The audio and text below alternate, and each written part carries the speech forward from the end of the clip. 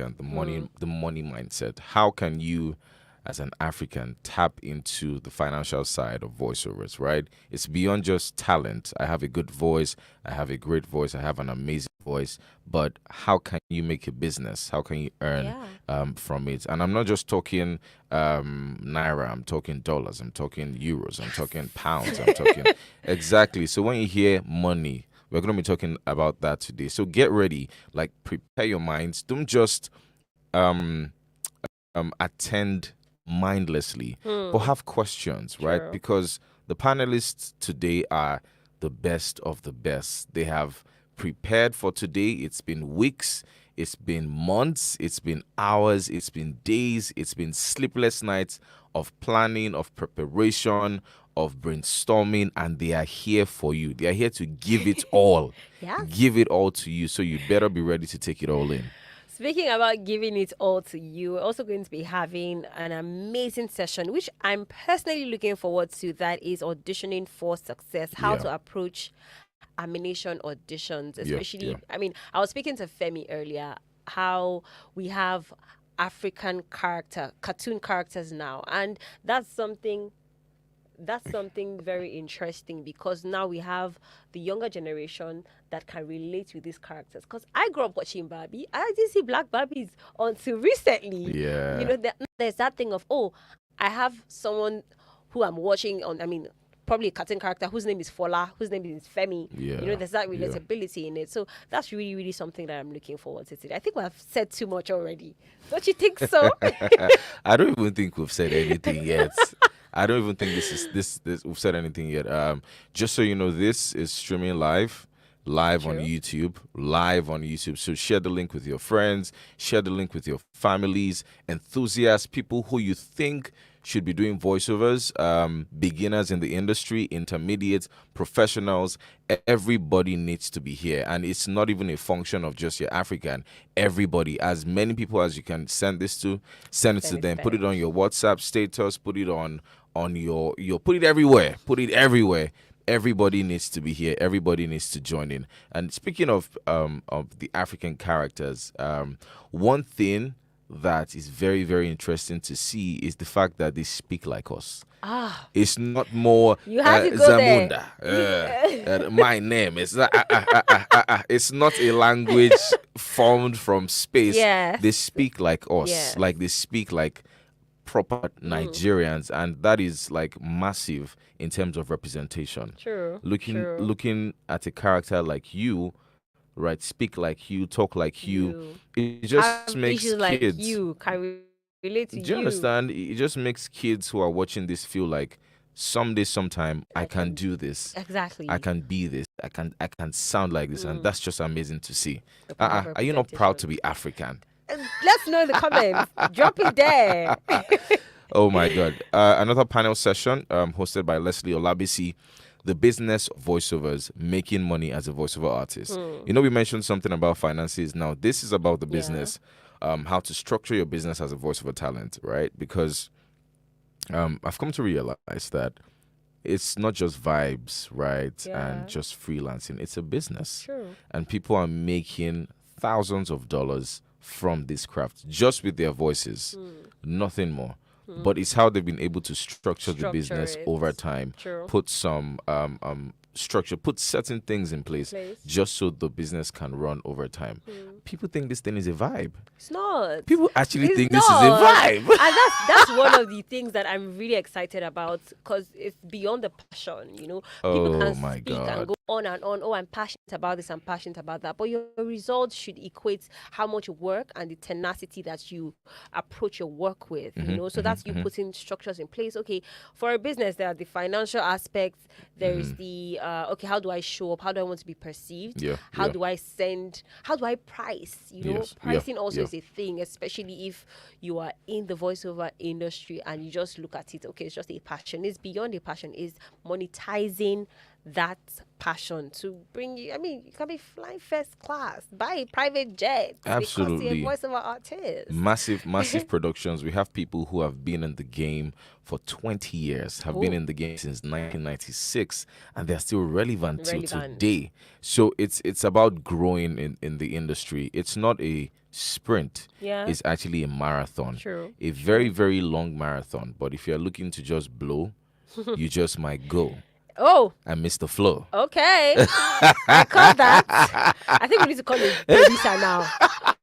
We already have a new talent. Like, nah. Amazing. Another one we'll be having is voicing. Yeah. We're talking about with Roy Okupe, right, and King E. That will be a fantastic panel session that you shouldn't actually miss. One other one we'll be having practical steps, understanding narration as a voiceover artist.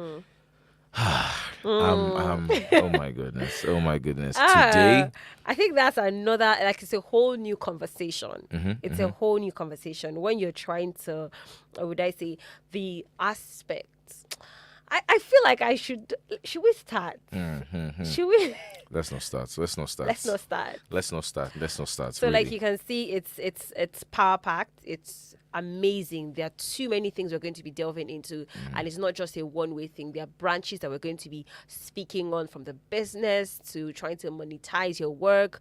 It's just a whole lot. So you want to stay through this particular edition. I mean, the first day is day one. Yes, day one. Day two is tomorrow. So you have to get it right. The energy is. Day two is it will be tomorrow, and it will be live at the Oriental Hotel, right? So if you're in Lagos, Nigeria, if you've registered, absolutely fantastic. Make sure to be present at the Oriental Hotel tomorrow, right? Come with the energy. Come with the vibe. Come ready to learn, network, meet people, not just to farms, but to soak in everything as much as possible. Shading people now? I'm not shading people, but sounds like you are. But if that's shading, I mean, don't do take that. yourself. And of course, if you want to register, I think people can still register if they want to. Really not sure. Registration closed 2 days ago, thereabout. But if you send me money, I can, How much money? Just send me a DM on Instagram. We're gonna discuss. So come ready, come prepared. It's gonna be an amazing session as well. They have put in so much to get this done. It's taken blood, sweat, and tears. True. A lot of money.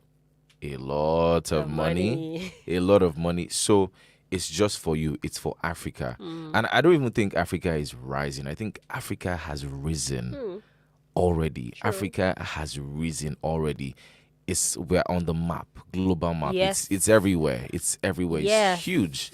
I mean, it's really, really amazing. So come prepared, come ready. But today, sit back, relax, enjoy, get your notepads, get a cup of coffee if you have to. Don't just lie in your bed because you will sleep off.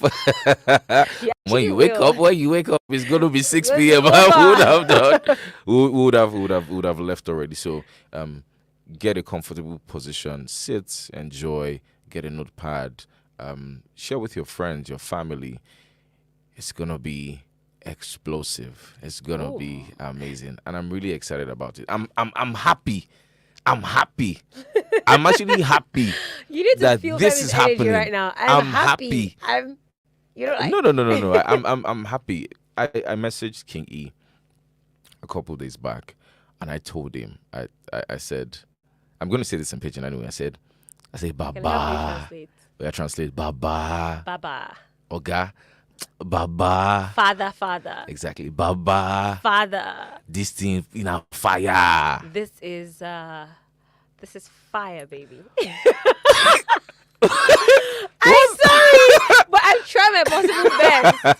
I mean, for a non-pidgin audience, you get what I mean. And if you understand, did I try or not? Tell me, let me know. Oh my goodness. I mean, we have amazing sponsors this year. We have amazing sponsors this year. Look out for them. We have Lion Forge. We have Jamit. Yeah. Where we are streaming from Where right we now, are. Jammates, So Jammates, Lagos, Nigeria. we have Nava Voices. What other sponsors do we have? I mean, even before I start to list out our sponsors, it shows how much belief people have in your work, especially if you've done this for a long time. We're speaking about people that have seen you evolve Over and they're time. like, you know what? I think that you know what you're doing. I believe that you're going to, what did I say, pioneer other creatives into these spaces, because the honest truth is, to other people, oh, it's just one of those conferences, and to other people, oh, I attended this conference and I believe that I can do this. I believe that I have this talent, this gift that should not just be, oh, because I sound nice on the phone. And I was at the, I mean, I registered for the voiceover conference or the voiceover workshop last year. Yeah. And some of my classmates would say stuff like, oh, because I sound nice, I get compliment that I sound nice, so I'm deciding to take this as a job now, like to actually train myself and get an adequate training on this particular talent that I have. But how would they be trained? How would they get trained, rather, if there's no voiceover workshop, if there's no voiceover conference? You see? What's that? So this shows that we're doing something right. This shows that 5, 6, 10 years from now, you know, the African creative economy, the African voiceover industry would be this big thing, and Massive. the voiceover conference would be the one setting that pace. Absolutely. So it just, I mean, beyond the sponsors and people that, oh, let's just give them money, there's a belief of, we know that you know what you're doing, so we're going to support you. Absolutely. So that's one of the things that I'm really, really, really, really excited for. Exactly. So I mean, those people who have believed in the dream have put their resources, have put their time, have put their name behind it. Voiceverse, Waystream. We have called out real estate. We have Rapid TV. We have Lion Forge. We have a bunch of people coming through for this year. It's bigger. It's better than ever before, than all the voiceover conferences that we've had so far. This is the biggest yet. Yes. The biggest yet. Yeah. Because we really don't know what will happen next year. But one thing we know for sure is that it will be bigger and even more massive. And who says we cannot have the voiceover conference Ghana, or the voiceover conference Zimbabwe, or the voiceover conference Egypt, Malawi, you know? Who says? Oh my goodness. Greatness, Linus. I see you in the comments. Surprise, Olu Jimmy. Hello. Priye. Shade, Okira Milekun. I see you. Rep your country. You guys are not repping your country. What's going on here? What's going on in the comments?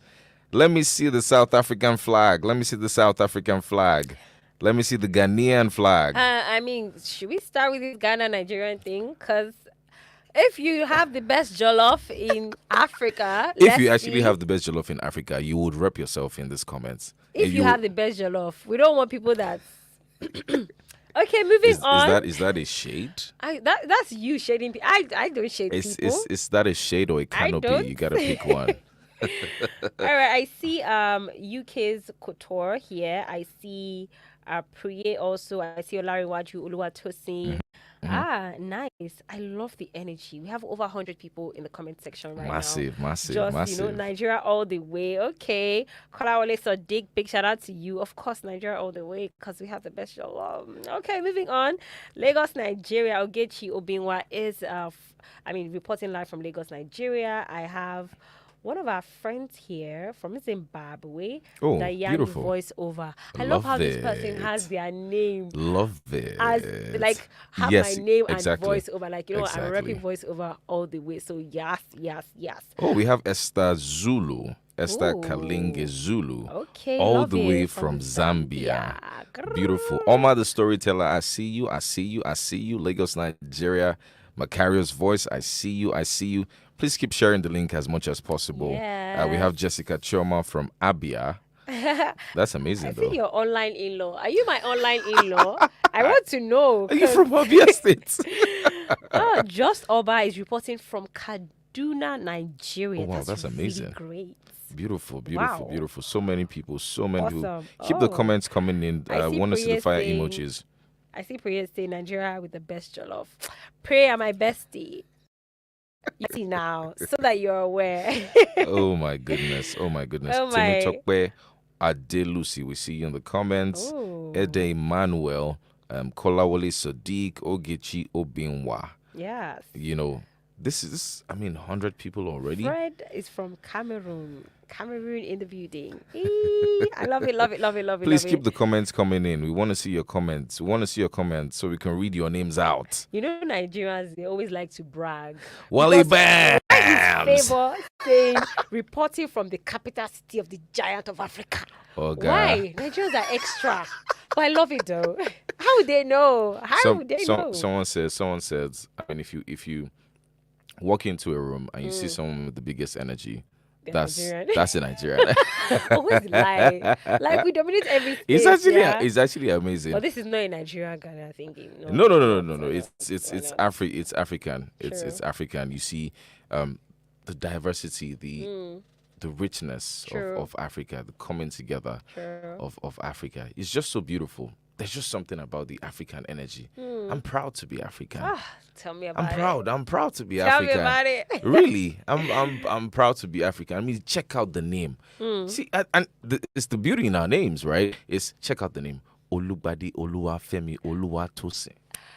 At this point, I think Femi is intentionally being shady and is just being proud. What is that? No, see the names. What is that? See the names. See the see this name. Ekemini Essien.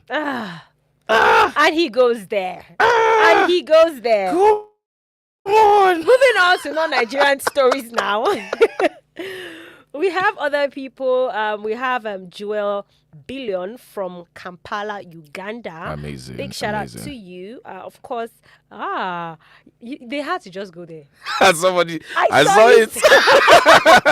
I saw it. I'm not going to say anything. I'm just going to move past it. If you don't know what we're talking about, go to the comment section right now. We're having so much fun. Like, the comment section itself is enough to get you really, really cracked up. So yes, go to the comment section to see what we're talking about. Gladys, we see you. Big shout out to you. Also, we have Cynthia Agbo watching from Abuja.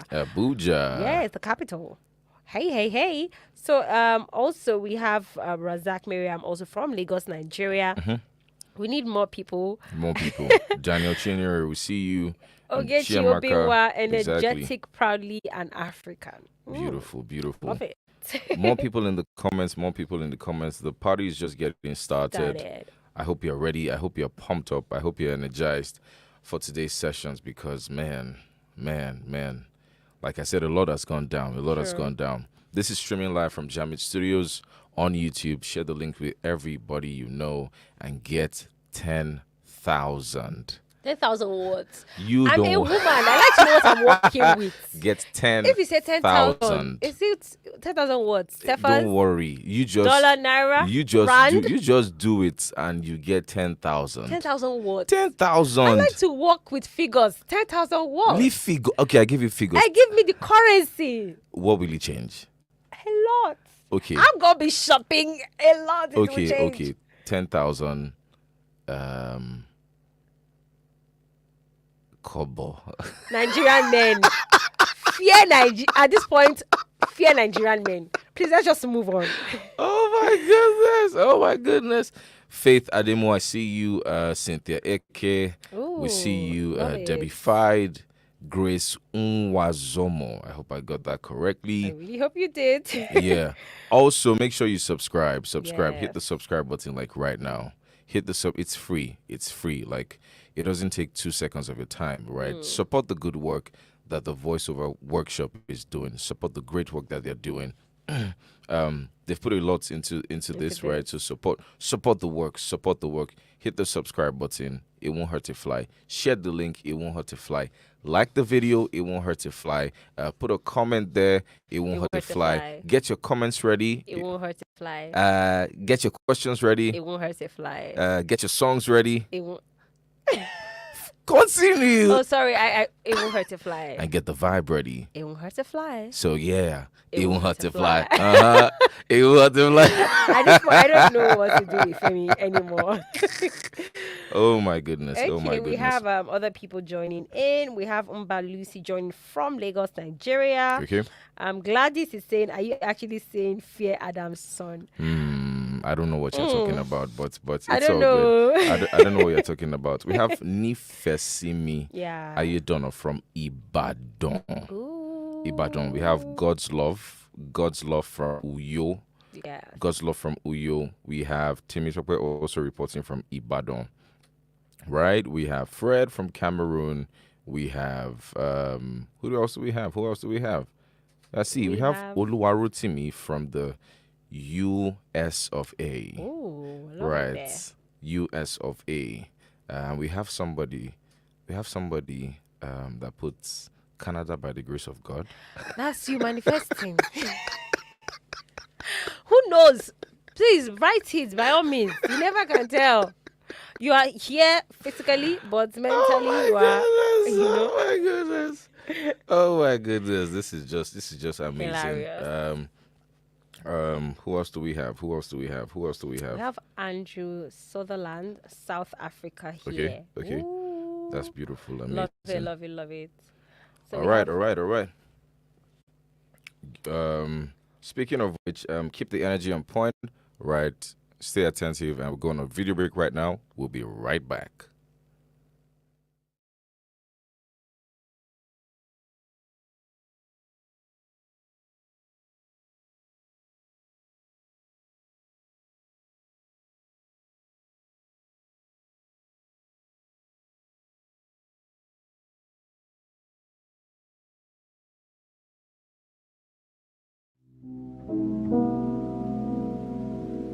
Walk with me, if you dare, into a world of many possibilities, where if you had the courage, the ride would be amazing. To a place where you no longer fear death because you've truly lived.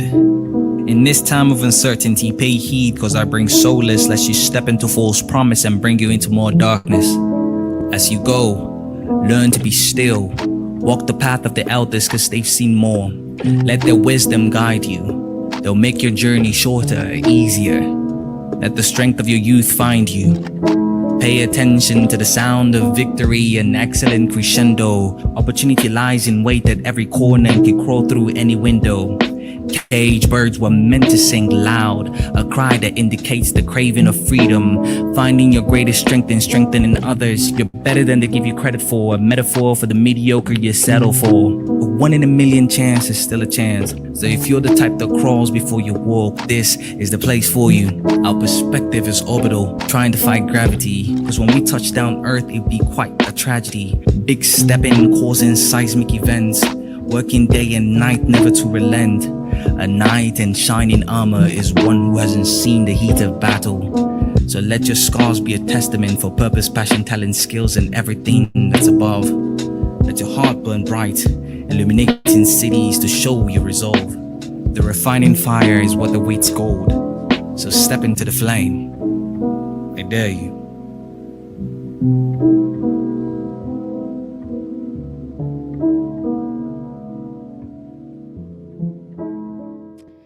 And we are back. The convener of the Voiceover Conference, the Voiceover Workshop, and the Voiceover Media. Ladies and gentlemen, make welcome the man of the moment himself, King E. Afemi. Afemi. Yay! Yes, yes, yes.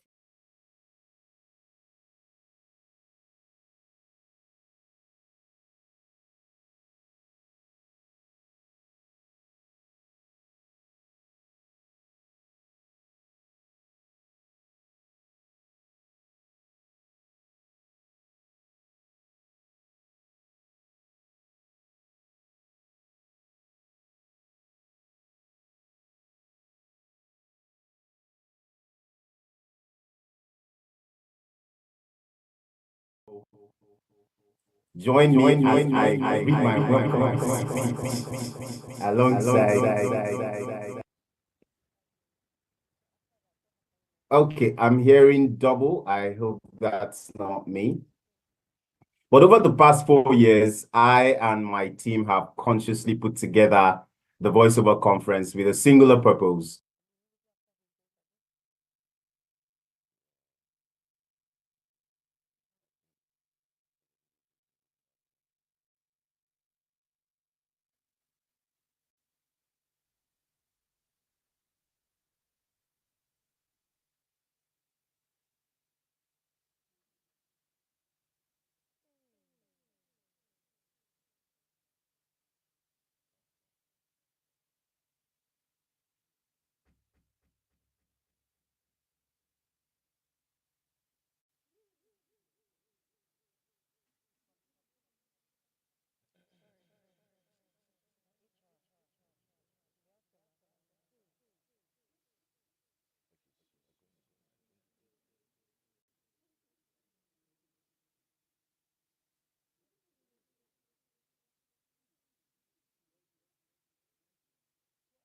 decorators, content creators.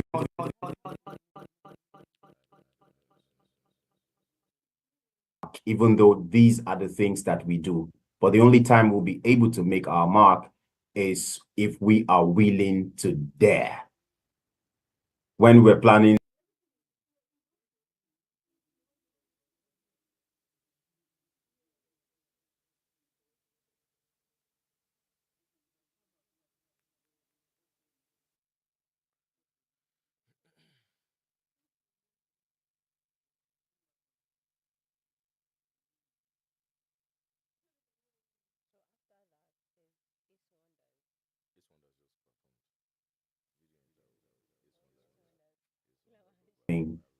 doesn't matter who you are.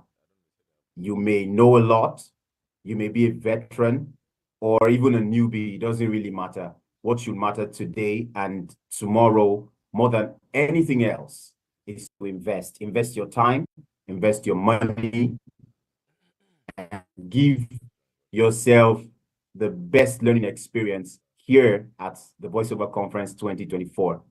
Before I go, I want to say a big thank you to our speakers, panelists, and hosts, and the generosity of being part of what we are doing.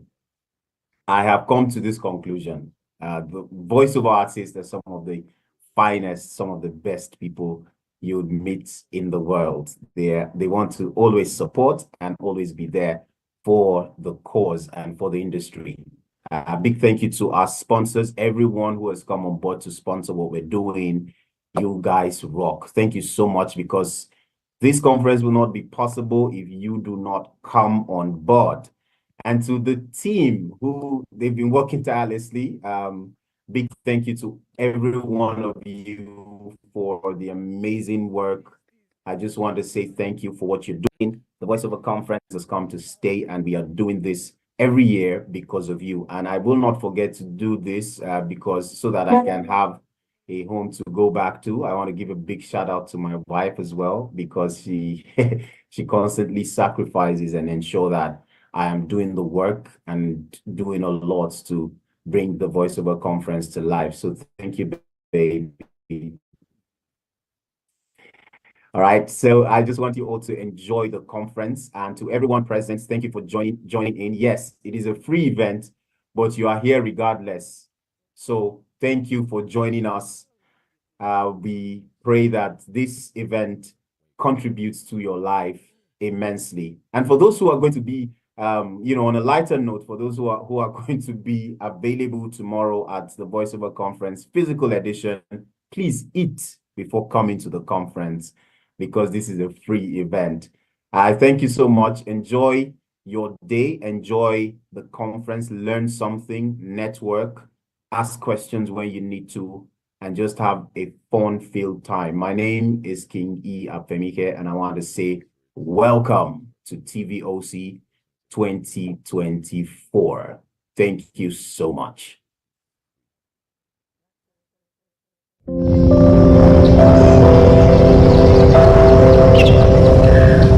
I remember when this place was just bush. No one else lived here at that time. It was just bush and water. Some places were even flooded. I won't lie. I was concerned about whether it was worth investments at that time. But now, apparently, our house is worth hundreds of millions.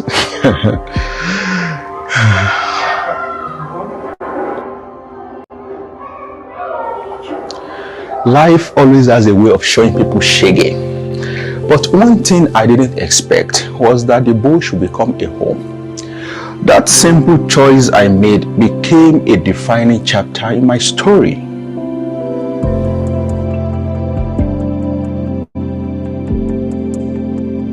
And that is where called adaptability comes in. They understand finding the perfect home, even the most unexpected places, can make all the difference in starting that defining chapter.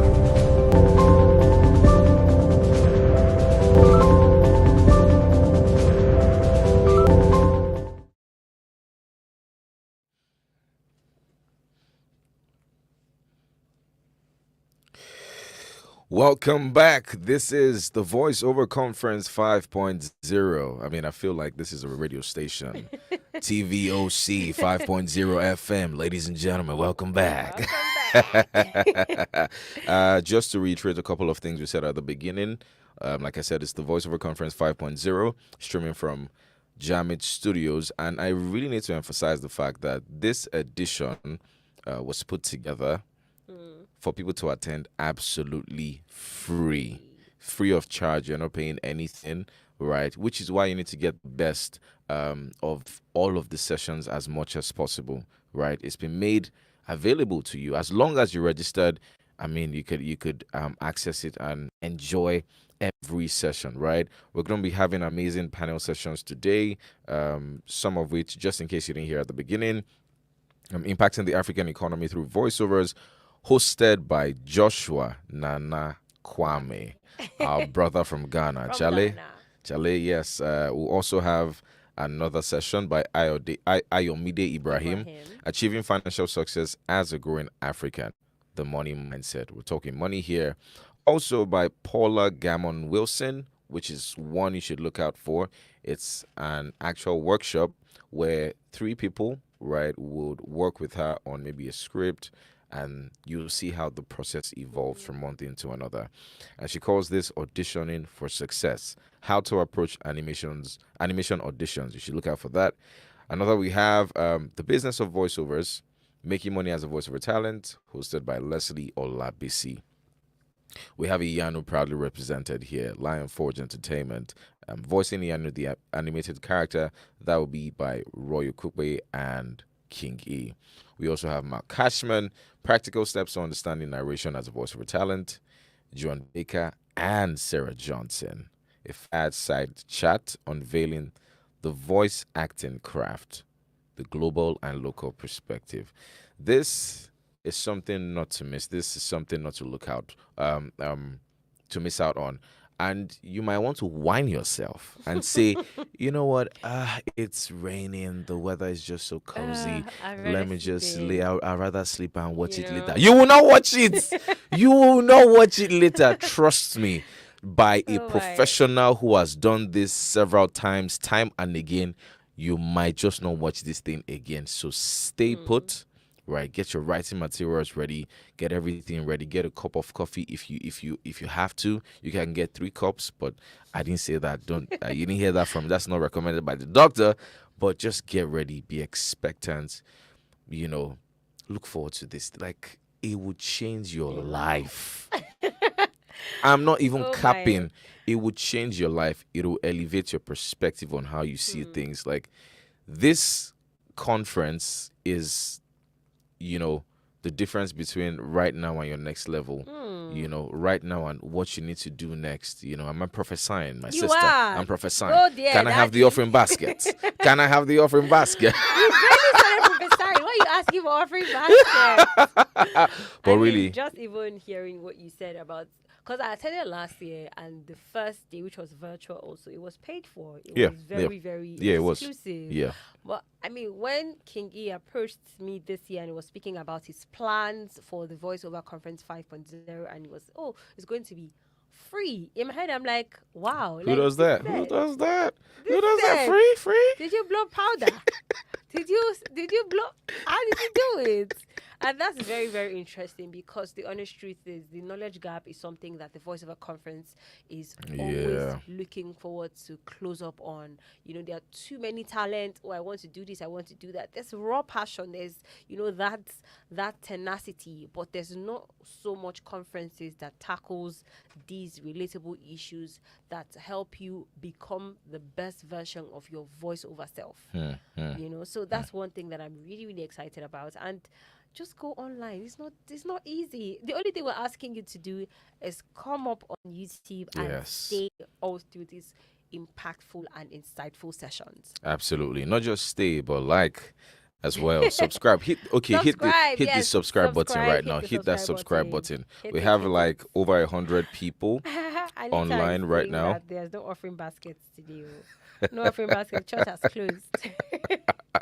Okay, church has closed. Okay, well, Yes. your offering is like this video, Ah. share, subscribe right now. I want to see the numbers of the subscribers go up right now. We Like have- subscribe. How many people do we have? We have Temi Tokwe here Oh, saying okay. that there should be recordings for tomorrow's sessions too, please. All right, people. We'll We'll think be about right it. back on this. Stay back, relax, and the Enjoy. Voiceover Conference 5.0 FM. We'll be right back. Did you say FM?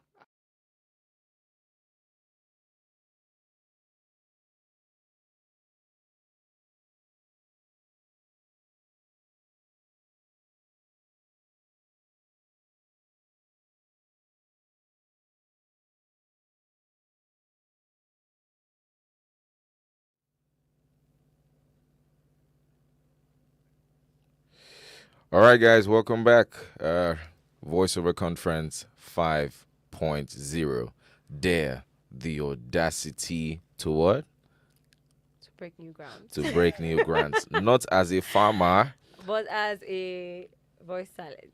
as a voice talent who is farming for opportunity. Oh, at this point.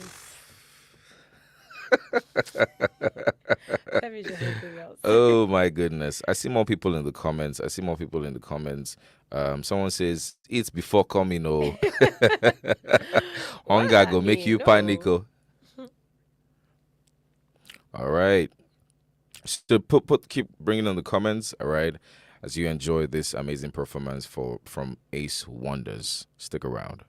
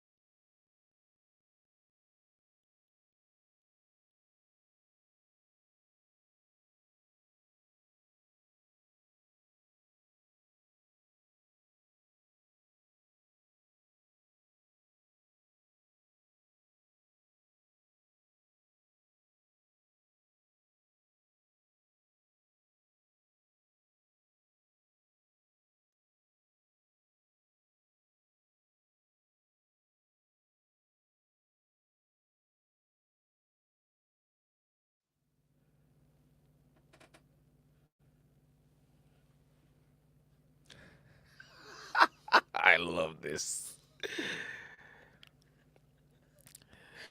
Apologies for the technical glitches. Ladies and gentlemen of the comment section, please put some fire emojis, some laughing emojis, some hugs emojis, and some love emojis for the poet maestro, Ace Wonders, for this beautiful performance. Check this out.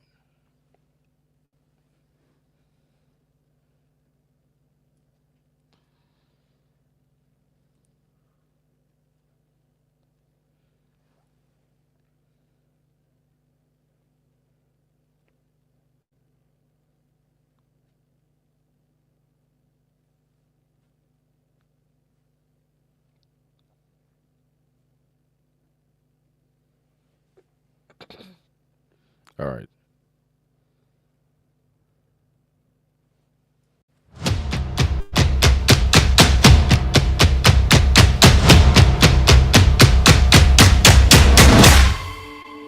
Hi guys, my name is Nathan Flo Rocker Akiremi. I'm a singer, songwriter, music producer. I'm sure you guys probably know me, you know. Do you know the song? Kábíyèsí Olúọ̀run, I have come to give you twali. Yep, that's me right there. As you guys are aware, you know, when COVID came, COVID sort of like changed everything. It changed the way we communicate. It basically changed our living, you know, everything we did. People like us who usually would have physical concerts where people would turn up, we ended up, you know. Walk with me, if you dare, into a world of many possibilities, where if you had the courage, the ride would be amazing. To a place where you no longer fear death because you've truly lived. In this time of uncertainty, pay heed, cause I bring solace, lest you step into false promise and bring you into more darkness. As you go, learn to be still. Walk the path of the elders, cause they've seen more. Let their wisdom guide you. They'll make your journey shorter, easier. Let the strength of your youth find you. Pay attention to the sound of victory and excellent crescendo. Opportunity lies in wait at every corner and can crawl through any window. Caged birds were meant to sing loud, a cry that indicates the craving of freedom. Finding your greatest strength in strengthening others. You're better than they give you credit for, a metaphor for the mediocre you settle for. A 1 in a million chance is still a chance. So if you're the type that crawls before you walk, this is the place for you. Our perspective is orbital, trying to fight gravity. Cause when we touch down Earth, it'd be quite a tragedy. Big stepping, causing seismic events. Working day and night, never to relent. A knight in shining armor is one who hasn't seen the heat of battle. So let your scars be a testament for purpose, passion, talent, skills, and everything that's above. Let your heart burn bright, illuminating cities to show your resolve. The refining fire is what awaits gold.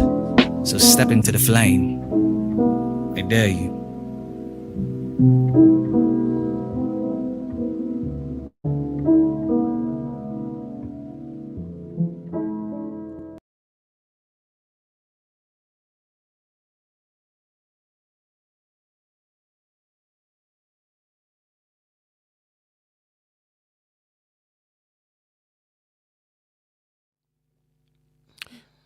Welcome back, people. Welcome back to the Voiceover Conference 5.0. I'm sure you're having a fantastic, amazing time in your homes, on your beds, in front of your Hopefully laptops. not on your beds. Okay, hopefully Don't not. sleep. Scratch that. Yes. That. Don't sleep. Yes, Wake up. Collect Collect your your money. All right, moving on. Afrobeat to the world. Oh my God. Shortly, we're going to be having our first panel session. So yeah, you should look out for this one, impacting the African economy through voiceovers, building societal growth as voiceover artists, right? So get your questions ready, get your pens ready.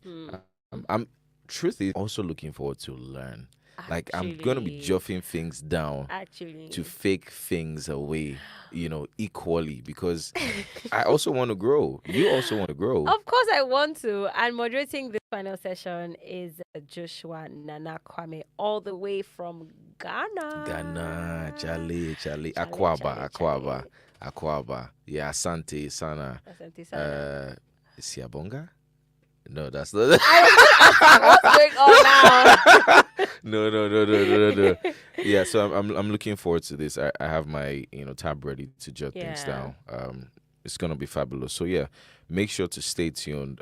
Also, don't forget to share the link to people who will need this. Right? I remember there was a friend of mine who I met through the virtual voiceover conference. Oh. Yes. So he joined. Right, and he was like, "Oh yeah, Femi Bakes, and all that kind of thing." And we met in person, but it was through the voiceover conference. Wow. Right?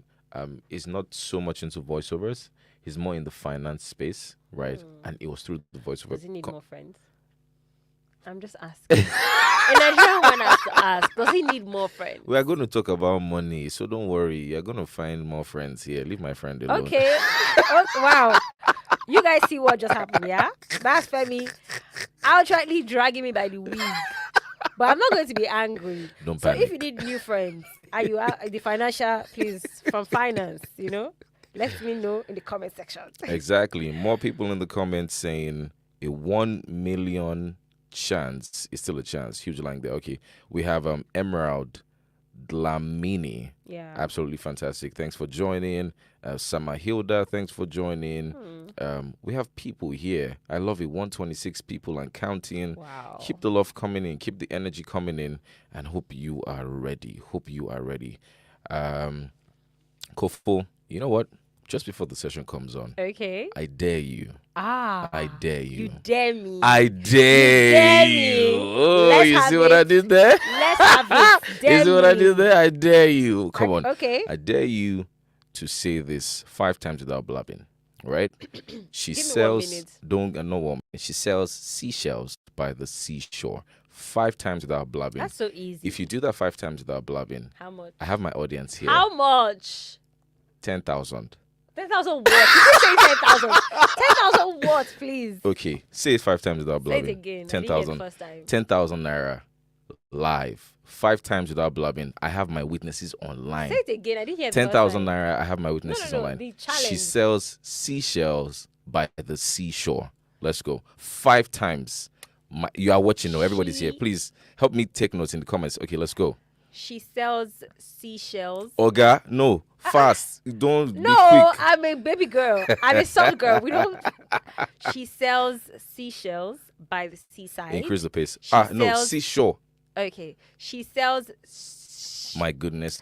Goodness. What is this? You really have to do this on What YouTube is with this? me. Yes, Femi. let's do it. She sells seashells by the seaside. Oga, By the seashore. See? It's so hard to do. Give me another one. No, That's not bougie. She's- Give me another one. it is not bougie. Yeah. She sells seashells by the seashore. She sells seashells by the seashores. One. She sells seashells by the seashores. She sells. Okay, I'm going to come back. My comment will be bad. Don't So worry, that don't we worry. are clear. Thank God it's recorded. Don't worry, don't worry, don't worry. Thank God we're on live. It's so easy. It's so easy. I mean, I could do that. Okay, now let me give you one. All right, give it to me. Give me Peter Piper picked a pick of pickled pepper. Just that. A pick of pickled pepper Peter Piper picked. Do it. For how much? Fast. Okay, Peter Piper picked a pick up. You even try. That was take one. Take No, what? we have to do This is take not a 2 recording. and then a safety take. All right, let's go. Okay, safety take now. Fast. Safety take.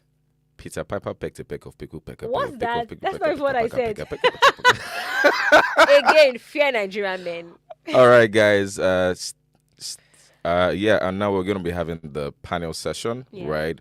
Hosted by Joshua Nana Kwame, impacting the African economy through voiceovers. All right, I hope you're ready, cause I am. All right, let's take this away. Boom.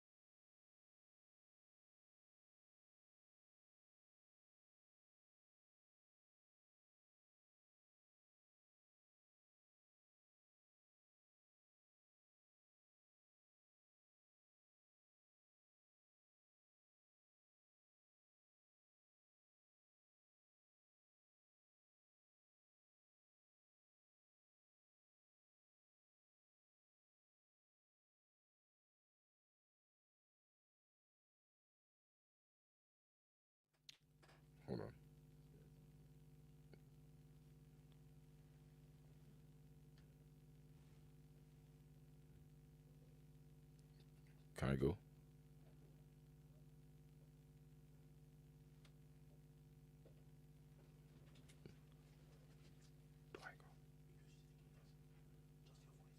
Okay. All right, ladies and gentlemen, about to kick off the panel session. Introducing our panel session host, Joshua Nana Kwame, right? And this panel session will have Nadim Khalid, Charlene Mawengi, Kamiza Chikula, Kwesi Busia, Wakio Mzenge, and Shobo Oluwaseun. I hope you're ready, because I am. Let's go.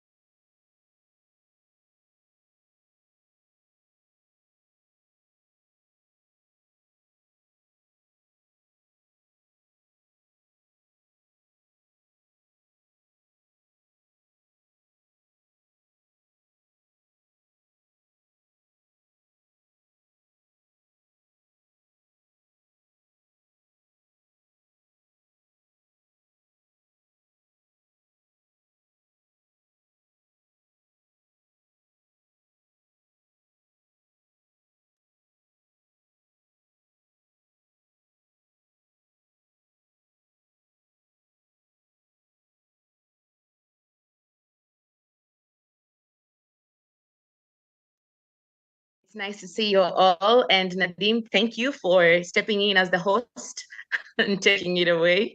It's really nice to see everyone joining in, even on the comment session. Hello to everybody. It's nice to put faces to some of those voices as well. Really fantastic to be on board and this amazing ship. We can't wait to Shobo, I think you have something to say. Karibu, welcome. Hello, everyone. Good afternoon, ladies and gentlemen. My name is Shobo, and of course, it's great to be here with these wonderful voices. I'm sure Joshua is experiencing something now, but I'm trying to step in to see how best we can get this going. Bro, you've just been talking since. Voiceover conference. I'll just start by, just introducing everyone. I hope, please, wherever I get the names wrong, please help me. This is just spontaneous. I'm just trying to make this happen so that we just kick off. Can everybody hear me? Yes. 100%. All right. Yes, sir.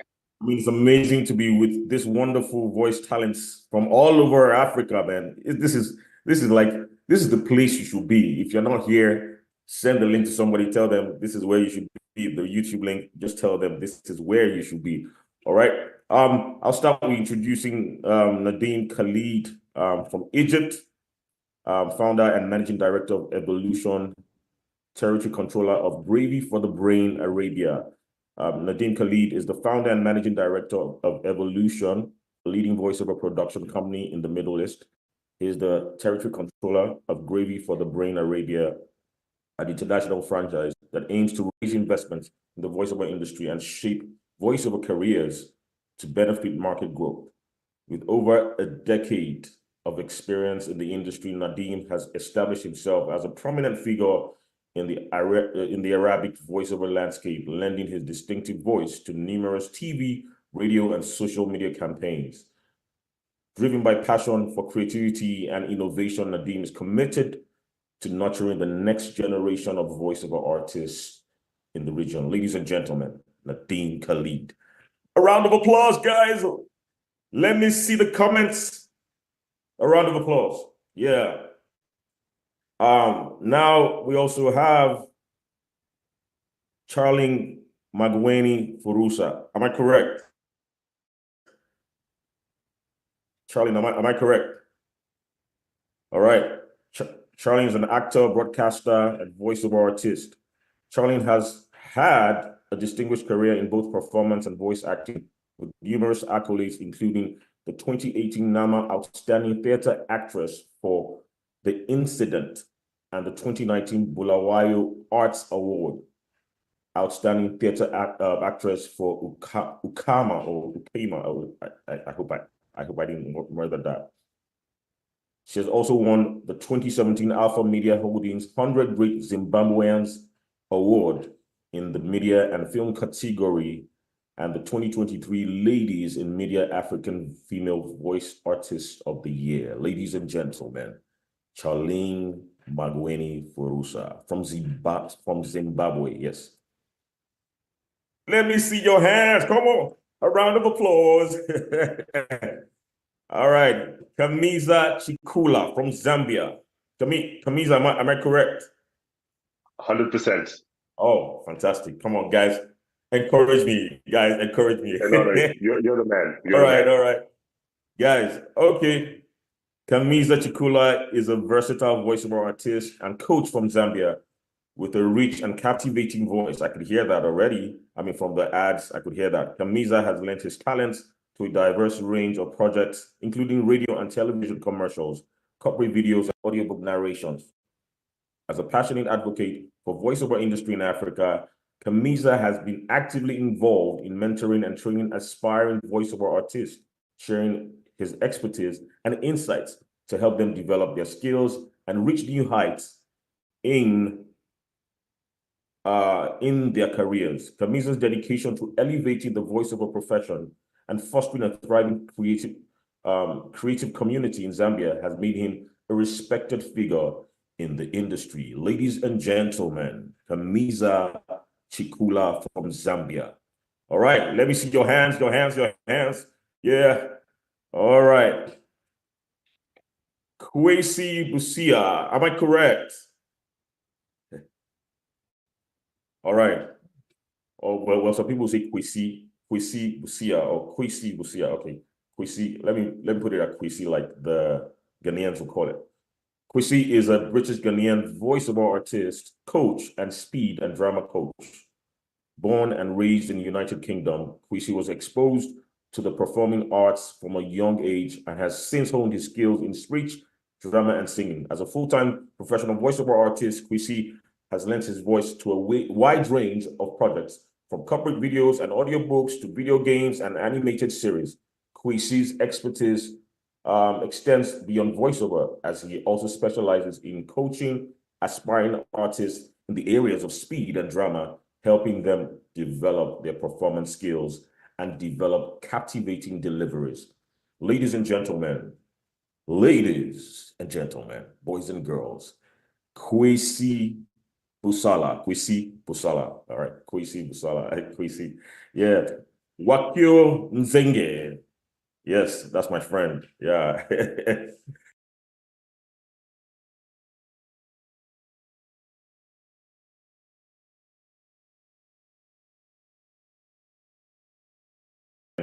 With a career spanning over a decade, Wakio has lent her versatile and captivating voice to numerous projects, including television commercials, corporate videos, and audiobook narrations. Passionate about sharing her knowledge and experience, Wakio has dedicated her time to teaching performance skills and hosting masterclass sessions at KCA University and the Voice Actors League of Kenya. Wow. She was also a speaker at the 2022 Virtual Voiceover Conference, where she discussed the use of Swahili as a language of business in the voiceover industry. Ladies and gentlemen, the one, the only, Wakio Nzenge. All right.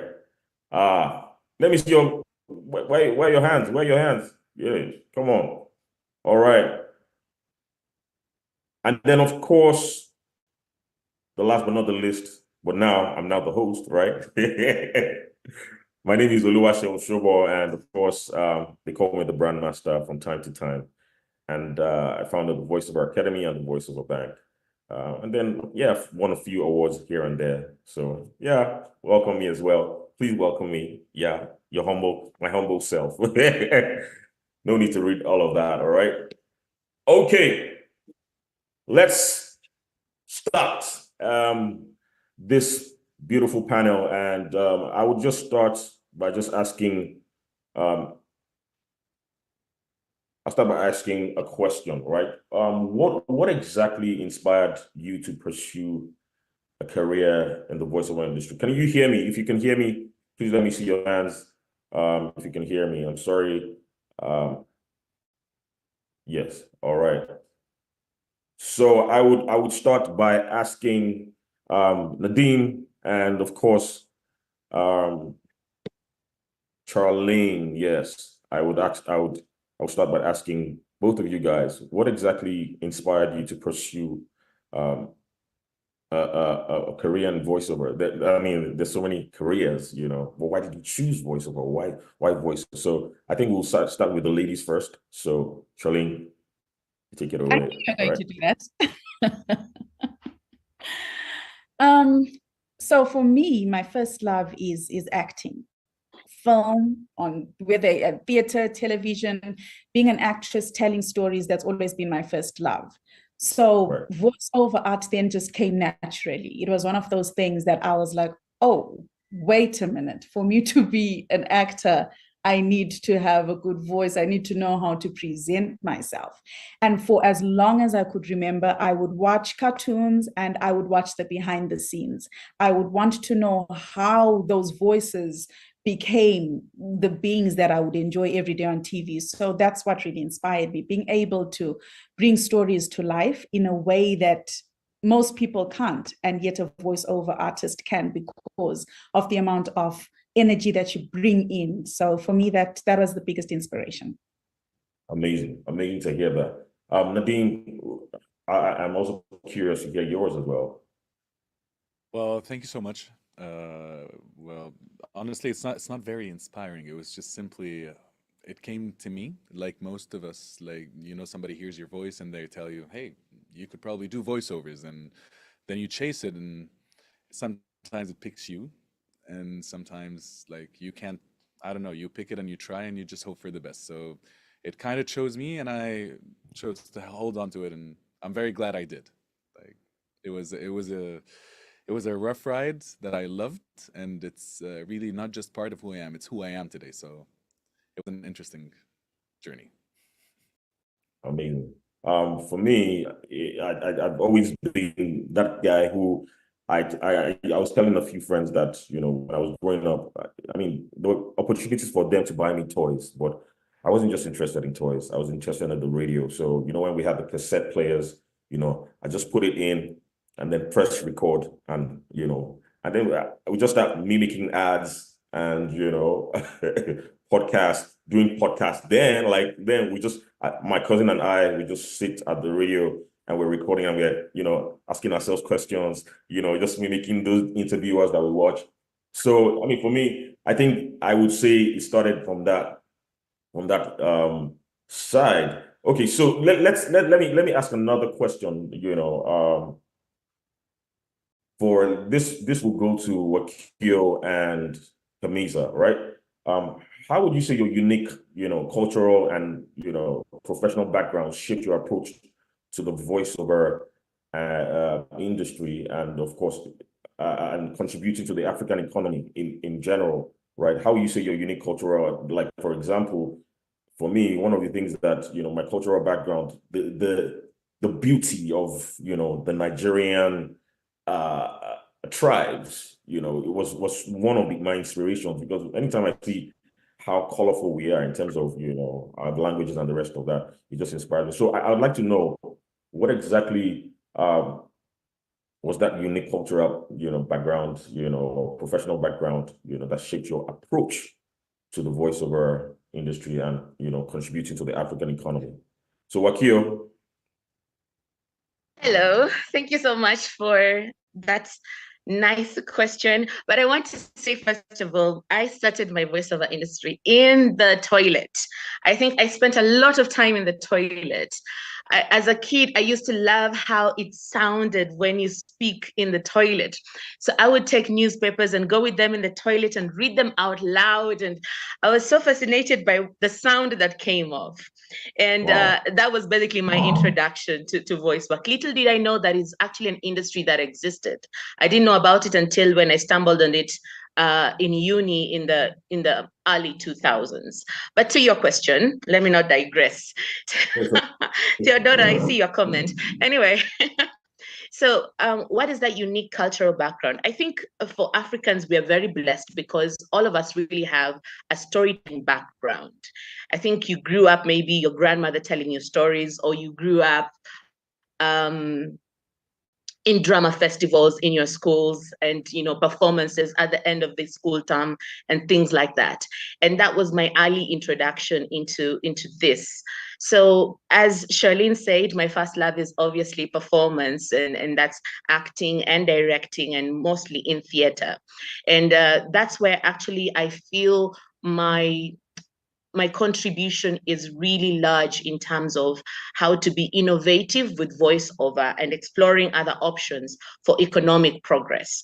I think one of the greatest things that we can invest in anywhere for a societal development is its people. And so I spend a lot of time doing capacity building, sharing my knowledge, transfer of knowledge and skill sets to younger people who are coming after me. I think one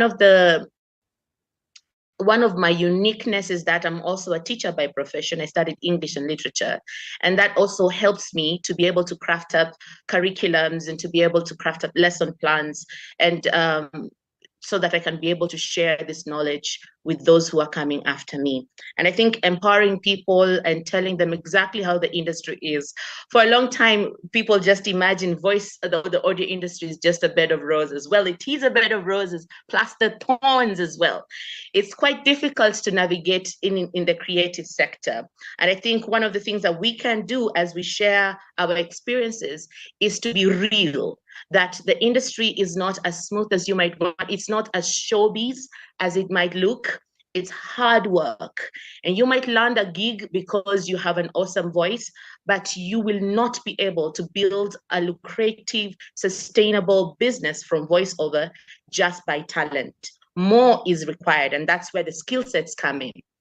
And so capacity building programs are one of the things that we need to be exploring more, so that we share the knowledge and holistically, so that people understand that if it's a business, it means that I need to have a business plan. It means that I need to have a business strategy. I need to have objectives, short-term and long-term goals. I need to have a roadmap to achieving these goals. I need to have timelines to achieving these goals. And I need to have someone who's keeping me accountable in achieving these goals. So yes, it is the creative sector. It looks fun and exciting. But if you want to turn this into a lucrative business, then you need to start thinking business-wise. And I don't know about the rest of Africa, but in Kenya, most of us voiceover artists are sole proprietors. We brand ourselves, we sell ourselves, we do all the marketing. It's all on us. And if that's the case, then you need to reinvest in yourself as well. I could throw in a question to our listeners and ask them, like, how much did you earn last year? Do you have a record of that? Because then if you do not have a record of that, how can you plan for the next year? How can you hope to grow the next year? And so it's just shifting our mindsets from looking at it as a fun and exciting thing and look at it as a career. And if it's a career that is taking the business model, then how can you invest in it so that you can grow it year by year by year? And thank you for this conference, because this is actually part of capacity building. Absolutely. Well said, Wakio. I mean, you touched on some major points there. That I mean, if you just pass the mic to me, I would just go on and just take it away as well, you know. But yes, very, very great points there. And I'm glad that you spoke about your background, the storytelling background. Even in Nigeria, I remember when we were growing up as well, we have things like story. If you were part of that generation, let me know. Once upon a time, daily demand. That's how we used to tell, or we used to listen to stories. All right. So, well, I mean, that's if you were on the backy side of life like me. but let's leave that. Right. So I would like to hear from Kamiza as well. Kamiza, I would like to hear from you. First of all, yeah. I mean, I love. First of all, let me let you know that no homo, but thank you. Thank you so very much. Appreciate that. Yeah, so I mean, at this juncture, I should basically just say what Wakio said. But I think I'll take it from the opposite end of her spectrum. She talked about being a teacher. I was a teacher's pest because I just couldn't stop talking. And I made every single noisemaker's list every single day. The class monitor would write down my name even before I walked into class, because he knew it's just a matter of time before this blabbermouth starts to speak. But in hindsight, it's a realization that the uniqueness I was bringing to the table is I love to tell stories. I love to be able to take a story and make that story beautiful. I like to think of it as the unique gift that we are given as voiceover artists is using our voice. We make it a paintbrush and we paint beautiful pictures for people to be able to imagine and visualize and see in their minds. And the tool and the instrument of choice is our voices. But that alone is not enough, as Wakio said. I think what takes us to the next level is when talent meets lots of hard work, there's a whole new dimension that is created. So how do we take this to the next level and make sure that we can compete internationally and also make it impactful for the continent? My take on it is our turnaround times. For me, I've just decided I'm not going to be the guy who tells stories about I'll record it and I'll send it and then start having the client wait on me. My aim is by the end of this year to be able to turn around every single video that's sent to me, as long as it's not an audio book or a long form voiceover, within an hour. And that's straight from scratch, from receiving the script all the way through to recording, to rough mix, through to mastering, and sending a finished product to the client. So my take on it is until we get to a place where we take ourselves seriously, we will not be taken seriously. You just say, oh, just that voiceover artist. But understanding that this is more than a game, this is more than just being talented, this is an actual business, and treating it as such is the key to unlock the vast and immense potential that exists with the voiceover industry across the continent. Wow, amazing, amazing. I mean, you hit some very salient points there, because I remember speaking to a very popular movie director, film director, who's, I mean, he's done stuff all over Africa, and I mean, we're having a chat, and he was telling me how voiceover talents used to be perceived, you know, in the days of old. Let me say days of old. You know, that they just saw them because a lot of them will come to agencies and, you know, like seek for jobs. So they saw them as very, you know, desperate people and the rest of that. And I told him, like, there are a lot of people thinking there are a lot of people changing that narrative now. This is a professional industry. So it's part of the creative economy, right? This is a major part of the creative economy. And I dare say one of the most commercial parts of the creative economy, because everywhere you go, everywhere you look, everywhere you stay, I mean, you hear a voice. You're hearing a voice on radio. You're hearing a voice in a train. You're hearing a voice on your app. You're hearing a voice on your TV. You're hearing a voice. Your voice is everywhere. You know, speaking to you. There is a message being passed at every point in time. All right. So it's so important. All right, I will go to Kwesi now. Right, Kwesi, you correct me if I called your name wrongly, but you know, let me ask you this, right? For somebody who has you have two backgrounds, right? As a British Ghanaian voiceover artist, you know, how will you say you leverage on your diverse background, you know, and expertise to create unique opportunities for yourself and as well other African talents, you know? Great question. Thank you. So I think what's really enabled me to be successful as both British and Ghanaian is really just leveraging actually the difference, because what people I think underestimate is that the companies that hire us as well are also looking to stand out. So if you're a Ghanaian recording British voiceovers, that stands out for those brands. If you're using a British accent in Ghana, that also stands out for those brands because you sound different from how most other voiceovers sound. So I think really my secret is to play to my strengths and market myself widely. Another thing that I learned quickly when I was starting voiceover is that when you tell people you're a voiceover artist, most people think locally, like what jobs you can get in wherever you are. So me living currently in Ghana, a lot of my Ghanaian friends and people I worked with were like, well, we don't really do voiceovers that much in Ghana, or there's not much of an industry here. For me, I'm thinking globally, right? I'm thinking like anywhere in the world, could you have a use for an African voiceover or a use for a British voiceover? And I can also do an American accent now as well. So it's really about thinking globally, thinking on a broad scale, and not hiding from what makes you and your voice unique is what I'd say. Yeah, amazing. This also reminds me of the fact that, you know, I always tell people, concentrate a lot on languages. You know, I mean, if you have accents and languages, it's a plus for you, right? If you can do the American, you're African, Ghanaian, Nigerian, Kenyan, Zambian, Zimbabwean, right? And you can do the American accent, you can do the British accent. Come on, I mean, that's a whole big pot for you. You know, you have many options. If you can speak Yoruba, Hausa, Igbo, Swahili, you know, Zulu, right? It's a plus for you, right? So thank you for that, Kwesi. Now, Nadeem, I'm very curious about the Middle East and the voiceover industry there. Would you be able to share with us how it has evolved over the past decade? You know, what opportunities you see? I mean, what opportunities for growth do you see in that region?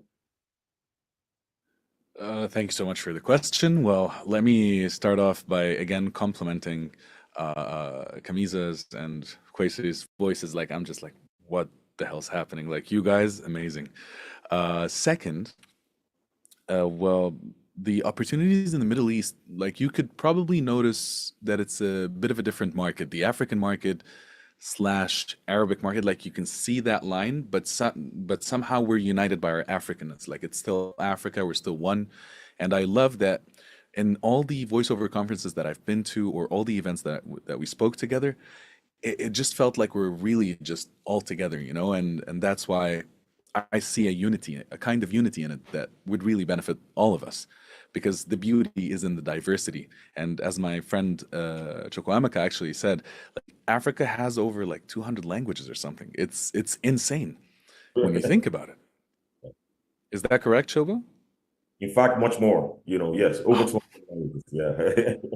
So it's not a matter of the language, rather the story behind the continent. Like you can really, if you look at the history, it's so rich. And as you guys taught me now, like storytelling has been in our heritage and blood, all of us. So yeah, what we do is like really special and different. And the way it evolved in the Middle East was probably the way it evolved in other regions. I'm not going to bore you out with that, but what I would say is, I'm very interested to see how the market will evolve into including more of those 200 plus languages and infusing them together in works of telling stories. Because I'm sorry, ancient civilizations and stories did not happen like each on their own. They clashed a lot of times, they intersected. I'm actually very interested to see where they intersected. And I want to hear that story, being told by a professional storyteller. Because in a way or two, I bet maybe my great grandfather probably just, was in Ghana and had his whole life there or something. And then histories, like stories clashed together and there was a different outcome. So I want to see us evolve in a way where we see the beauty in where we intersect. Maybe that's maybe a dream of mine or something too poetic or whatever, but I believe that we are responsible for weaving how it's going to evolve together. That's why we're in this voiceover conference, or we would be in any other conference, so that we can unite the visions maybe a little bit, because we share our perspectives. We all get to see what the other person is seeing, so it really does widen the picture. And then maybe just enough people will realize, okay, let's walk into this direction. And that's why I'm here, actually. I just really want to hear all the perspectives so I can see. So where are we going, guys? Can you tell me where we're headed? So right back to you. Fantastic. Thank you so much, Nadim. I would pass the mic now to Charlene. And my question to you will be, as a pioneer in the Zimbabwean voiceover industry, how have you worked to build a thriving community of voiceover artists in your country? Thank you so much for the question. There's so much that we can do, I believe, individually. And as Nadim said, we are individual storytellers at the end of the day. So for me, it's been about being able to contribute to my country. And that is through different things like accessibility, for example. COVID-19 taught us that so many people needed to hear stories. We had children in the rural areas that couldn't go to school anymore. So they needed to get their lessons in one way or the other. And how did they get them? By getting ebooks. So e-learning is something that definitely is spurred on by being a voiceover artist. So these are some of the me as a voiceover artist, doing things like that, accessibility, also in terms of providing and translating content for those who are visually impaired. Voiceovers will help you with that. We also have commercial voiceovers, which is the one thing that most of us really look at. And that is being able to sell a product, marketing and advertising, and being able to take a particular business's idea to the people and translating it, because so many times we think it's easy for people to understand and know what a particular message contains. But as a voiceover artist, I then step in and I translate that. So let's say, for example, there's a new monetary policy. It's difficult for any person who's walking the street to understand, what does this mean for me? What does this mean for the price of bread in town? Can I still afford bread? As a voiceover artist, I'm going to come in and I'm going to explain those things. I'm going to help the person understand what that means. And that is bringing in what all the hours that I've put in, the years that I've put in learning from amazing people like yourselves, and taking that and bringing it to the public. So for me, that's how I've been helping my country, helping those that are around me, and also mentoring. Being able to just step up. Somebody walks up to you, Charlene, how do you do this? How can I get into this business? I'm a newsreader as well. They'll ask me, how do you do this? It's as simple as, come, I'll teach you. Let me show you how to do these things, because there's no point in gatekeeping at the end of the day. It's about sharing information. It's about growing and teaching. And the other way that I do this is through film. Like I said, I love acting. I'm a film practitioner, theater practitioner as well, telling stories at the end of the day.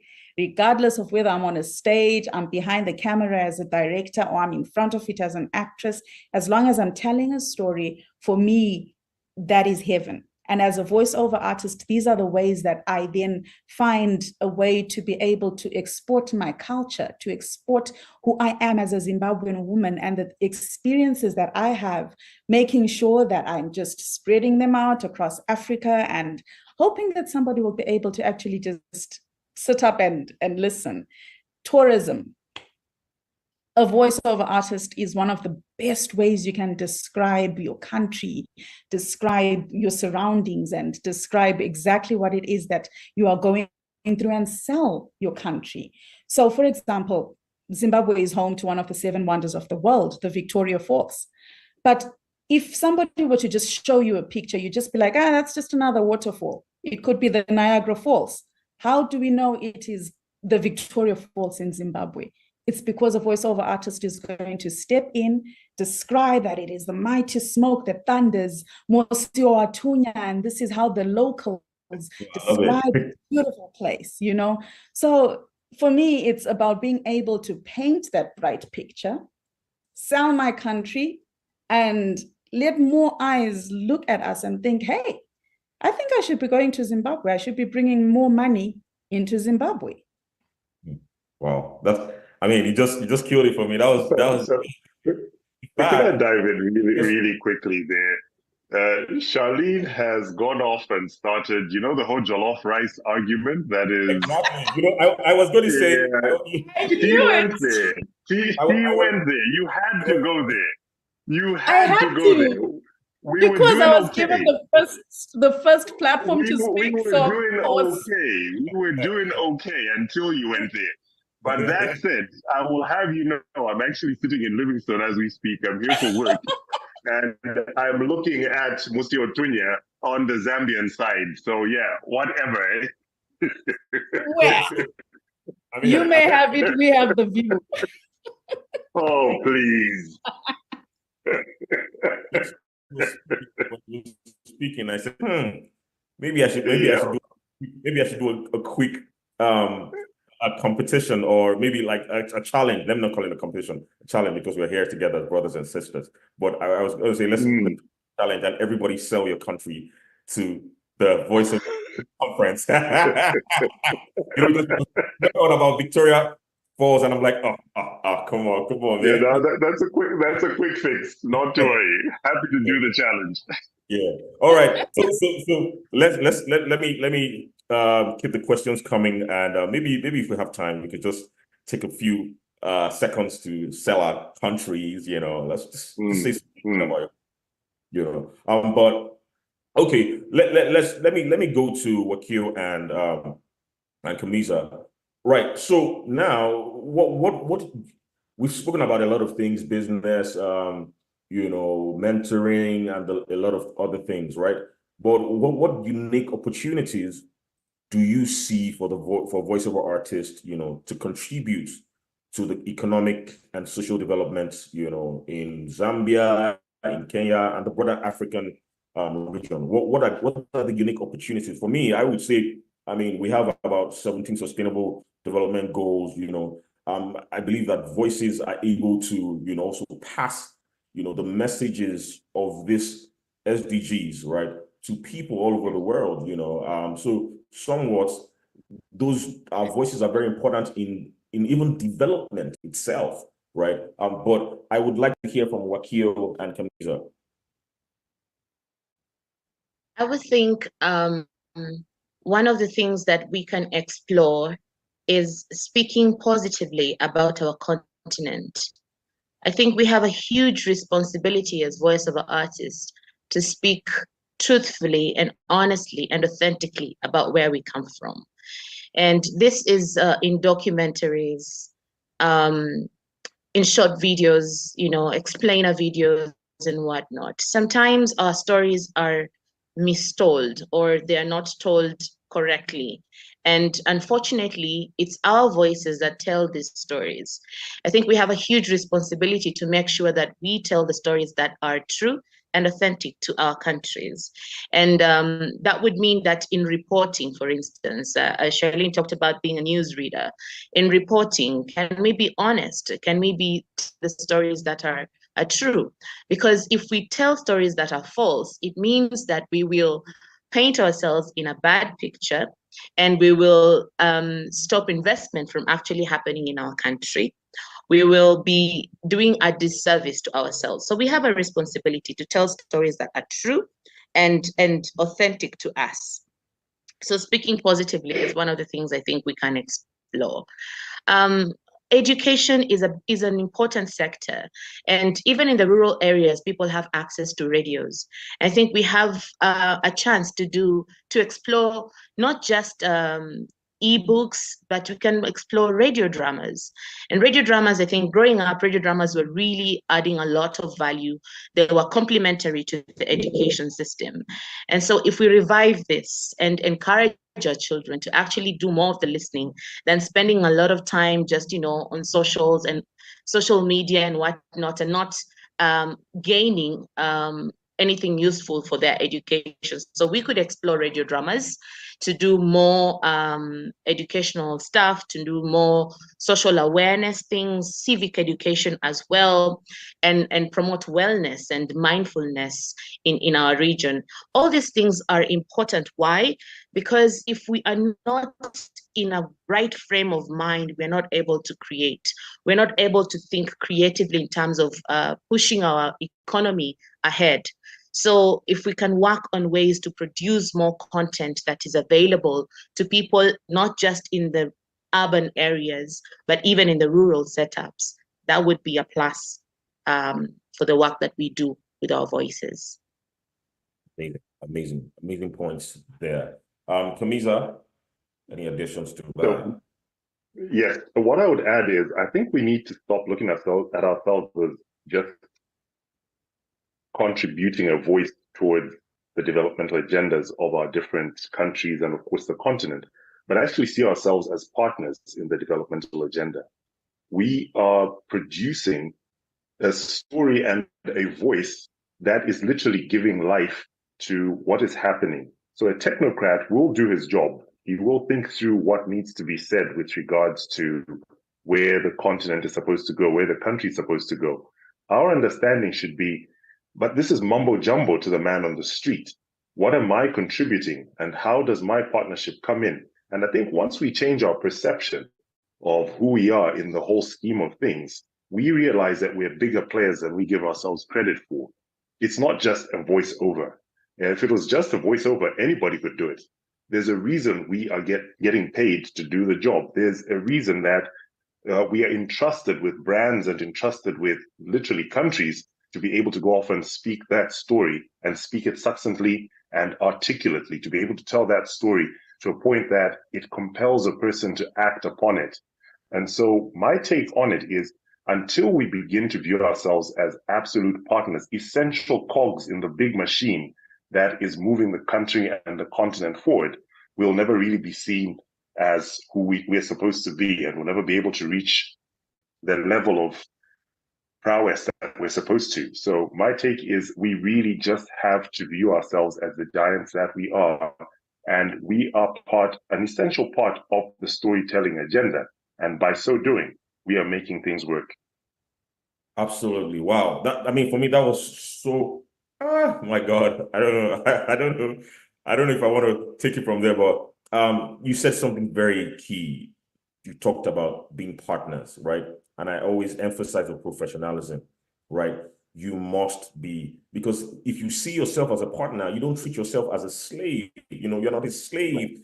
You are a partner in this, in the ecosystem, in the creative ecosystem. So don't see yourself less, right? And if you don't see yourself less, you will invest in yourself, right? You will invest in your craft, all right? So as much as possible, what Kamiza said, it's very important. See yourself as a partner and actually treat yourself as a partner, right, in this, as the industry goes. So I'll take one of my last questions now, which will be to Kwesi. Now, I know that somebody spoke about drama. I think it was Charlene who spoke about, you know, being a theater artist and the rest of that. And I know that you are very big on drama coaching as well. What role do you believe speed and drama coaching play in enhancing the skills or marketability of voice-over talents in Africa?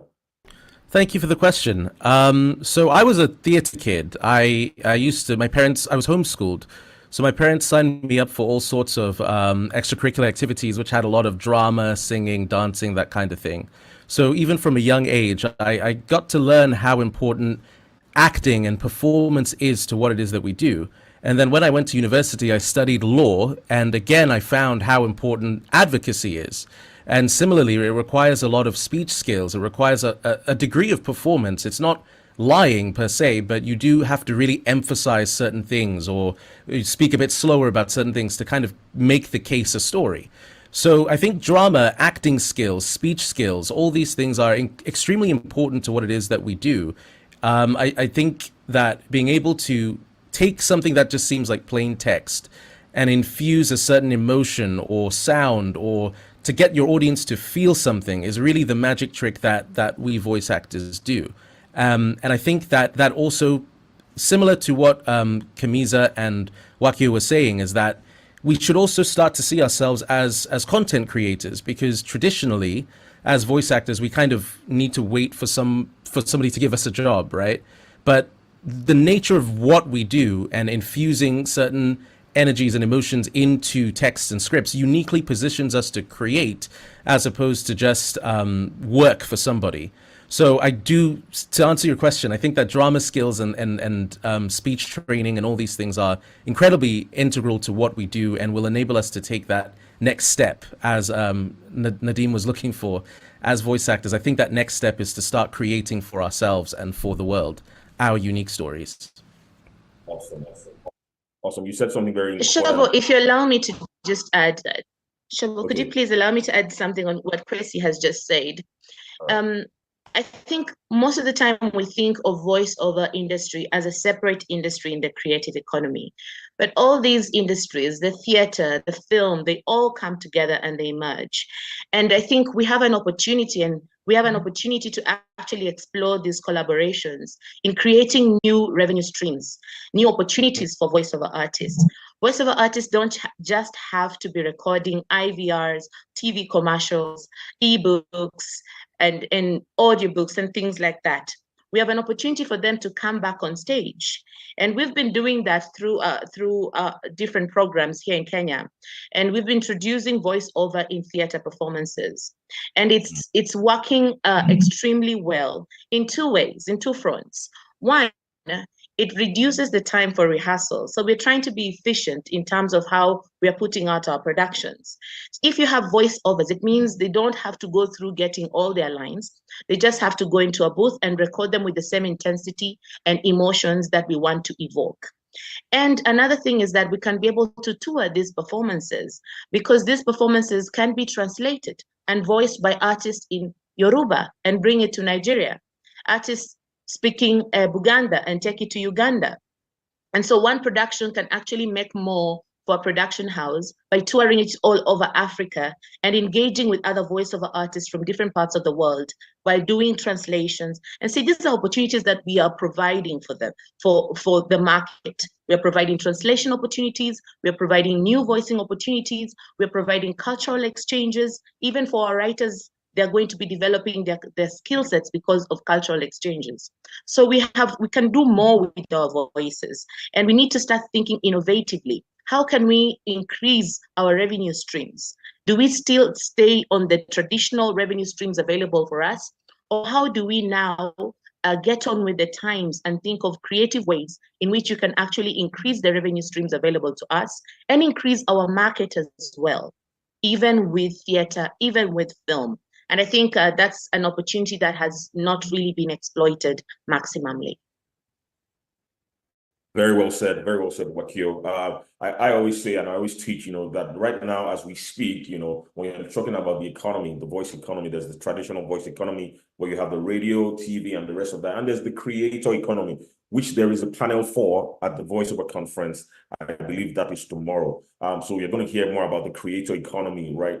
That is just, they're both sub-economies under the voice economy. So right now, the creator economy is booming. The traditional voice economy will always be there, is there, and will always be there. But the creator economy has come to even add more revenue to what you are earning as a voiceover talent. So don't just sit down and say, oh, I just want to be a traditional voice talent for the rest of my life. I mean, there are opportunities now. Like she said, voiceover for theater, that's big as well. So many things are happening. Look, guys, wake up. We need to wake up. All right, at this point in time, I believe that we have come to the end of this panel. We have so many things to do today at the Voiceover conference. So I just want to say thank you to all the panelists. Please let us know how we can follow you online. From Wakio to Nadine to Charlene to Kwesi to Kamisa. Please just tell us where we can follow you, where we can find you, where we can follow you very quickly in just 10 seconds, right? Let's go. Wakio, where can we find you? Wakio Mzenge everywhere.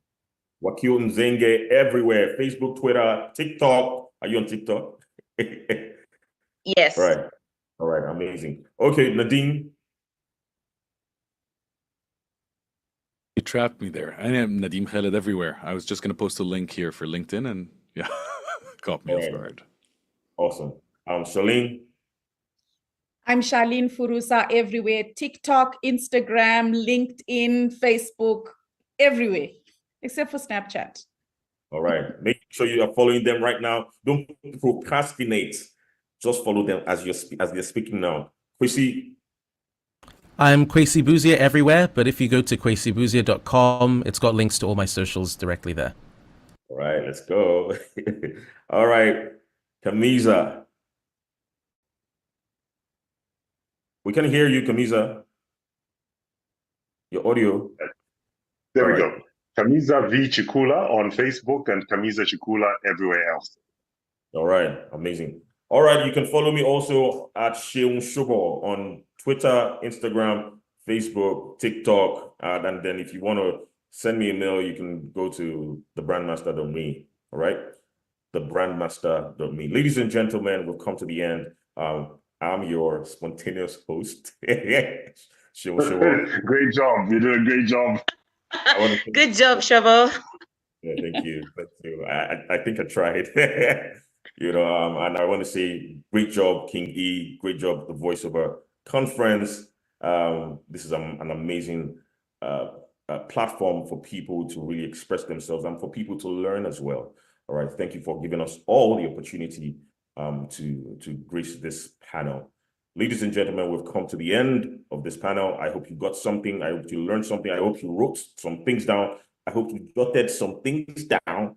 And I will see you sometime around. All right? Take care. Bye. Hello, my name is Christiane, the community manager at the Voiceover Workshop and Media.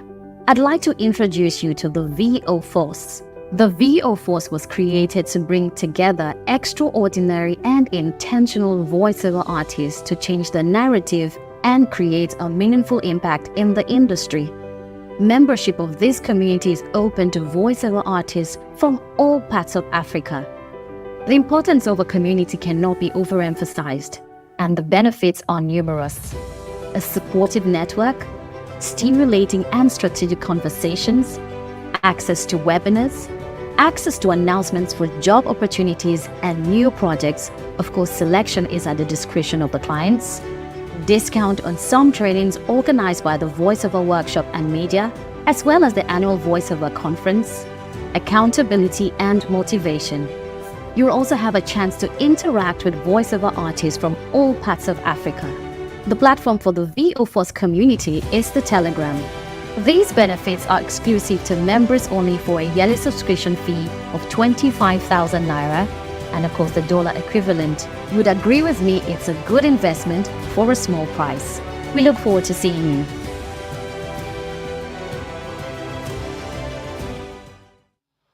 Welcome back, people. Was that an amazing panel session or what? Please, I need some fire emojis for all our panelists.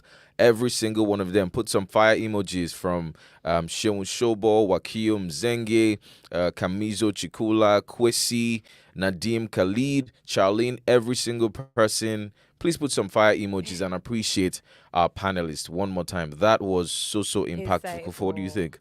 I mean, I think insightful doesn't do justice to it, because I'm seeing the comment section right now and it is literally blowing up.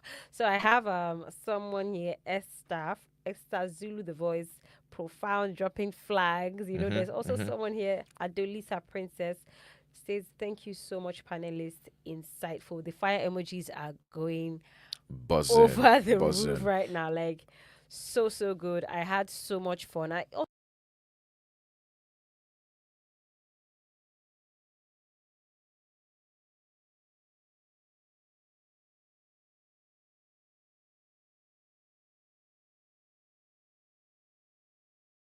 voiceover is, people need to be able to feel those things that you're feeling with your words, the emotions, how you say those things. And I think that panel session is just, it's a good way to start off the panel session. I tell you, man.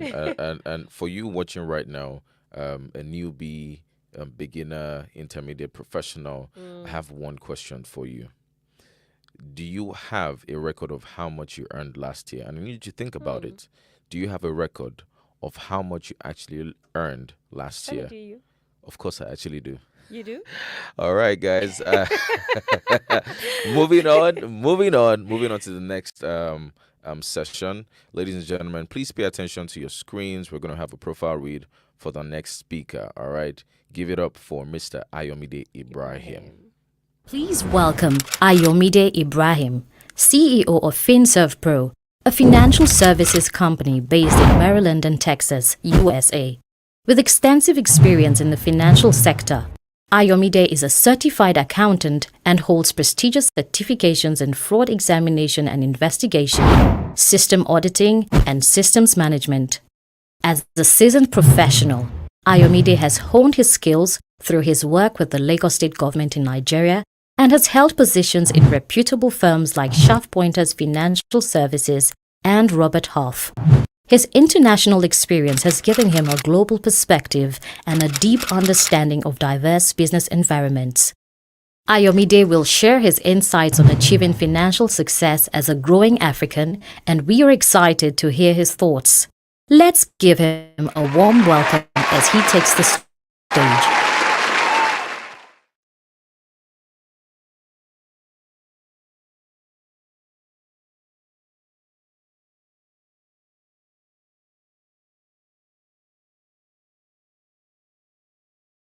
Ayomide Ibrahim, as you can see from that very wonderful introduction. And I'm good to be here today. Not a voiceover artist, but I think I might be adding that, to my portfolio. I don't know. I would ask King E to know if I qualify.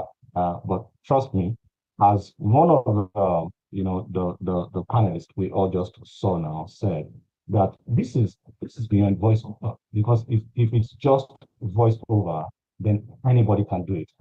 And I agree with that. This is not just voiceover. And I love how I'm not sure what the name of the guy who introduced me. I don't think I quite picked his name, but he said something so profound right there. He said, "Do you know how much you earned last year?" as a voiceover artist. That is something that I've seen over the years, that individuals like you who, pardon my voice, I think I'm going to lose my voice. I mean, this is not too good. Speaking with voiceover artist, it's not really a good way to start. But I would get back my voice. I've been speaking at various events for almost, I would say, 120 hours now. So pardon me for that. Yeah. Getting back to what I said, he asked a very, very important question. That do you know how much you earned? Last year as a voiceover artist, and this is something that I've seen, across the board, uh, for professionals, like you, not really paying attention, to your income streams, and that is what we will be talking about, here today.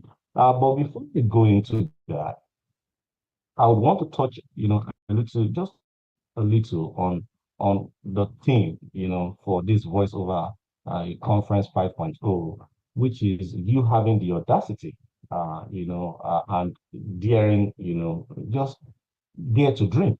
And let me touch, a little bit, on that because trust me, as a growing African, we all want to agree that it is really, really difficult, to succeed.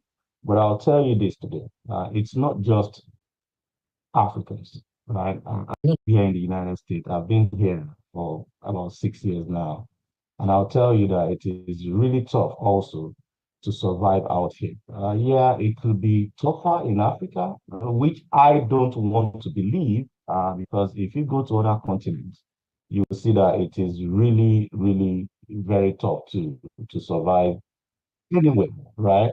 And I would say this to you, that you can survive anywhere, especially having a great, gift such as your voice, right? And all it takes for you is one. You have to dare to dream. You have to dare to dream. We live in a highly competitive world today, and you always want to set yourself. You want to set yourself. You just want to set yourself apart. And one very, very great way to do one is daring to dream. I'm not sure how many of you have, seen, the story of King He, how he got here. If you haven't, I would advise that you reach out and ask that he shares his story with you. It's basically dream.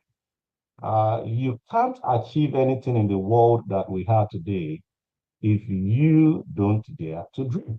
And then the other thing is, after dreaming, what do you do next? You have to prepare.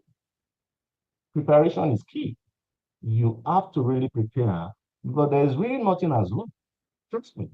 Luck has been defined by many as you preparing and then the opportunity comes, right? And then you have luck right there. And there's a way you can enlarge, your luck circle, which is you preparing, more.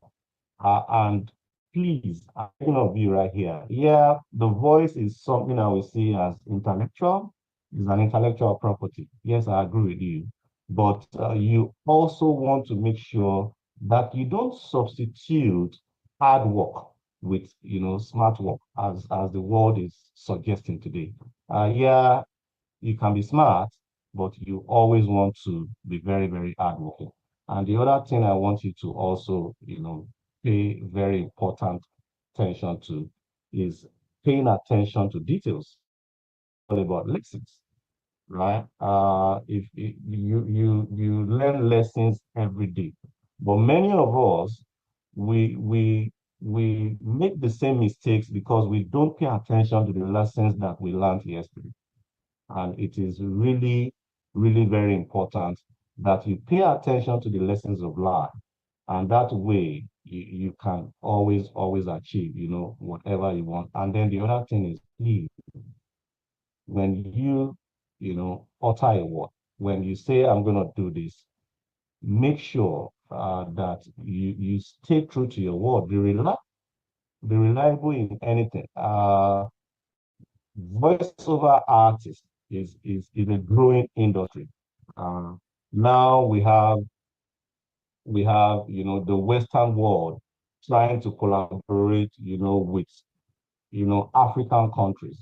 We see today, I mean, there's a cartoon that I saw the other day that I see Nigerians now participating, in voiceover for cartoons. So it tells you that the world we live in today has a whole lot of opportunities for voiceovers like you. So now let's come real back to why I'm here, to help you as a financial advisor to be successful at what you have chosen to do, which is you being a voice-over artist.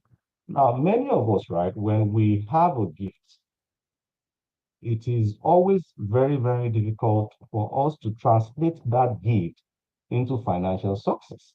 And this is why I'm here. Like that man said, do you know how much you have on scale as a voiceover artist? Most of us will think, oh, because I have this voice today, I would always have it forever. And then whatever income you are making, you waste it. You don't pay attention to it. You don't invest in what you make because you feel the basis, right? The source of the income is a gift. Why should I invoice? Why should I invest? So I'm here to help you to first and foremost diversify. And how do you do that? The voiceover industry, as I mentioned, is is is is right now is really growing. So one of the things you want to do is see how you can start partnering with other voiceover artists from other countries, from other African countries, from countries like here in the United States. And you have that, you can make that possible by just taking advantage, making use of this device right here. Most of us, we wake up in the morning, we get on Instagram, and we are talking about Davido and Chioma. I mean, it's okay, right? But as a voiceover artist, right, you want to make sure that what you do here most of the time has a direct connection to you as a voiceover artist. You want to check out someone like Kwesi, for example. I love his voice. That guy is a Ghanaian British, and you can hear that from his voice. Fantastic voice. I'm not sure if I'm pronouncing his name, Kaluza. He has this baritone voice. These are individuals, Mr. Sheon Shobo, thank you for that, presentation. These are individuals that you can reach out. You can reach out to and see how you can start partnering. How can you infuse your Yoruba, your Igbo, your Hausa voices? How can you infuse this with other African, languages, right? And expect that. Because one of the things you really want to pay attention to, you really want to make sure you start doing is how can you expand this gift that you have? How can you make sure that you take this gift that you have and take it to where you can get more reward? That is the pathway to financial success. This is exactly what someone like me have done. I've been an accountant for almost 2 decades now, I would say. I just turned, I just, checked my 19th year as an accountant. And out of my 19 years as an accountant, I spent over 15 years of that in Nigeria. And what I've done right now is to bring my experience to where I can get more reward, exporting my experience, exporting what I do. This is the same thing that you can do. And the good thing about you as a voiceover artist is you don't even have to be in that place physically for you to have that reward for your voice. That is one thing you want to do. You want to start diversifying. Now, the other thing you want to do is when you make this revenue, when you make this money from the voiceover that you have, from whatever voice production that you do, what do you do with this money? You have to look for ways to start investing into your future, because trust me, you have that voice today. You won't use it the same way forever. I'm not sure if many of you know who is called David Attenborough. Is a zoologist. He's one of those that I used to see his documentary. This man is a British, right? During his early days, he would go to the forest, to watch animals, and then have his voice over. But now he's so grown. I think he's now 98. Yeah, I think he's 98 now. He can't go to these places anymore. But I still hear his voices on so many documentaries. So now we have a team that would go and capture these animals, and then he would have his voice over these documentaries. So what I'm saying is you can't use your voice the same way forever. So what do you do when things change? You want to make sure that what you are earning now, you are able, to start investing in your future. That is number two. Number three is you want to make sure that you are keeping the right for your production. And how do you do that? Number one, you want to do exactly what the likes of King E have done. Created a business around the gift that he has. I'm very sure when he started, voiceover, I listened to his story, and it started when someone told him that you have a great voice, and you can do something about it, right? I've had people told me that in the past, but my like for numbers and figures and math and arithmetics is way beyond me now going to radio stations to say, hey, I want to use my voice. Because even I know I have a great voice, right? So what you want to do is, if you know this is what you are called out to do as a voiceover artist, what you want to do from now on is creating a business around what you have chosen to do. Look for a great name, start a business, collaborate with companies and organizations such as the voiceover conference, right? And you have your bank account. You create your books. You know how much you are making. You know how much you are spending. You know how much you are investing, right? That way you can scale up, because you would know what you need to get to the next level, right? And if you is just so sad that the banking industry, as we have it right now in most African countries, are not seeking to invest in the industry. But trust me, when they realize that this is a big industry, like I'm really hoping that we can have more collaborations between the Western world and the African countries. When the industry we have, the banking, the capital market that we have in Nigeria and most other African countries, when they realize that this is a big industry, they will start investing. And how would they invest in you? They need to see your books. They need to see that you are running a sustainable business. They want to see your income. They want to see your expenses. They want to see your profits. because they would invest in your business based on that three bottom line, your profit. So from now on, if you know this is what you want to do, you need to start creating those books, because they are what you will take to the bank to get whatever funding that you need. If tomorrow we have the Nigerian government, we have the Ghanaian government giving out grants to voiceover artists, which is one of the things I'm going to discuss with King E. With the conference that you have, right, you guys can pioneer, right, the growth that I'm seeing in the voiceover industry in Nigeria. And how do you do that?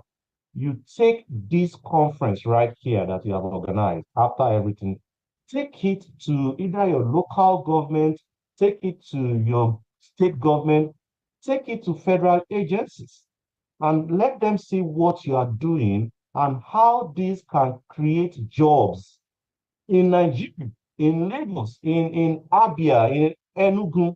We have several states in Nigeria that are more interested in tourism and the likes of what you guys are doing in Nigeria. Take this conference to them. But how do you do that? You need to create a book. And this book includes your financial statement. So it's so simple. Create a business, right? Get a great business name. Make sure you create visibility on all of the social media handles, right? Create your books and organize, collaborate. If you are a voiceover artist in Nigeria, I see no reason why you should not be attending conferences like this, because this is where you would learn, this is where you connect, this is where you this is where you learn. Most of us, we feel as professionals, oh, we know it all. It is when you go to conferences like this that you realize that there is still a lot that you can learn, right? Now, as an African, right? Because now let's speak to us, Africa. I'm not sure if we have any other, continent represented here. One of the very, very, thing that we have experienced, over the years, whether as a voiceover, whether as an accountant, whether as a lawyer, right, is the challenges that we are faced in our continent. Lack of electricity, for example. The security, is not there. The roads are bad. But I'll tell you, right, as a voiceover artist, what you have, right? Some of the barriers that I just mentioned really don't have direct connection, with what you are seeking to do, which is being a voiceover artist. For example, you don't have to travel all of the time to do what you're doing. You can have recordings done in any part, say for example, in your house, right? So one of the things you want to start looking at as a voiceover artist is, how can I start making recordings in a way that has never been done, for example, right? I don't think I've had anyone, probably maybe because I've not been following your industry for a very long time. I don't think I've seen, for example, where someone, does um, a, a rap, the way people rap here in the United States. Like you rap in some of the several languages that we have in Nigeria in a way to pass a message. What am I saying in essence? You have to be innovative to break down some of these barriers just mentioned. And trust me, how many of us saw the man they call the King of Steves at the last Ojudioba? Since we had that Ojudioba, that man has been on over 5 different platforms as a guest. It means your innovation sometimes will bring you to the spotlight. And that is what I need most of you here, if not all of you, to get on board with. Start getting innovative. The gift you have is given to everybody. There's a reason why you have chosen to use it differently. Be innovative with it. And you'll be surprised. You'll be shocked at how far it can take you. I'm going to leave you on this note because I need, to be in a meeting at, our council. And this is what I'm going to leave you with. That if you need any help on how you can translate what you have, which is given to every one of us, but that you have made up your mind today to be successful at. If you need any help on how you can, transition that to financial success, I'm here to help you. I'm here to see how you can develop, this intellectual property that you have. I'm ready to help you translate it into wealth, as long as you are disciplined enough to make it happen. Some of you are paid in thousands today. Some of you are even paid in millions. And if you look back at how you have, utilized the funds you earn, some of you are not proud of yourself. And I can tell you one of the reasons. Because you think the voice that you have, you can have it forever. I pray you have it forever. There used to be a time when Celine Dion was everywhere. She made millions. Where's Celine today? Right? But I'm sure she did one of the things that I said, which is diversifying into other, businesses. And that's why she's able to, sustain as a person. So you have to do the same thing. You have to make sure that you plan for your future.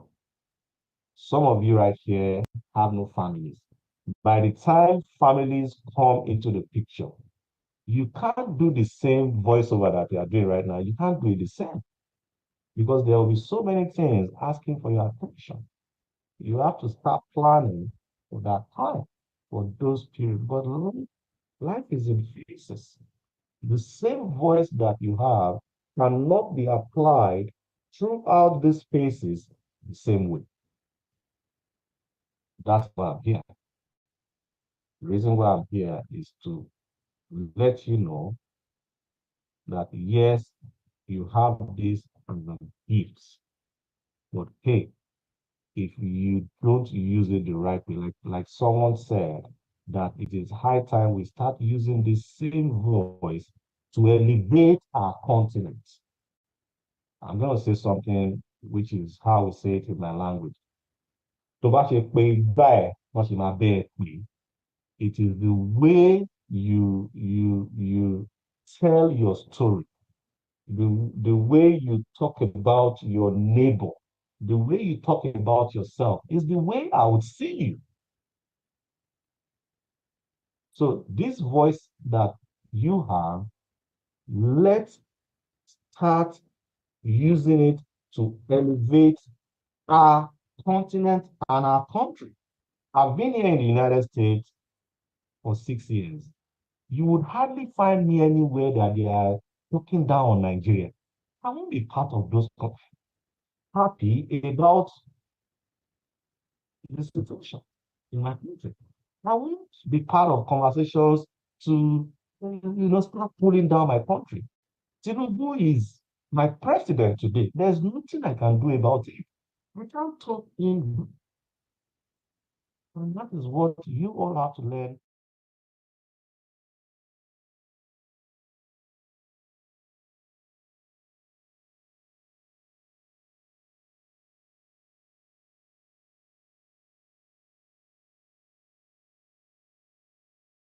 And if you talk about our countries and our continent in a way that will drive out investors to come, the voice you have would get you nowhere.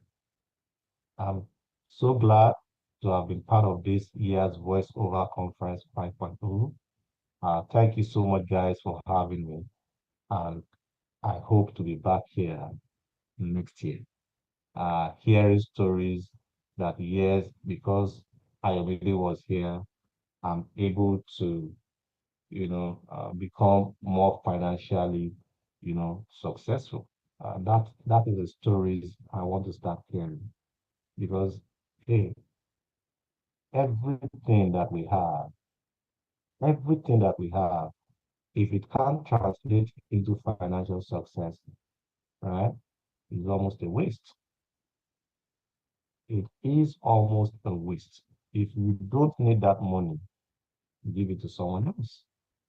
All right. But trust me, I know that everyone here is seeking to be a voiceover because you want to be successful. Go for it. Thank you so much. God bless you.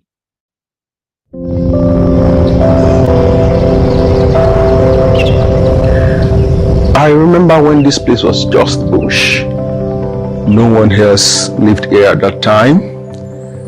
It was just bush and water. Some places were even flooded. I won't lie.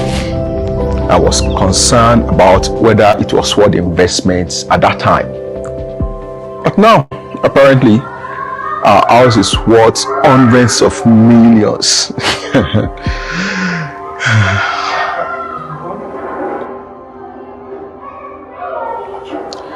Life always has a way of showing people shaggy. But one thing I didn't expect was that the bush would become a home. That simple choice I made became a defining chapter in my story.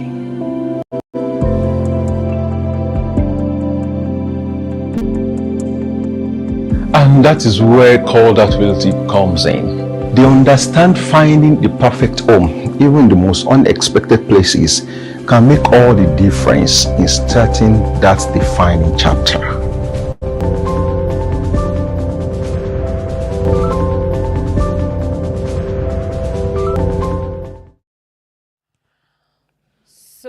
So insightful. That was Mr. Ayomide Ibrahim, and he did justice to that conversation. Absolutely. The comment section is blown up as usual, but one of the things that I took out from this particular conversation is how you should create a business around your craft. You need to set up your business. I mean, we spoke about structure earlier on. Setting up your business name, visibility, being very intentional about how you want people to perceive you, especially when he decided to say that thing he said in Yoruba, like, and the honest truth is perception is stronger than reality. You walk into a place, you smell nice, you look good, even if you have $0 in your bank account, people feel like, oh, this person is a big man, this person is a big babe, but that's because you have built that perception as against your reality that is not even matching up. But then again, you have to continually build around your craft. You need to build a structured business around your craft. What stood out for you? He mentioned having a bank account and putting your books in order. Yes. Right? Because if you don't put your books in order, you don't know how much you can scale. Number two, you don't know how much people can invest in you. Right? True. at this point in time, this is no longer just a creative conference. It's a business conference with entrepreneurs. Everybody here is literally an entrepreneur. True that. That stood out for me, literally.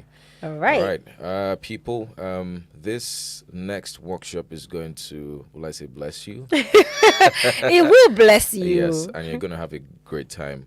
All I need you to do is pay attention, watch the master at work, right, and who she'll be working with. I'm talking about no other person than Paula Gammon of Pep Squally. All right, take it away. Please welcome Paula Gammon Wilson, CEO of Pep Squally VO and Sound Design Inc. and Pep Squally Portugal LDA. With nearly 30 years of production experience across North America, Asia, Europe, and South America, Paula has honed her skills in managing multinational production teams and directing voiceover projects for cartoon series, pilots, commercials, promos, and educational projects. As a seasoned voiceover artist and director, Paula has received numerous awards and nominations for her work, including 2 Kids Screen Awards, 1 NAACP Image Award nomination, and 11 Parents' Choice Awards. She will share her insights on how to approach animation auditions and achieve success in the industry. Let's give her a warm welcome as she takes the stage.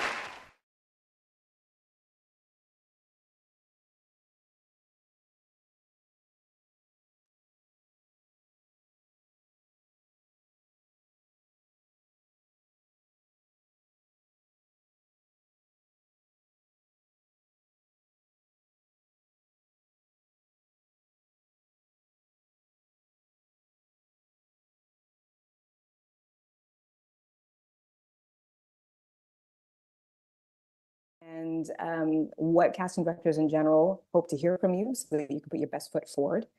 And I'll also be working with 3 very brave people who will be auditioning for me live, so you can hear that process.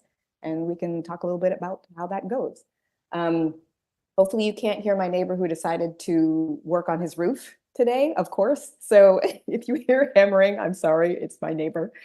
I hope you have pencils and papers because I'm going to try to drop some truth bombs here today. So the biggest thing, and the thing that I want to emphasize the most, is that voiceover acting is acting.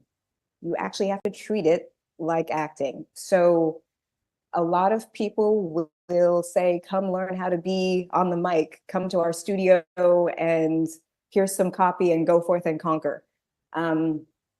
That is a bit of a misconception about what voiceover is. Voiceover is acting. So when I am looking for actors for my cartoon series, for my movie projects, for my narrative podcast work, I am looking for people with scene study classes. I'm looking for people with improv experience. I'm looking for people with live theater on their resumes. I'm looking for people with dance training.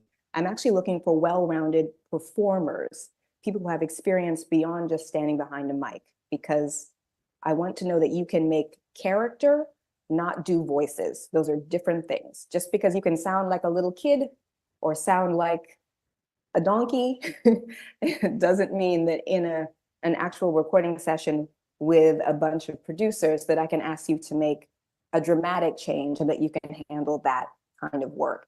So you really, really, really, really, really, really must actually study how to be an actor, how to break down a scene, how to handle copy, how to build character from the available information you've been given, yeah? So that's the first thing. Go take an acting class. Go take just a straight up old fashioned theater course. That will get you far. That's one of the first things CDs look for when they're looking at your resume. Next, when you're putting together a demo, so let's say you haven't done a whole lot of professional work yet, and so you don't have pieces to put together of your own, so you have to make one. You have to make something to present to casting directors, to present to agents, et cetera, and so forth.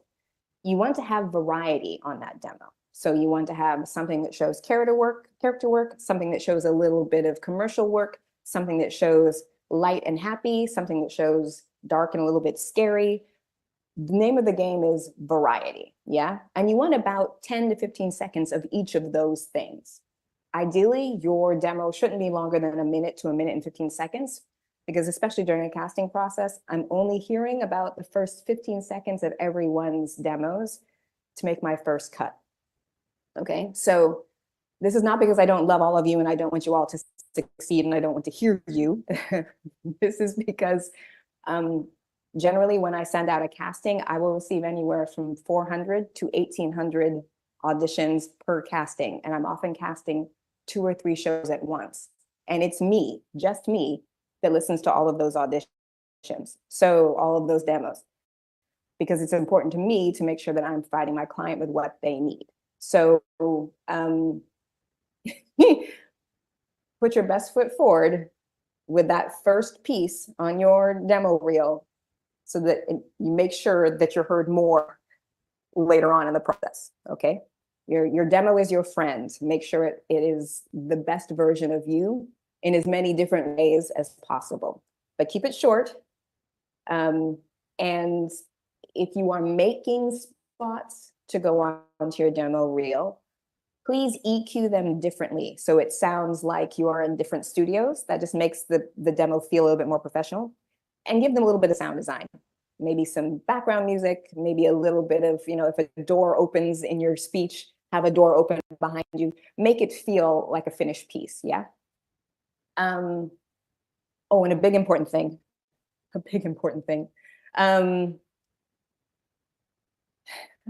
please put your name on your demo. I know that sounds like an odd thing, but sometimes I'll get 65 demos with no name. And so if I'm having to go through 1,800 demos to cast 2 characters and 65 of them don't have a name, they go in the maybe later pile because I simply don't have time to name your file for you and then move it to the place it needs to go. Often with my casting calls, I'll actually ask for a specific way that I want the demo to be named. That is on purpose. It's because either the client has asked for some way for it to be named or because I have to sort all of the files in a particular way. My first cut before I listen to anything is who paid attention to that instruction. Because if you can't pay attention to a written instruction, you're not going to pay attention to a verbal one during a recording session, yeah? So I will just cut you without listening to your audio if you haven't actually followed the instructions in the actual audition copy, okay? Most casting directors do that. It's a quick and dirty way to get rid of the folks who might not be as professional as you need, yeah? So save yourself some trouble. Pay attention to what the casting directors have asked the demos to be labeled as. Label your demo as that, only that, and send it on its way, okay? So let's say your demo was the most amazing thing ever. Everybody loves it, and they ask you to come in for the next step of the process, which is usually a callback of some sort. If you are, a general rule of thumb, if you get a callback that is, please record this piece of copy and send it back to us. And again, it will have some instructions as to how they want your bespoke recording labeled. Follow those instructions. That means that you've been narrowed down from a quite large pool and you're in a mini pool. There might be 8 or 9 people that you're now auditioning against. It's a very good place to be, because usually if I'm asking for bespoke auditions, at that point, I know kind of what I want, but I'm trying to build the entire cast. I'm sort of making the vocal tapestry, yeah? And though I may not use you for the particular role that I called you back for, there's a good chance you're going to end up in the project somewhere else just because I liked your voice, yeah? Unless you tank your callback. If you tank your callback, then you get pushed off into the maybe sometime in the future. So the way you don't tank your callback, the way to make sure your callback is everything you need it to be, pay attention to the information given in the actual copy. In a perfect world, the casting director or producer will have given you some information about the world of the character. They may have said, this person is 25 years old, it's a rainy day, and they're running in to talk to their mom about XYZ. So now you know the character is in their mid-20s, it's been raining, they've been running, and they need to talk to their mom about something. If you come into that scene in your callback audio and you speak really slowly, like you have like no idea what's going on, I'm going to cut you. Yeah, you should come in out of breath. Maybe you're like, because you're covered in water. Yeah.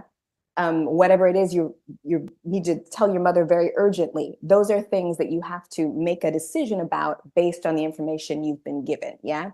So make note of the available circumstances. If you're unclear about what those circumstances are after reading the copy, respond to the casting director, respond to me and say, hey, I was wondering, how old am I? What happened in the moment before? And who am I talking to? Those are really, really, really important questions. Once you can answer those, you can make choices about the first couple lines of your scene. Yeah. Often I am listening for that in my callback audio. I want to know that the actor paid attention to the circumstances and made choices about those circumstances. Yeah, that is incredibly, incredibly important. So let's say you rock your callback. You labeled all the files correctly. You paid attention to the available circumstances. And now you're having your callback audition, your second callback, with other actors and producers. This is often a live callback. You'll be asked to be in your booth or be in a studio. You'll be reading with other actors. You'll often be on the call with me, producers, maybe the series creator. It's a little bit nerve-wracking. It's a little bit nerve-wracking for everybody because they're trying to find that lightning in a bottle. So they really, really, really want you to do well. They really, really want you to be it. It's a strange thing where you're nervous, but we're all hoping that you're just going to kill it. Yeah, we're hoping that you're going to be awesome. And that's a great position to be in. Yeah. So now you've got new copy. And now you're also working. Comments done? Do you have another 20 or 30 groups you hit? Did you post on the groups? With other people, sorry. Yeah, I would. Yeah, I would definitely definitely do that included in your routine. 1 second, y'all. Because it's fast. So I'm getting some cross audio. Who do I speak with about that? Okay, I think we're back. Are we back? We're back. So you're in this callback situation where there are yourself and usually 1 or 2 other actors, and you're going to be reading with them. Again, prep your copy, prep your copy, prep your copy. Make sure that you're clear about the available circumstances, you're clear about the relationships between people, and that any questions, any hesitations, any doubts you have, you've written to me or to a producer or to whoever it is and asked, yeah? And then just play. This is where you get to be an actor. Make bold choices, make decisions, pick something and see what happens, yeah? Some casting directors at this point will say, do you want to ask questions right at the beginning of the callback? You can say yes, or you can say, no, I'd just like to give it a try and see what happens, yeah? I'm hoping that everyone is hearing this. I feel like the internet's being a little bit weird here in Portugal.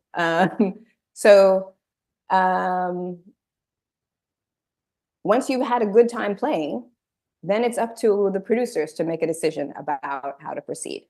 It's really not about you anymore. It's about hearing everyone works together, hearing how the choices you made work for the larger story. You kind of have to just kiss it up to various higher deities and decide to let it go, yeah? And that's the biggest part. Every audition is a chance to perform. You have to think about every audition as a chance to just perform. Don't think of it as an audition. Think of it as a chance to just get out there and work on your stuff. Get out there and play.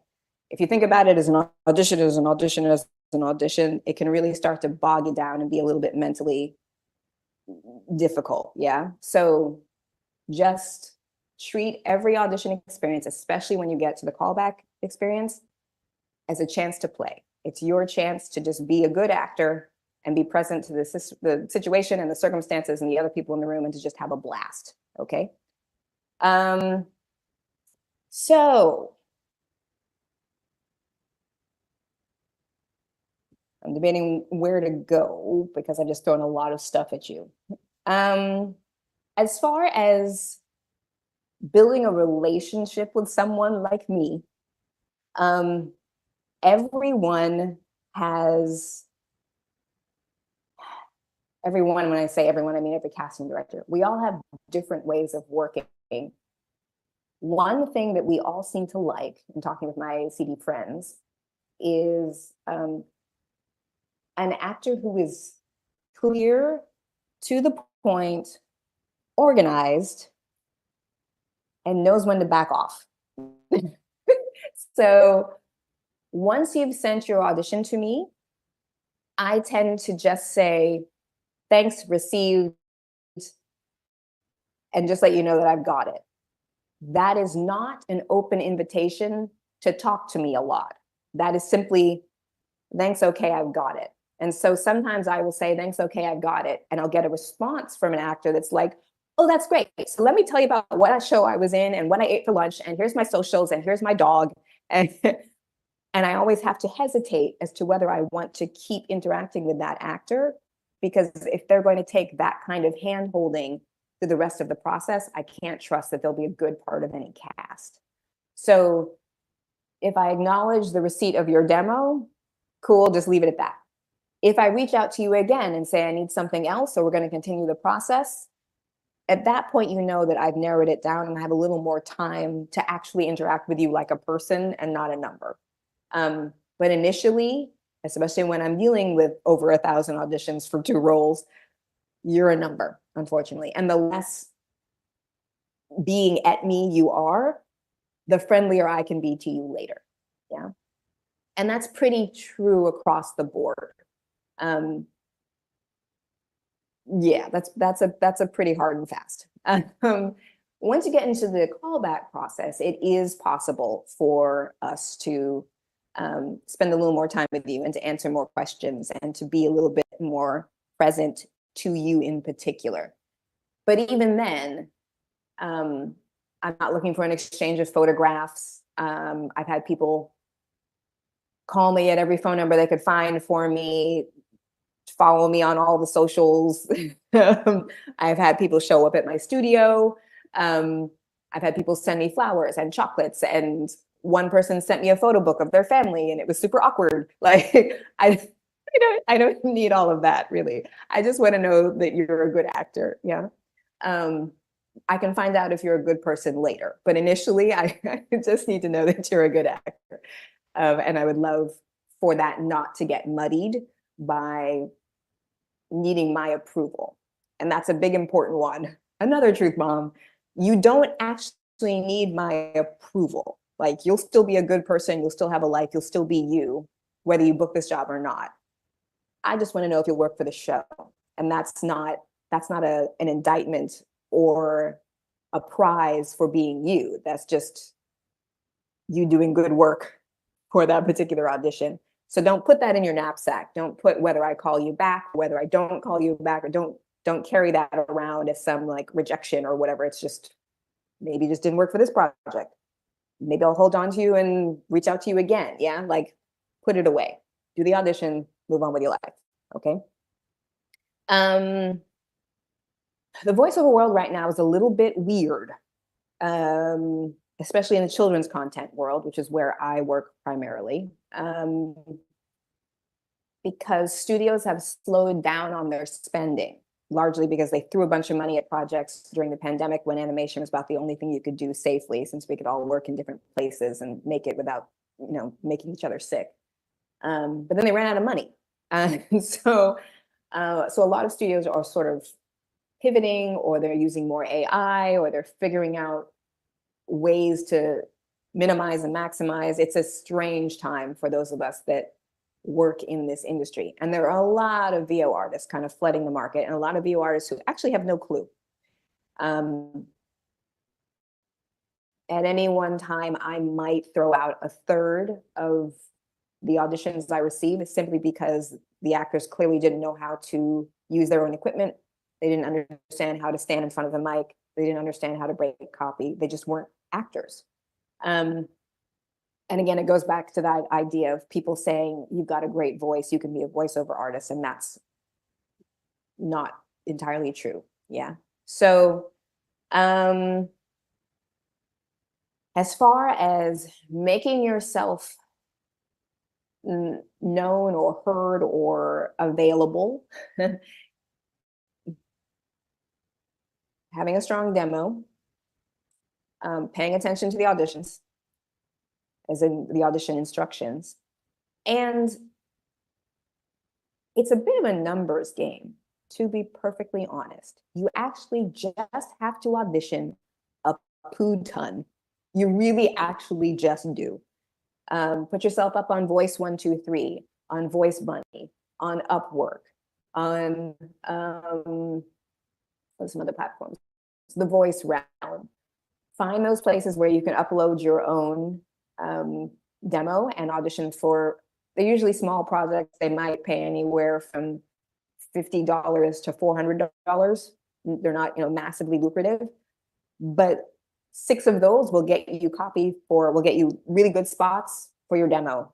And they also get you a resume that's legit, So it's not the most lucrative initially, but it is a little bit about accrual. It's about building momentum. I started out as a dancer and production manager. I went back and forth between stage managing shows and then dancing and shows, touring for many, many years. And I moved into this after working as a director for musicals for several years. And I moved into this because when I wasn't directing musicals, I was doing voiceover in between my other work. And so it started out as 1 or 2 commercials, and then I booked a larger commercial, and then I booked a larger commercial, and then I booked series, and then it's sort of, you just have to sort of stick with it. It really is a bit of an uphill climb, and then one day you realize you're no longer climbing, you're just rolling along. Yeah. Expect for it to take a good 4 years to actually start making appreciable money. It's not a fast thing. You might book some things right away that will pay you well, and that feels awesome, but for it to be your steady income, you're going to need about 4 years. And that's 4 years of auditioning every day, of booking anything and everything you can. It actually takes about 4 years. So plan to have another job for a bit. And don't be discouraged. Don't be discouraged. It actually is, it's like anything, you learn. You figure it out, and you figure out where your niche is. You figure out what kind of work works best for you. You figure out whether you need an agent or not. Yeah, sometimes you do, sometimes not. But you do have to find the place where you have the most success and then mine that much as possible. If you continually book narration, focus on narration. Like, folks got to eat, folks got to pay their rent. So focus on narration. You may want to do cartoons, but if you're not booking regularly in cartoons and you are booking regularly in narration, book as much narration work as you can so that you make a nest egg so you can take the time to go and study more animation work without feeling like panicked. Yeah. Okay, I think I've thrown enough like glut of information at you for now. I actually want to work with the 3 artists, these brave, brave people who are gonna come out here and be awesome. I think they're already on the call. Eric and Oma and Kane, are you there? I'm not sure how to bring you in. I'm not sure what the rule. There you are. Yeah, we're here. Look at Yes, these lovely we're people. Hi. I'm here. Oh, these lovely people. Hi. Kane, are you there? Yes, I am. I'm Do you here. prefer Kane or Robbie? Which one am I calling you? Robbie seems fine. Robbie's Okay, fine. Robbie. Okay, so Yeah. to everyone who's wondering, these lovely people sent me their demos, which were excellent. Out of several demos that I was sent, and I chose them.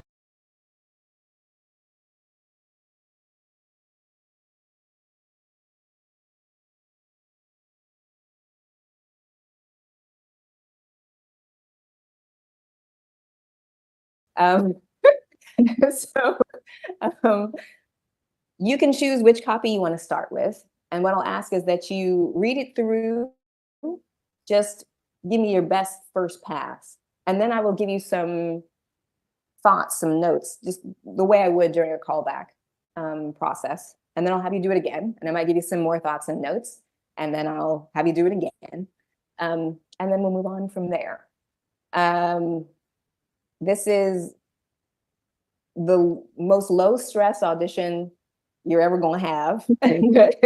I already know I like the three of you. This is not going to pay your rent, or like, this is just us vibing and figuring out sort of how you feel about copy and how you work with it. And I'll try to give some tips that are useful for everyone. Yeah.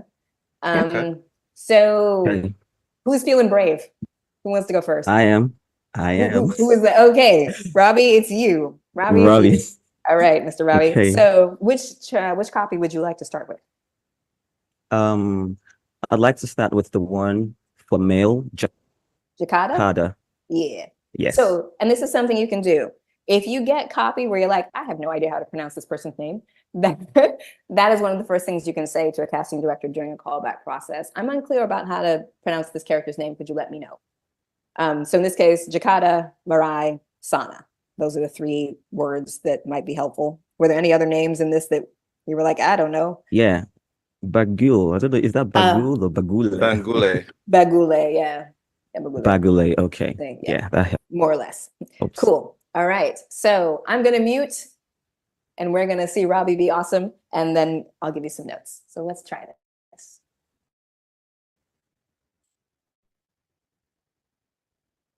Okay.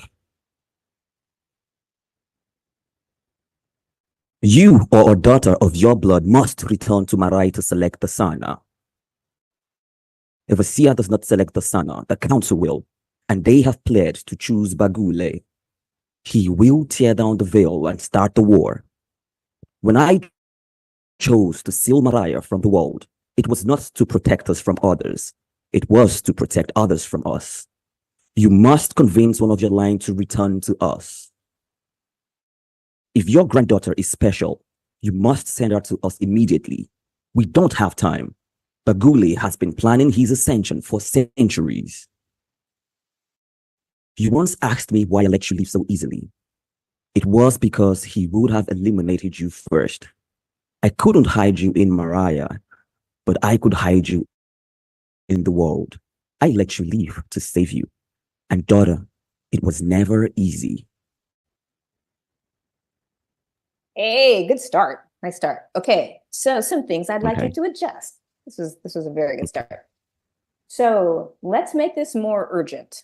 Imagine that, so your realm is under attack. You're appearing to your daughter through a mirror, and you have not seen her in centuries, even though time travels differently in your land. So she has said, you've said to her, you must come back. And she's like, no. And this is you being like, no, you actually, you or someone from your bloodline has to come back or everything will fall apart. That's what's happening in that first paragraph. And then you have to explain to her why you created this barrier between your country and the rest of the world. Yeah. You want to impart to her the knowledge that if she does not do the right thing, everything you built as her father will fall apart. And in that last paragraph, you once asked me why I let you leave so easily. This is you pleading with her as a daughter. It's a father to daughter moment. So it can be softer. It can feel less urgent. It can feel less authoritative. It's the moment you try to make her understand that even though you're asking her to do something incredibly difficult for her, you're not asking lightly. You're asking as a father to a daughter to come do something that is incredibly dangerous for her, even though previously you tried to protect her. Yeah, that's what that last paragraph is. You asked me why I let you leave. It was never easy. Yeah. So with that in mind, let's try it again. And I actually like your speaking voice. So rather than doing any sort of accent or change of whatever, just be your lovely voice, please. Does that make sense? Okay. Yeah. Yes. Let's try it again, please. I'm going to mute again.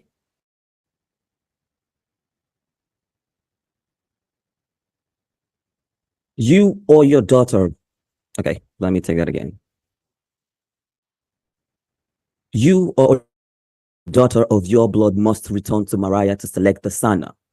If a seer does not select the Sana, the council will, and they have pledged to choose Bagule. He will tear down the veil and start the war. When I chose to seal Mariah from the world, it was not to protect us from others. It was to protect others from us. You must convince one of your line to return to us. If your granddaughter is special, you must hand her to us immediately. We don't have time. Bagule has been planning his ascension for centuries. You once asked me why I let you leave so easily. It was because he would have eliminated you first. I couldn't hide you in Mariah, but I could hide you in the world. I let you leave to save you. And daughter, it was never easy.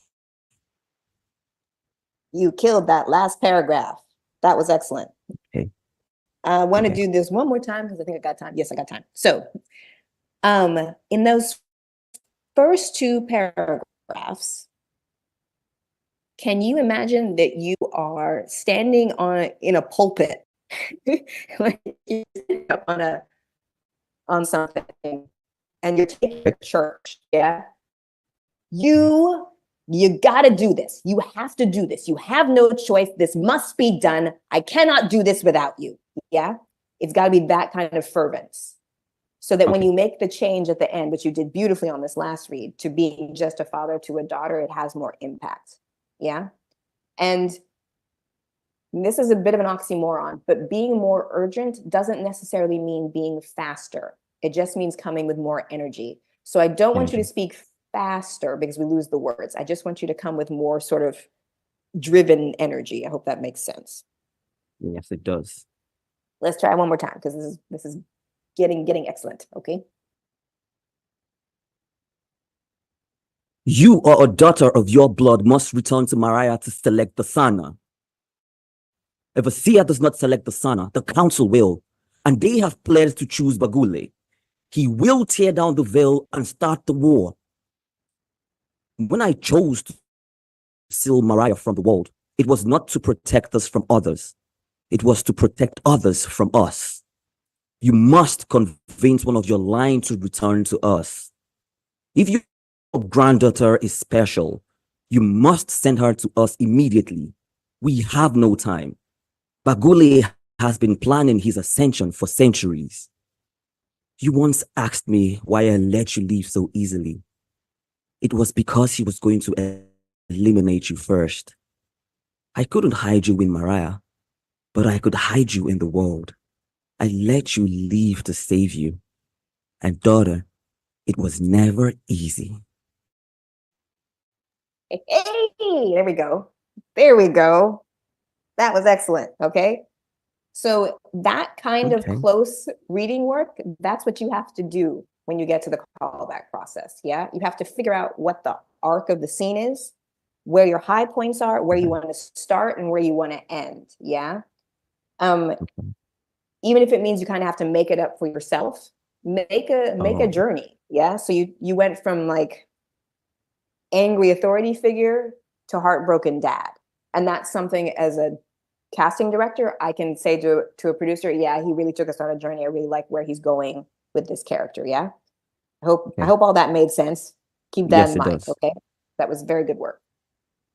Who is feeling brave next?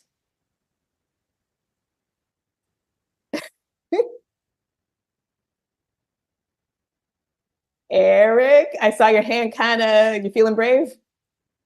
Kinda. Yeah, you want to try? Yeah, let's give it a try. All right. I'm thinking about the same thing he just did. The Jakarta character. Okay, and it's totally cool to bring your own thing to this because that's what I love. I love hearing variations on a theme. You can keep the notes I gave him in mind, but let's build on it, okay? Okay. That doesn't matter. You or a daughter of your blood must return to Marai to select the Sana. If a seer does not select the Sana, the council will, and they have pledged to choose Bagule. He will tear down the veil and start a war.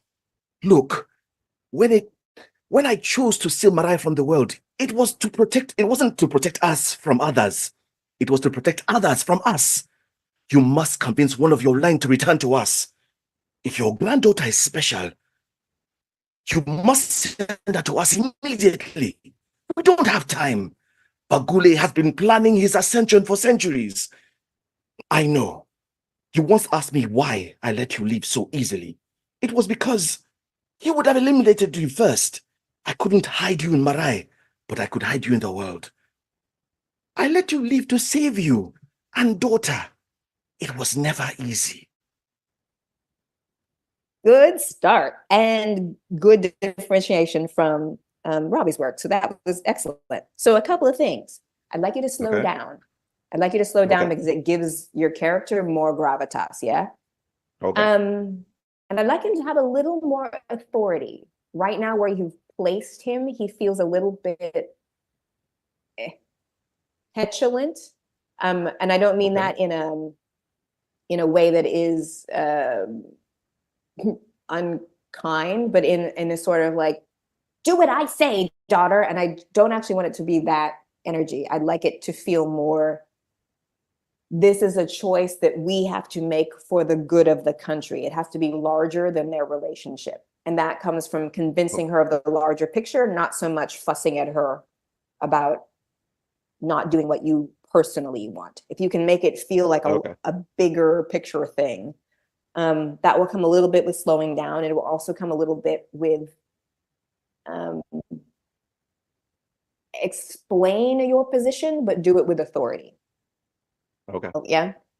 Okay. In that third paragraph, it will help if you in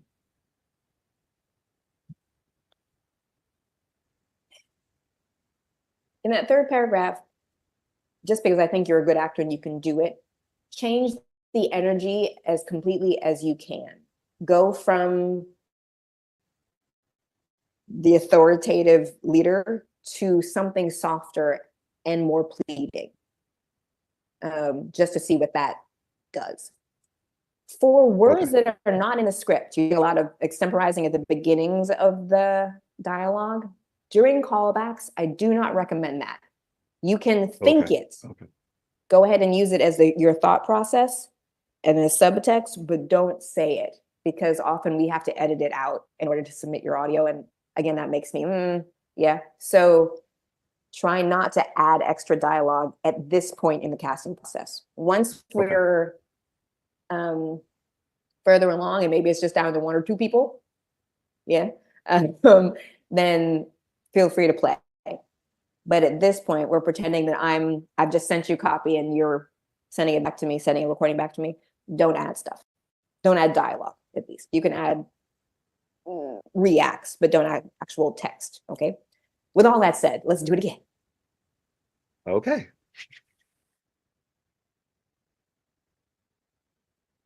You or a daughter of your blood must return to Marai to select the Sana. If a seer does not select the Sana, the council will, and they have pledged to choose Bagule. He will tear down the veil and start a war. When I chose to seal Marai from the world, it was not to protect us from others. It was to protect others from us. You must convince one of your line to return to us. If your granddaughter is special, you must send her to us immediately. We don't have time. Bagule has been planning the ascension for centuries. You once asked me why I let you leave so easily. It was because he would have eliminated you first. I couldn't hide you in Malai, but I could hide you in the world. I let you leave to save you. And daughter, it was never easy. Okay. Good stuff. Good stuff. All right. We're going to do this more time. That last paragraph, keep all of that. Man, you and Robbie are killing that last paragraph. Like both of you, just good stuff. The first 2 paragraphs. Could you pay more attention to the word must in the first sentence? And then Bagule. I need to know how you feel about Bagule, what your opinion of him is in the way you say his name. Yeah? So if you think he's just 2 inches of turd, then you should say his name with a little bit of stink on it, yeah? Okay. Or if you feel like he's a wonderful person, you should say it with a smile in your voice, yeah? So we should know exactly how you feel and how we as the audience should feel about Bagule based on how you say his name, yeah? And in the second paragraph, you slowed down beautifully, but it also lost some of its urgency. So if you could bring back the sense that this is vitally important while also keeping that speed, that would be helpful, okay? Let's do this one more time, please.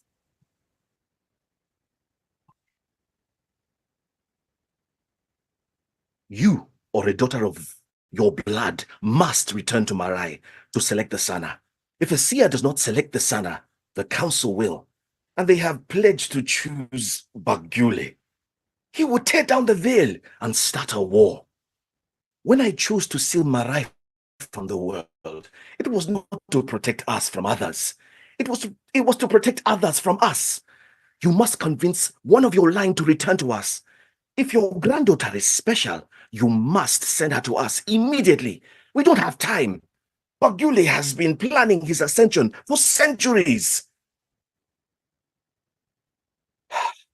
You once asked me why I let you leave so easily. It was because he would have eliminated you first. I couldn't hide you in Marai, but I could hide you in the world. I let you leave to save you. And daughter, it was never easy. I'm happy now. That was great. Thank you. Thank you so much. So much. That was great. That was great. Yay. Okay. Oma, am I saying your name correctly? Almost. Oma. Oma? Okay. Más o menos. Sí. Okay. So what copy would you like to read? The one for female, that's Magara. Sí. Okay. Excellent. So I'm not going to say anything. You're going to be awesome unless you have questions. Do you have any questions before we start? Not right now. Okay, great. Let's try it. Okay. You come with news. You have nothing to tell me. Are you failing as our most trusted advisor? This is ridiculous.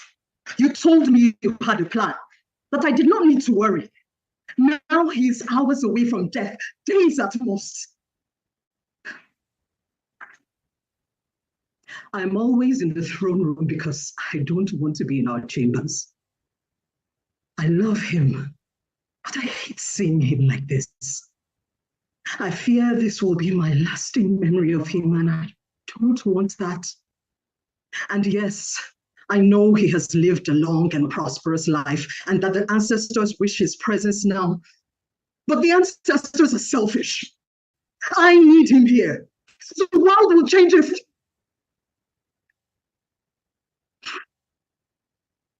I am trusting you to make this right, to be a loyal servant and friend.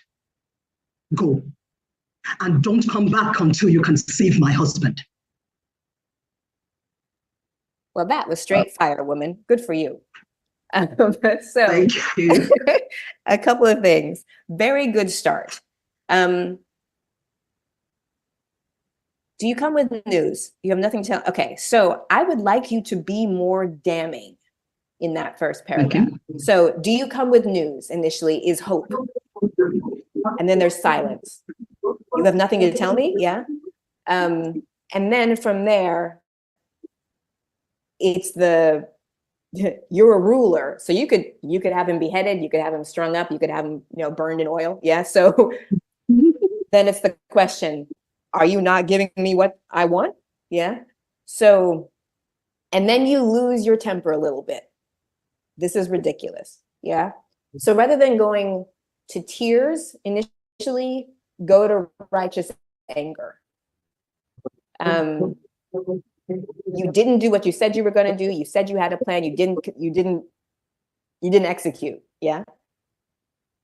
And then it's the turnaround of, it's almost like you're on your throne and you get up to pace because you just can't stand hearing the man that you love in pain in the other room. Yeah. Because while person has disappointed you, they are also your most trusted advisor. So you don't have anyone else to talk to about this. So it's a little bit schizophrenic in its energy, in the sense that you are incredibly mad and disappointed that they haven't done what they said they could do, but they're also the only person you can unload on in any way. So you have this middle paragraph that's actually quite vulnerable. And that's the place where we see the pain of losing somebody slowly, yeah? And the fourth paragraph, the anger comes back. It's like you shake yourself out of it, yeah? So I know he's fine, I know he's fine, I know he's fine, yeah? So it's very much like you're just trying to bat your own emotional life away. And then in that fifth paragraph, if you can, ramp up that righteous indignation that you had at the beginning. Okay. It's like you whip around, you put your finger right in your trusted advisor's face. Quite literally, you fix this or it'll be the worst for you, yeah? So you have a lot to do in these 5 paragraphs. And I want you to go out as strong as possible in that 5th paragraph, okay? Okay. Let's do it again. All right.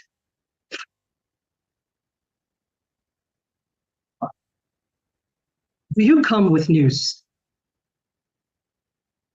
You have nothing to tell me. Are you failing as our most trusted advisor? This is ridiculous. You told me you had a plan, that I did not need to worry. Now he is hours away from death, days at most. I am always in the throne room because I don't want to be in our chambers. I love him, but I hate seeing him like this. I fear this will be my lasting memory of him, and I don't want that. And yes, I know he has lived a long and prosperous life, and that the ancestors wish his presence now, but the ancestors are selfish. I need him here. The world will change if...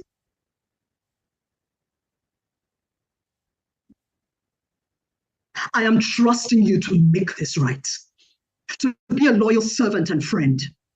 Go, and don't come back until you can save my husband. Okay, good adjustments. We're gonna do this one more time. Keeping all the stuff in the first paragraph, that was great. Can you treat the second paragraph like an on-ramp? So start with the energy a little bit lower for this is ridiculous, and then go up with it. It's like you're building up a head of steam, yeah? So when you get to days at the most, it's almost like you're pulling your hair out, yeah? But you started with a, why did you, and then you just, because it's just been in your heart and making you hurt all this time, yeah? Okay. Take a beat after days at the most before you go into I am always in the throne room. Take a moment for yourself. Walk away from your advisor. You got to kind of be in your own head. Walk away from your advisor and just let it sit in the hurt a little bit more. Yeah, be less strong. Be a little bit more broken there. Okay. 4th paragraph. And yes, I know he has lived a long and prosperous life and that the ancestors wish his presence now. That was excellent. But the ancestors are selfish. Rather than taking the energy down, bring it up. It's almost like you're shouting at them. Not that you're actually physically shouting, but it's the sense that it gets more intense. Okay. Yeah, it gets a little bit more intense. It's the frustration with the fact that he's slowly leaving you. Yeah. So don't let the energy drop there. Actually have it get bigger. Yeah. And then the I need him here is even bigger, and the world will change is even bigger, because this is not just about his death. It's about losing control of the kingdom to someone who's not going to be a good ruler. Yeah, there's a whole lot more riding on his death than just his death and just your heartbreak. And then that final paragraph, I'm trusting you to make this right. I loved the strength. Slow it down a little bit. I don't want it to feel throwaway. So slow it down and really put your finger in your advisor's face, put your finger on his chest, push him out of the throne room, even if that's what it takes for you mentally, like go fix it. Yeah. Let's do it one more time. Okay, sorry. My network broke somewhere towards the ending of the 4th paragraph. So I missed your note there. Okay. So, but the ancestors are selfish. Be stronger there. Don't let the energy drop. Okay. Imagine, like, really kind of shout it at the heavens. You don't actually have to shout, but it should feel like you saying this to the gods. Like, okay, don't take my man. The I need him here is not just about your heartbreak. It's about the fact that if he dies, the kingdom is going to be overrun by somebody really Lost. horrible. So it's about a bigger issue than just your heartbreak. Yeah.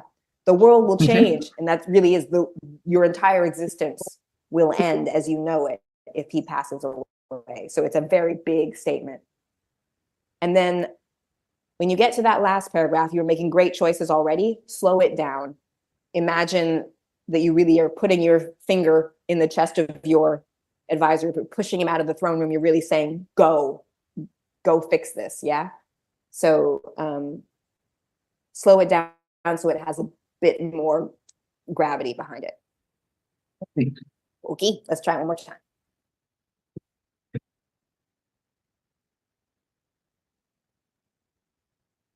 Do you come with news? You have nothing to tell me? Are you failing as our most trusted advisor? This is ridiculous. You told me you had a plan, that I did not need to worry. Now he is hours away from death, days at most.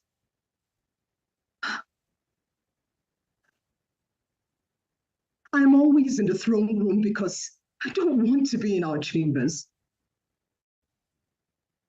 I love him, but I hate seeing him like this. I fear this will be my lasting memory of him, and I don't want that. And yes, I know he has lived a long and prosperous life, and that the ancestors wish his presence now. But the ancestors are selfish. I need him here. The world will change if...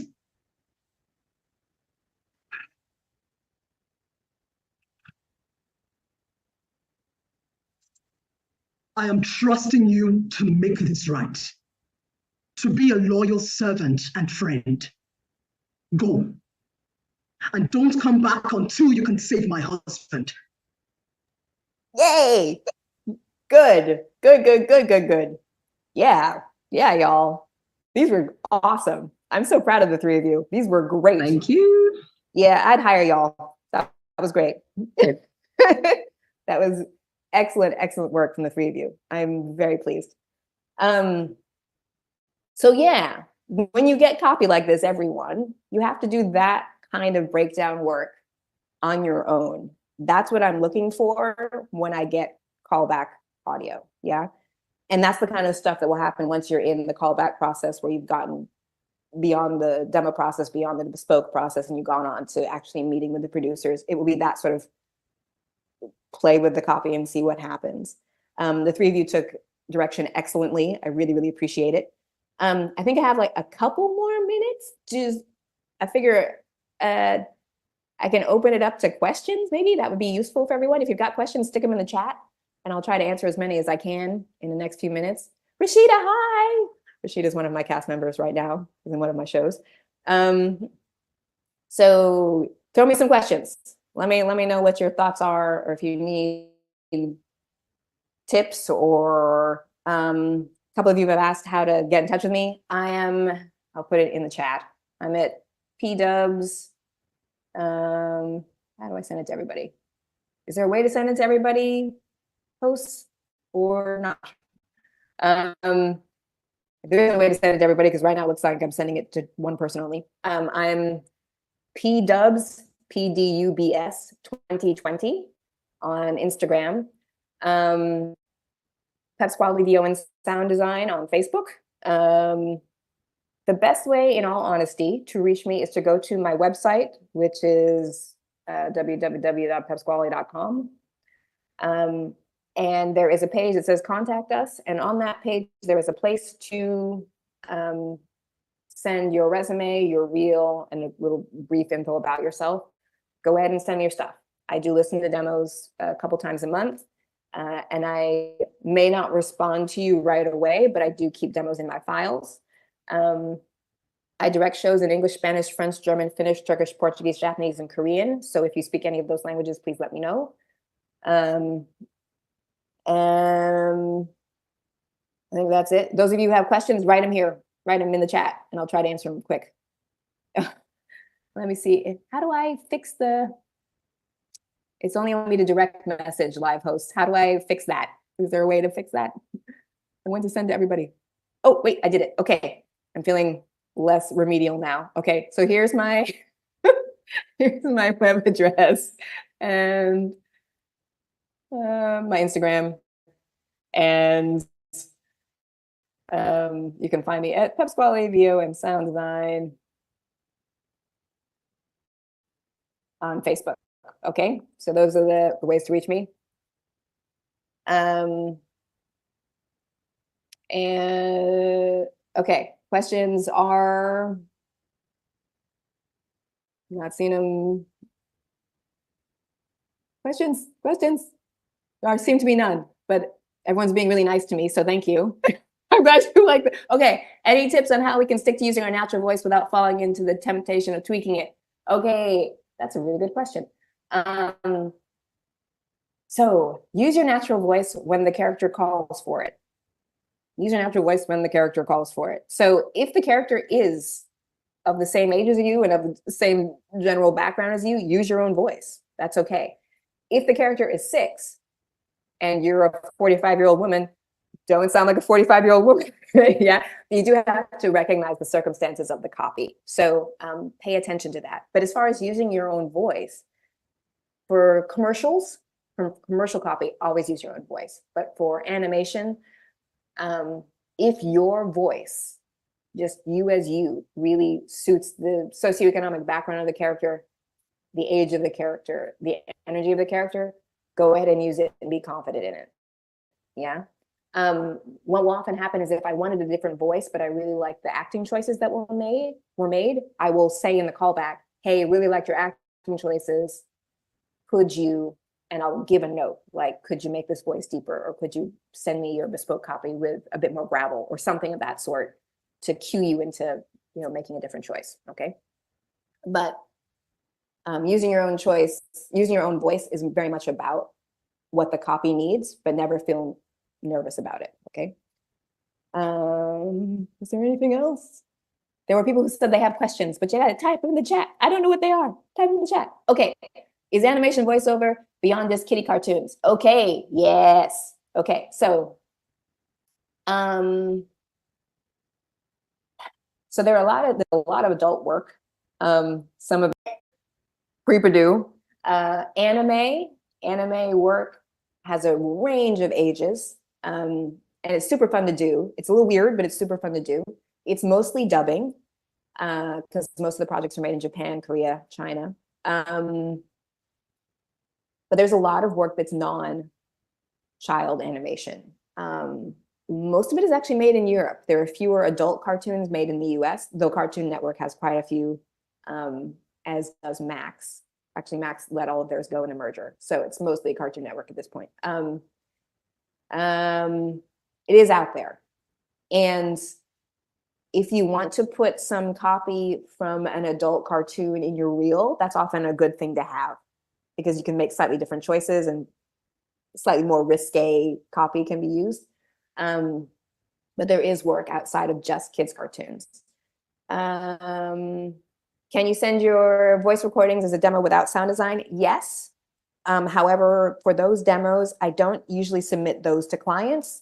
What I will do is ask you for a bespoke recording. Not all of my clients want to cast from demos. Some of them want to hear actual copy recorded. And so I'll send the copy out to everyone and say, please record this. So you'd be better for those than for those clients who want to hear demos as sort of an idea of the kind of work you've done previously. Ways of getting scripts that you can practice with. There is a website. Let's see if I can remember it.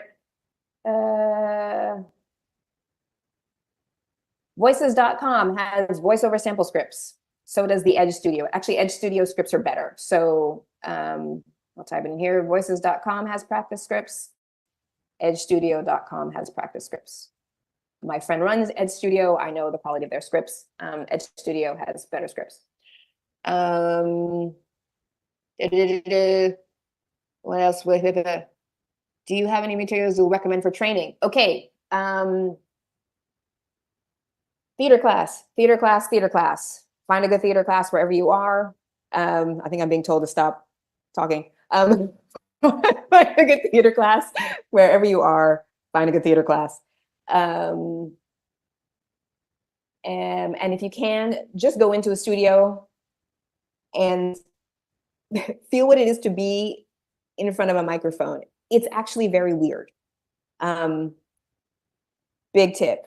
When you are recording anything, whether you're recording it yourself in a studio, always wear one headphone on and one headphone off.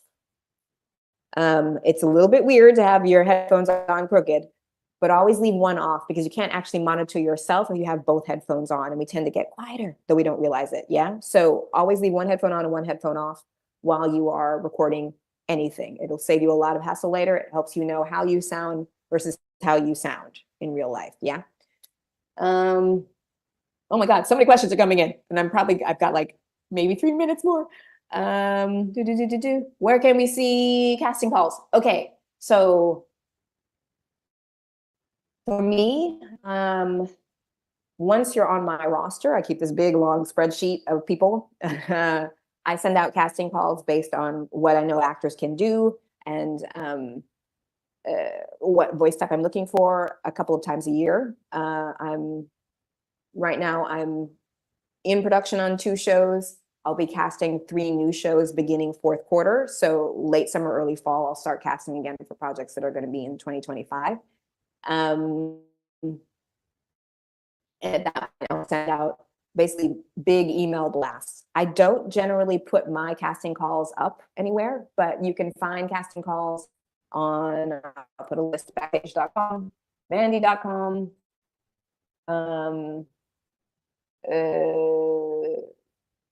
what is it? Gosh, I really don't use them. So I'm having to like dig back into my days of being a voiceover artist.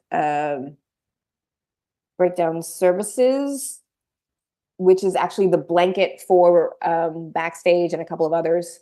And Actors Access, that's actually a good place to put your stuff up, put your resume and your headshot and all that goodness. So yeah, those are good spots to look for. Yeah, I think that's it. Were there any other questions? Got 2 minutes. I've got 2 minutes. Okay, what does copy mean? Okay, that's a super good question. So copy is the audition script, whether it's a commercial audition or an animation audition. They just call it copy because it's literally, in the old days before computers, you would just get a piece of paper, literally a copy of a piece of the script, and that's why it's called copy. Is there anything else? What advice do you have for, so many people writing me, things are moving. What advice do you have for auditions and cold reads? Well, cold reads, okay. If you arrive at an audition and they just hand you a piece of paper and say, do this now, which is horrifying, I understand. Take the copy, sit down someplace quietly, read it through once to yourself, then read it through once whispering, then read it through once out loud. You'll discover new things each time you do it, yeah? And then just go in and do it. Just go in and get it out there. This is a technique that I used to use when I was a VO artist that actually worked really well for me. I hope it works well for you. It was just a way to get it sort of in my body, but I didn't want it so polished that I couldn't be flexible with what the producers needed. So I would read it once to myself, read it once whispering, read it once out loud. So it was like every part of me had sort of internalized it at that point, and then I could go in and be present to the actual audition process. And I think I have to be done. If you have questions, if you have more questions, feel free to DM me on Instagram. I'll try to answer as many questions as I can. And yes, I have recruited actors from Nigeria, and I actually don't direct audiobooks. I'm primarily cartoons and narrative podcasts. So I don't have many tips on that. Sorry. And I think that's everything. Okay, y'all, you're wonderful. I'm super proud of this event. I'm super proud of what King's put together, and I'm honored that I could be part of it. And thank you to our 3 lovely artists today for killing it. I'm so pleased with your auditions, and have a great rest of the festival, okay? Bye, all.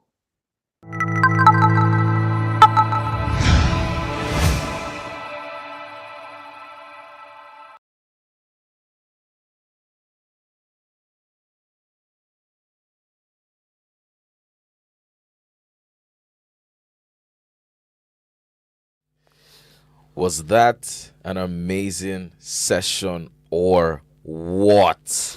Please, can I see some fire emojis for all the participants? Oma, Eric, Robbie, every single one of them. And please drop mountain emojis for Paula in the comments, man. Every single one of them. I'm not seeing the emojis because what? It was so good, so profound. I love how she went on from speaking about the do's and don'ts, auditioning, don't send me these other messages, this kind of messages. Because I'll be sending you messages like, happy Sunday, ma. How are you doing, ma? They will block you. No, like, I'm going to be your face.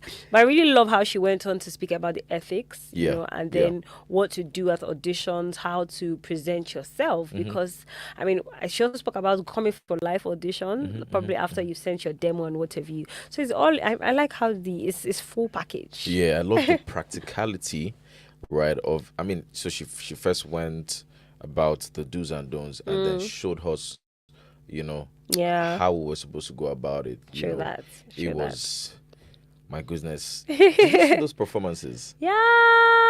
I really loved Oma. She embodied it so good. Is a great director who understands the story, who can help you get into character, who is empathetic, right, and who has a lot of steez and composure.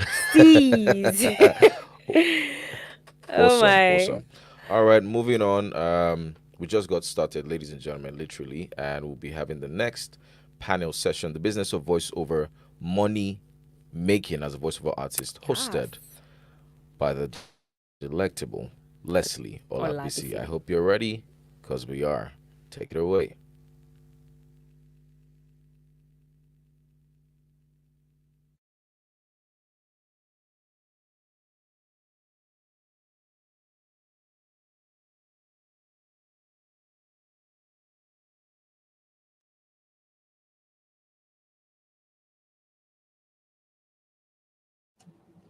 Okay, hey, can everybody hear me? Let me get a 1 in the chat if everybody can hear me well, as you all say. Well. I know you all saw my skit with King, and maybe I'll get a little pigeon lessons today. So welcome to the Business of Voiceover, Making Money as a Voiceover Artist. I am your moderator for today's panel. My name is Leslie Olabisi, and I am Nigerian, born in America, coming to you live from Washington, D.C. Let me introduce our panel guests. I know we are all here. We've been patiently awaiting our turn. Tim Friedlander, where are you? Let me see your face. Close the chat so I can see everybody. I'm right here. Hello, gallery. everybody. Let's see if you got me now. There we are. Multi-speaker view. There you are. Tim Friedlander. Let's see. Chilulemba, are we here? Are you here? Let me see your face. There you Live go. and ready. And Lala Peters. I know I saw you in here earlier. Let me see your face. Let me see your face. I don't, but we will get started in our introductions. Tim Friedlander from the USA is a distinguished voice actor and studio owner based in Los Angeles, renowned for his talent and advocacy within the industry. With a remarkable career spanning various facets of that voiceover work, Tim has solidified his position as a leading figure in the field as the president and co-founder of the National Association of Voice Actors, also known as NAVA, where Tim has tirelessly championed for artist rights, embodying a commitment to the betterment of the profession. round of applause for Mr. Freelander. Oh, we'll do snap so it's not too loud. Okay, Mr. Lulemba coming out of South Africa. You are welcome. Thank you.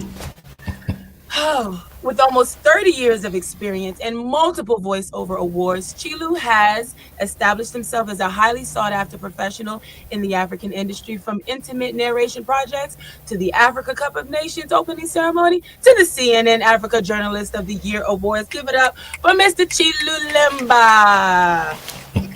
Ms. Lapidus, are you here? We'll give her an introduction anyway for the playback.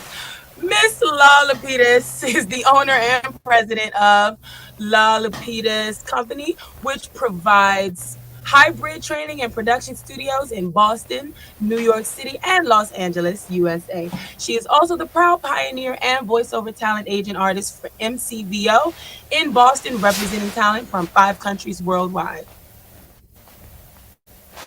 Okay. I'm not sure who.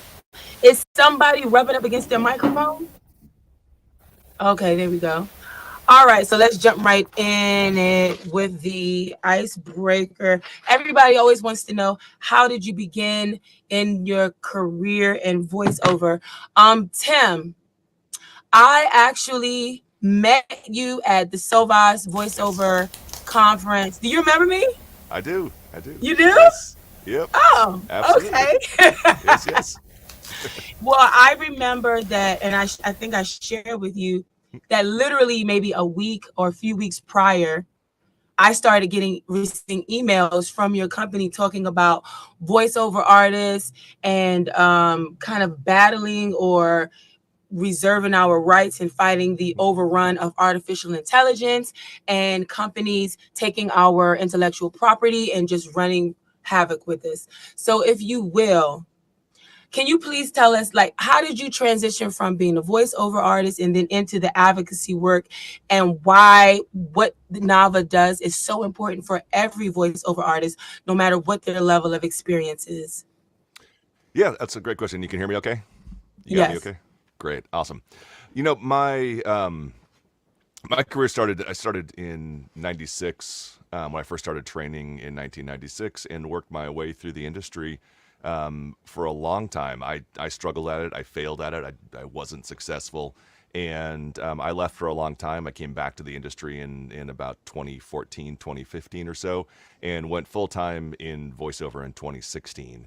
And one of the things that I saw when I first got into the industry in 2016 was a big gap in, I guess, education and training for those who were just starting out and trying to figure out how to transition from being a kind of an entry level or beginning working voice actor to being a professional voice actor. And there was a lot of information at the very beginning and at the very end, but there wasn't really anything in the middle about how to transition and how to make this difference from just starting out to actually working. Lots of information about how to start and lots of information about what to do once you're successful, but not a lot of information about how to get there. And so a lot of my background at least in Los Angeles here, has been kind of working with those voice actors to make that transition from a hobbyist to a professional voice actor. And when we launched NAVA, which was a little less than 2 years ago, I kind of took that same ethic and that same concept into NAVA to try and make a national organization.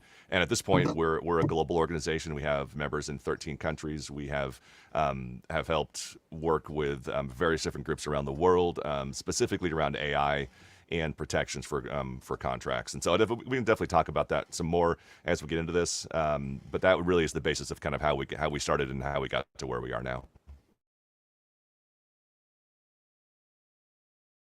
Chilu Lemba. How you doing, Leslie? How are you? Thank you.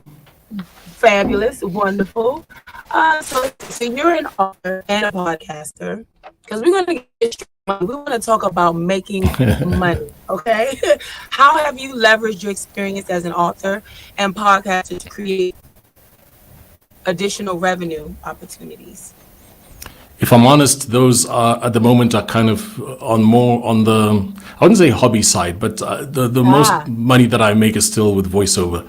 Okay. The novel was a bucket list item, which has done pretty well, but it's not like, I got rich off the novel. Podcasting, I have a few podcasts, but what we've done is we've pivoted because we've got, some good equipment and so on. So we've created a studio that allows other people to come through and record podcasts, and we do some white label podcasts as well. So that's how we're making money from podcasting. But primarily, I'd say still about 90% of my earnings every year is linked directly to doing voiceover.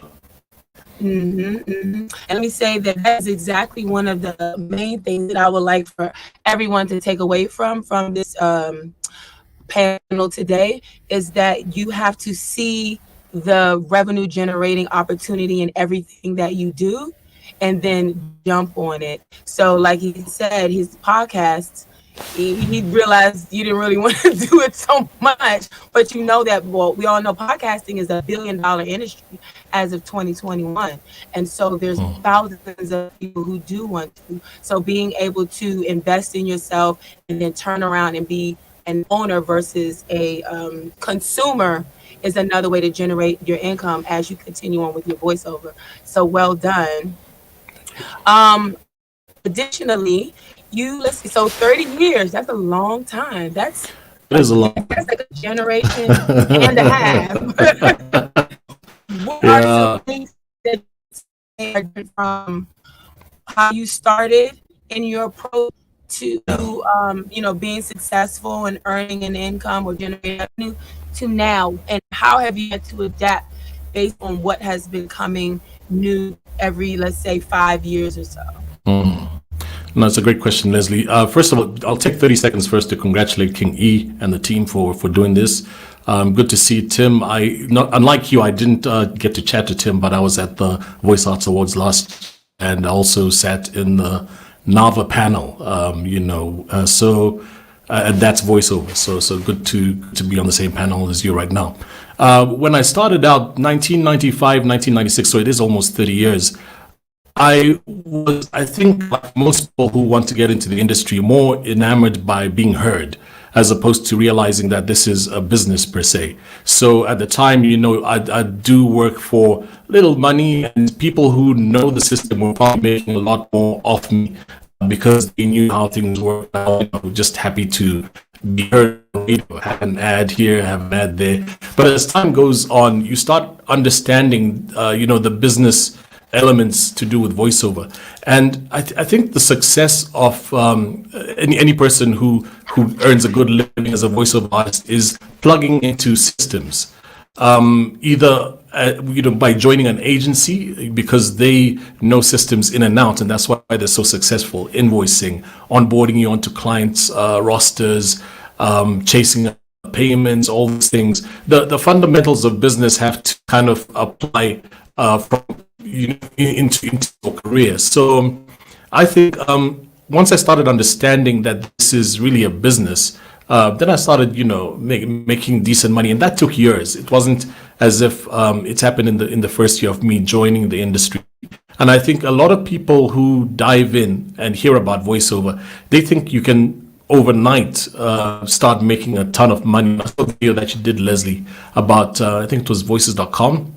And I agree with the sentiment in there. You cannot, in the first year or so, start, making like a bunch of money.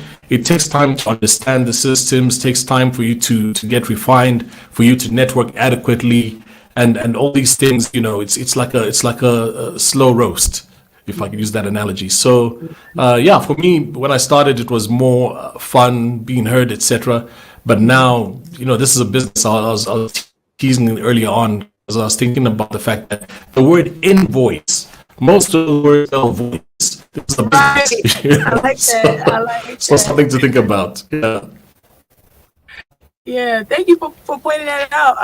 I'm glad you saw that. So I got that actually. God bless her. She loves me. She means well. And this to everyone that's listening. What you just started, what you will find is telling people in your life know that you are into acting or into voice acting within their own lives. They might see something like, oh, check this out, and they start sending you links and stuff. So my sister sent me that, and I was like, no. And I just felt compelled because my sister has seen me, like the Paul Wilson last session, how she was saying you should expect like 4 years before you really even start to see any kind of movement. So I'm like, I know my sister has seen me as an artist over the past 20 years, and she knows good and well I didn't.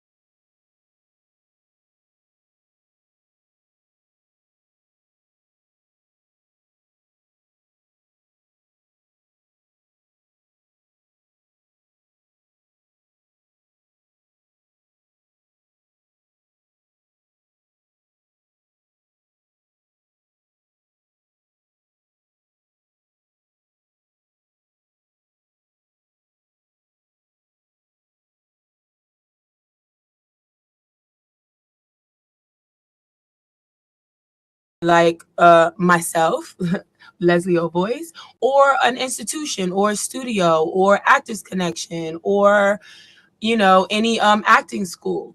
The other thing is that voice acting is acting. If you were here for Paula Wilson's session, that's what happens when you go, except they're not going to coach you that much. When you go in an audition and you're in person, because in America, a lot of auditions are still remote. And you rarely even go to the studio until really you basically get booked. But before you would you would either self-tape an audition or you would go to the studio to audition, and they will let you.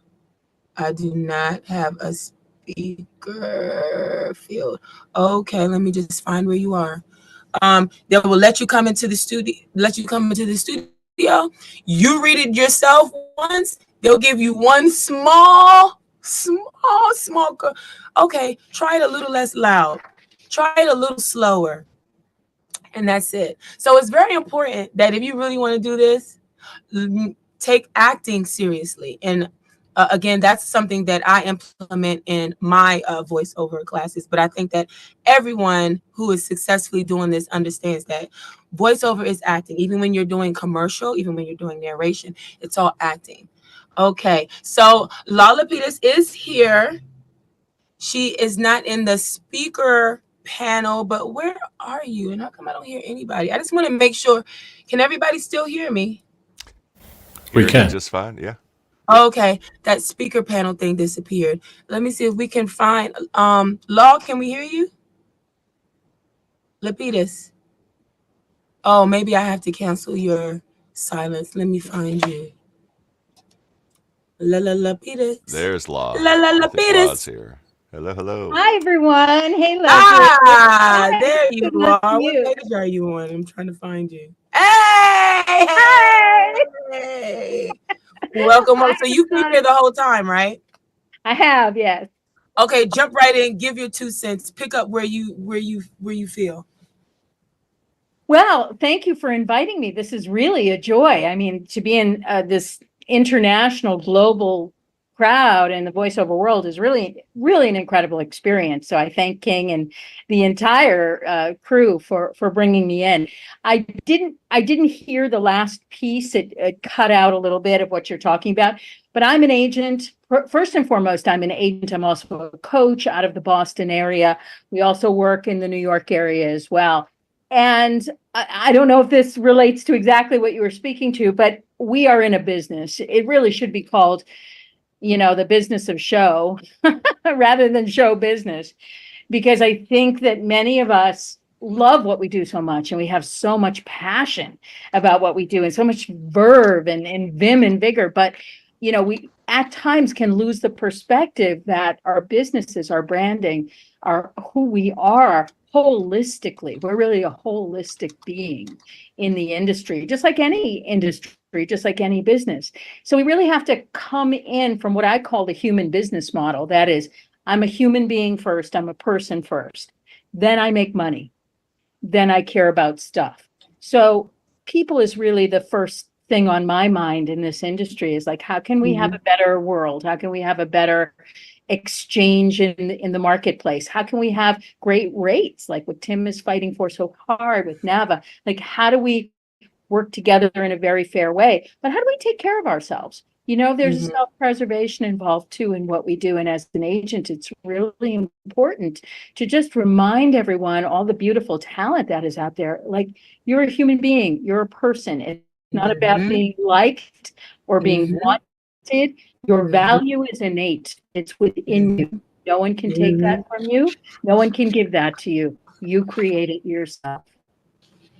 Absolutely. And I'm so glad that you touched on that, because this is a business where you're going to hear, not only are you going to hear a lot of no's, but you're going to hear a lot of silence, because nobody's going to take the time to tell you you didn't get the part. You're just never going to hear from them again. And so you have to be confident in yourself and say, you know what? I left it all on the table. It wasn't my time. Maybe they found somebody quicker than I did. Maybe it doesn't matter. You know what I mean? And so that's why the best thing that you can do is to constantly refine your skill set, work on yourself.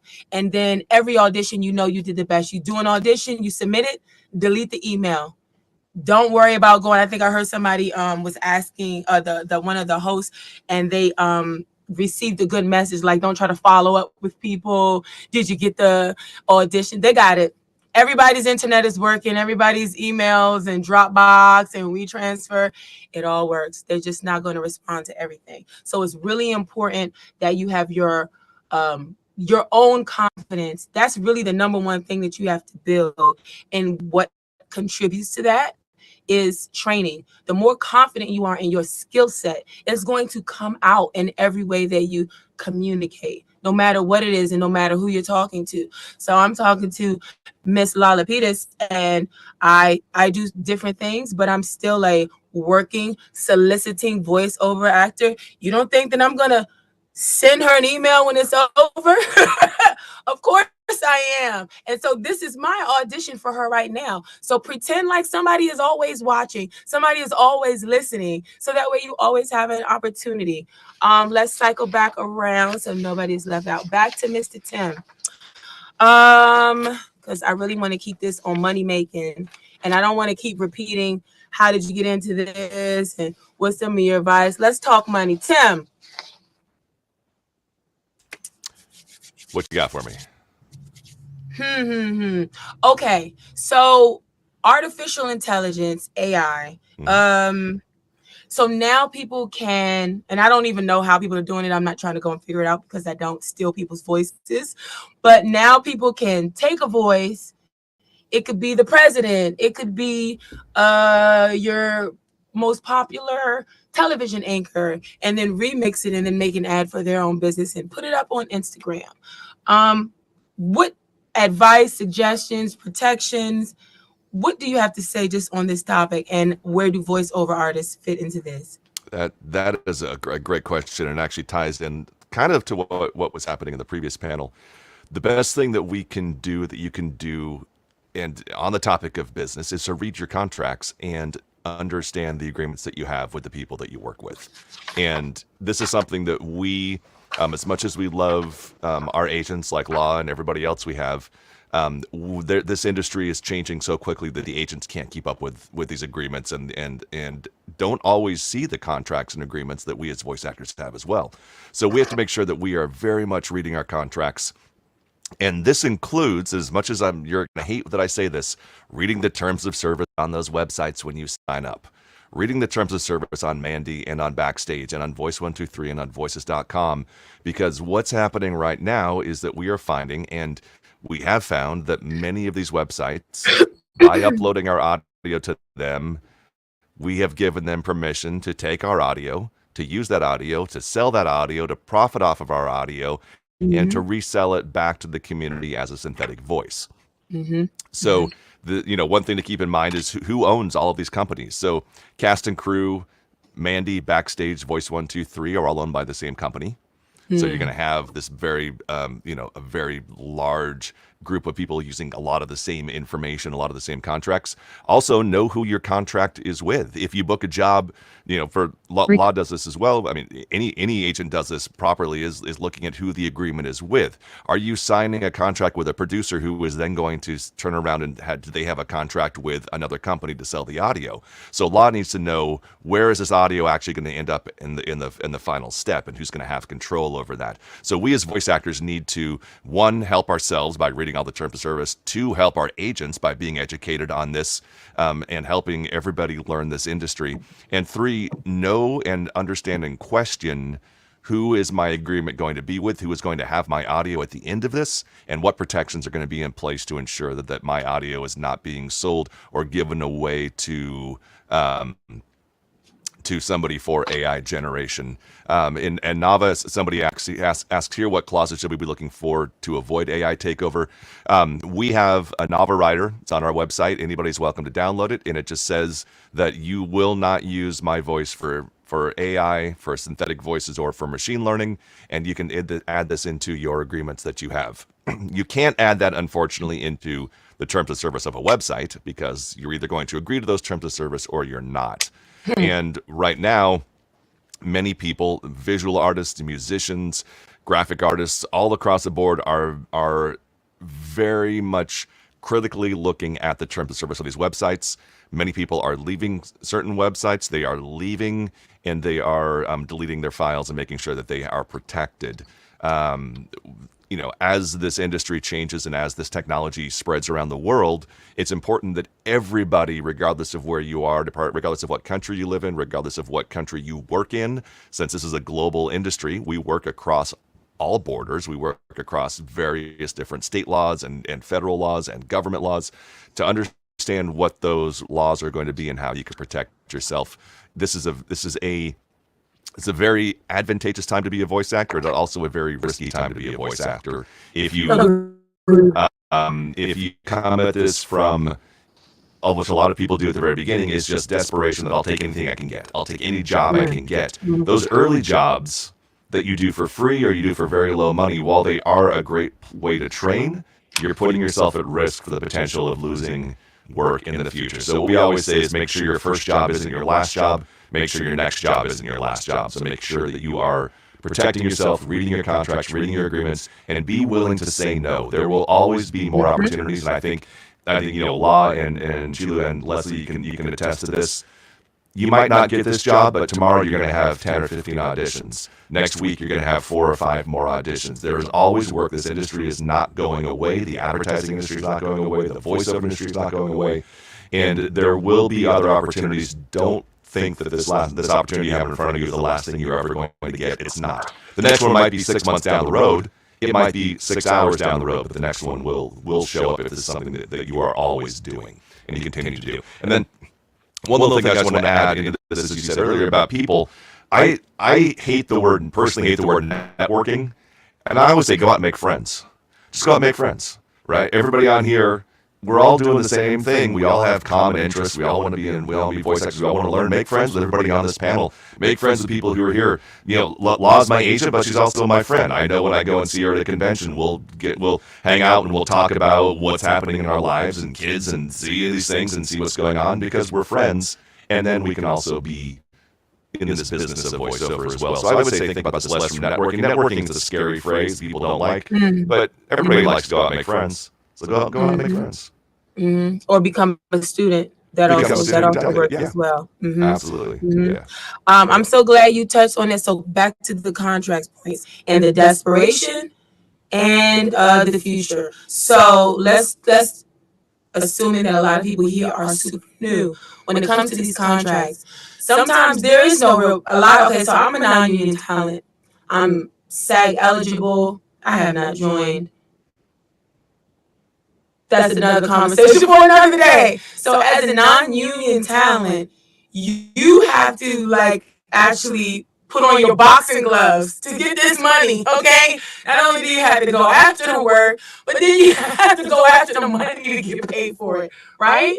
And so in the beginning, yes, I definitely took the approach of checking out different sites, but I did a master's voiceover program, and my teacher said, now, voices.com, voices 1, 2, 3, here's the positives, here's the downs. The practice, the just doing auditions, getting used to it, but at the end of the day, you have to pay. And then even the point about your intellectual property, I'm sure he probably didn't bring that up to that point, but there was the, it was the gist, right? And so in the beginning, you're excited. Hey, you want to hire me? Okay, sure. We're going to pay you this. Okay, sure. So I can understand it in the beginning. And when you're first starting, yeah, you're not going to get a lot of money. And I don't think there's anything wrong with that. But as to Tim's point, don't give your life away and do not give your voice away to, I will say, electronics, hotels, cars. Come on, Tim. Chilu, jump in. Law, jump in. Pharmaceuticals. Dating apps. Yeah. Any big brand industry that would have any big beverages. Don't give your voice to any of those without some type of agent, contract, serious agreement, because they all come with exclusivity. And what they don't want is to find a voice and then they have their team go and research you and find out where else your voice is. And you've now done some rinky-dink juice bar, bottling that your cousin has, but they somehow paid for advertising, and so it ran all throughout the Mid-Atlantic, or all throughout West Africa, or all throughout the BBC radio network. But now you can't do this global vitamin water for the whole world. So I would say, yes, you can. You're going to take less money, but never give away your usage, your exclusivity. And so again, we have to consider, I guess, who knows. So exclusivity means that when you take a job with one company, you will not do any work with a company that's in the same market or same product, field, or industry as they are for a determined amount of time. Okay? Usage. You want to veer away from in perpetuity projects. But when you're first starting out, most of your stuff is going to be like that. But the problem with that is that you get paid one time. And then that person takes your voice to promote their product, and they pay advertising, which takes us back to the advertising industry, which he says never goes out of business. It doesn't. They pay for advertising, and then they make their money off the product. The advertising agency makes their money off of the advertising. And then let's say next year they want to use the same ad. They have to pay the advertiser to run their ad again, but they don't pay you anymore because they paid you one time in perpetuity. So you really want to make sure that your usage is not longer, especially if you're just starting out, it's not longer than a year. If you can do 10 weeks, 3 months, 6 months is really more ideal. But again, I'm just trying to be realistic and remember what I was getting when I first started versus now. And then the other part that he mentioned, desperation. I had, even now, people will try you, even knowing that they found you online, and they will still try you. I had Deloitte through a third party that was interested in shortlisting my voice. And that's another phrase they use to get you excited, to make you feel like you're special. Whatever a short list, if the list was 1,000 and now there's 200, you've been shortlisted. That's not a short list. And wanted to pay me like $400 for a training video.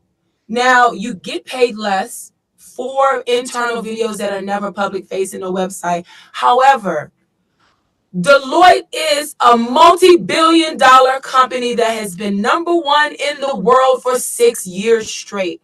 So you have to understand that whoever your end client user is, that they have the budget. Don't take pennies and peas. It's okay to work with people that are small businesses. They're just starting. They only have a couple hundred or a couple thousand. That's fine. But if you know that they have the money and you know what the going rate is for it, say no, because your yes is around the corner. Okay, so enough on that. Mr. Chilu Limba, Hey. What are some strategies or techniques that you use to acquire new clients to keep your revenue coming in? Fortunately, I think on my side, because I've been doing this for so long, most of the people that I voice for are repeat clients. It's sometimes even jarring when I meet new clients, and I'm bankable with the various channels. For example, while we were waiting on this meeting to kick off, while Paula was still speaking, I got a message saying, "Can you do this voiceover quickly?" So I ran into the booth, came back, but it's mostly repeat clients. But I'm also curious, because you've spoken a lot about things that I'm aware of. But I kind of suspect that a bunch of people that are on the chat right now might not be aware of these things, because the US operates quite differently from Africa, and Africa also operates differently across the country. So for instance, in South Africa, there's the PMA, which is the Personal Managers Association, which kind of gangs up every year and works out what might be the rate card for South Africa, with usage rates and all those things. But then you move across the border into the next country, they don't have anything similar, and so they don't have usage rates. And the other, a lot of the speakers I'm hearing talking about, say, voices.com, Mandy, and all these, which I'm curious to find out who's using them in Africa, because a lot of the jobs that they cast are for North America, Europe, etc. And No, like voices.com, the pay-to-play sites.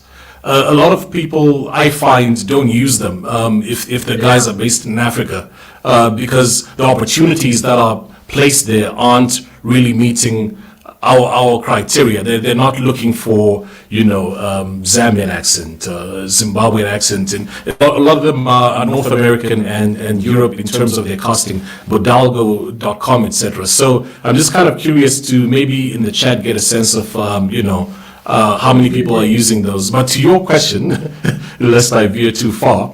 Some of the strategies. Before you got established, when you were first acquiring your when I was first, how did you do it? Yeah, I think for me, when I started getting a lot of work was when I got with an agent. So that was maybe because I've had two stanzas to my career. So when I moved to South Africa, Intertalent, which is one of the top agencies, signed me up, and their job was to market me extensively. And what had happened at that time was there was a wave of change in Africa in terms of how voices were being positioned to voice certain brands. So they were kind of marketing me as the neutral African accent, which worked to their advantage, because like some of the big channels were getting pushback if they used a very particular South African accent, whereas the jobs were being produced in South Africa. So I got a head start, but long story short, it was the agent that was pushing a lot of the work my way and marketing me. So I always kind of think there's merit in getting signed to an agent, because remember earlier I talked about systems, but they also have that marketing element where they can see gaps that can keep you busy. And once you're busy, they get a cut. So, it's to their advantage for them to see you do well in most cases. Okay. You mentioned, what did you say? Oh, representation. So that's another point. So you have representation that might only work with whatever your respective countries, agencies. Let me get my thoughts together. Well, let me ventilate it further for you. Union only, or that's going to be non-union freelance. You can work with a variety. So to your point, there's no union and non-union in this region. In Africa? You find out about it when you kind of speak to people in the US at conferences, etc. But to us that's Greek. So this is agent, you're either represented or not represented. So when I'm speaking agent, I'm speaking I'm assuming that kind of agent who gets you work. Yeah. So that's as far as relationships go here. There isn't. I mean, there's some organizations that will gang up and try to look into the well-being of voice artists, but it's very different from how it's established and set up in the US, is what I'm saying. Okay. Sounds good. And that takes me to another point, which is very important. As a voiceover artist, you are a global voiceover artist. And so, the reason why I say, again, union, non-union, even in South Africa, if you want to get representation in America, you can. Everybody, though, needs a demo. So the number one thing you need to do after training is make your demo. And that is your marketing tool. When you email Ms. Lala Peters, don't email her without a demo. Okay? So once you do that, and you go to someone who that's what they do for a living, is they produce demos, or they've done it successfully before. The way you can find out if they're any good, ask them who have they done, go to their website, Google their name, and see what they sound like. That's the easy way. But in America, and in other places, but in America, you have some agencies, big agencies, like let's say CESD. I think that they mostly work with people who are union. But then you have other agencies like PN agencies who work with people who are non-union. And PN agency, what is it? The PN stands for? They have a department where it's like ethnic voices. So there are a lot of opportunities in America for African voiceovers to come over, and you would be the commodity because you have your particular Kenyan accent, South African accent, Ghanaian accent, Ugandan accent, Rwandan accent, whatever the case is, accented English. So I definitely encourage, as another way to make money is definitely think globally. Reach out, go to the UK, go to the United States, go to Canada, go to maybe Brazil. I don't know about the whole South America, but Brazil, because it's quite diverse, and submit there. Would you agree, Ms. Lapidus?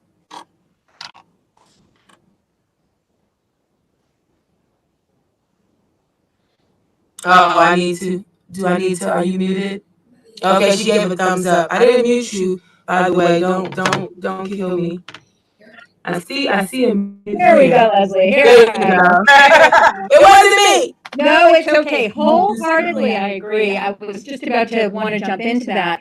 I think it's really important that everyone coming in now, and really for a number of years now, not just today, but really for quite a while, we're working from our home studio. So now the industry standard, because a lot of folks will ask us about this, am I going to go to studios? I said 9 times out of 10, you're never going to go to a studio.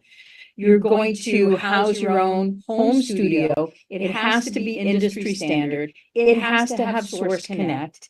And we're bringing in a lot of talent. I mean, there's a ton of non-union work. There's much more non-union work to union work. So we're a SAG signatory agency, so we love our union talent. But I like to be honest, I'm a transparent kind of person. If you're non-union, which many of our talent is, you should be working really hard to get work, because there's a lot of jobs, there's thousands of jobs out there for different kinds of voices, very unique voices and very real voices. Voices who are non-actors, which I want to clarify what I'm saying by that. I want you to have actor training. Actor training is really important. However, when I say non-actors, I mean, you have to understand how to deliver your dialogue real, stylistically conversational. And that's actually quite hard to do unless you know how to act. It's a very strange kind of phenomenon. But you have to have great demos. You have to have competitive demos. Go to a producer. Don't try to do it on your own. Go to a demo producer. Make sure they're done well. The truth is, again, oftentimes I'm not listening to a full demo. I'm listening to like the first 2 pieces and then I'm done. I know that you're good in that time frame. It's not to say don't produce a full demo. You have to produce a full demo. But just know the reality is time is of the essence. And if we're listening to 50 or 75 demos in a day, we want to be able to rock through them really fast. And we have to know that you've had training, you know what the industry standard is, you understand what the union is and how the union functions. And if you're non-union, I just wanted to answer, someone was talking earlier about this, about non-union having an agent. Yes. Have some representation on your side. if you can get representation that you're a good fit and they're a good fit, and you're going to partner up together, you're going to work together. They're not going to do all the work for you. Agents don't do that. That's a misnomer. It's a myth. What agents do is they partner up with you if they think you're a good fit for their client base. Then they expect you to work as hard as they work, gathering clients, working on your studio, working on your demos, right? Getting in the samples that you need to get in. And you can go across the board and get more than one agent. So if they're freelance, if they're non-exclusive, my agency is freelance, non-exclusive. You can work with anyone all over the world. It is not local. It is not regional. We're not even national. We represent 5 countries right now, going on more. So it is international. The only one thing I have to warn Leslie about, which some of our people have run into, is tax issues. So you must have a great attorney, a great accountant or financial advisor on your side so that they can advise you. Because when you work all over the world, which you probably will, you're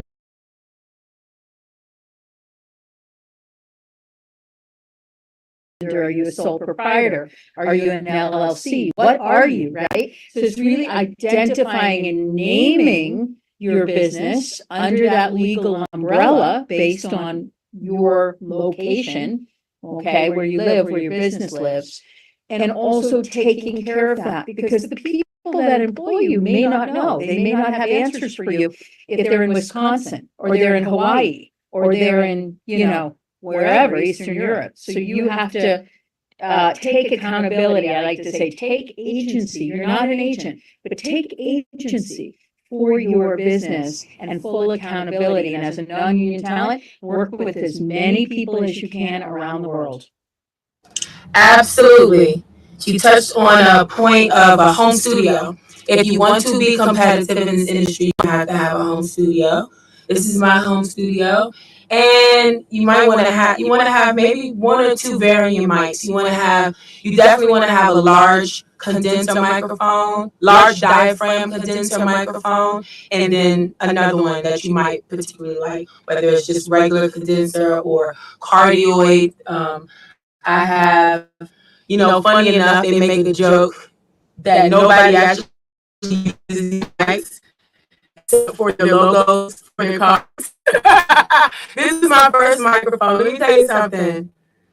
There's a lot of voiceovers out there that I performed on this microphone. So it's really about picking something that you sound good on, and using it properly, knowing where to stand.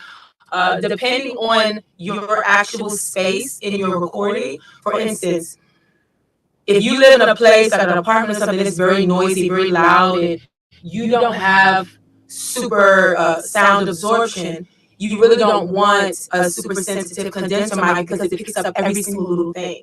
So you want something that's more muted in the background and front focused. You don't want something where it picks up sound all around. So learning, also not only training your voice, but learning about microphones and your space is how you will make a custom studio. There's no set rules to studio other than you want the sound to be as dead as possible, as little echo as possible, without reflective pieces. So that's just a little tidbit when it comes to home studios. But you do need that to be competitive.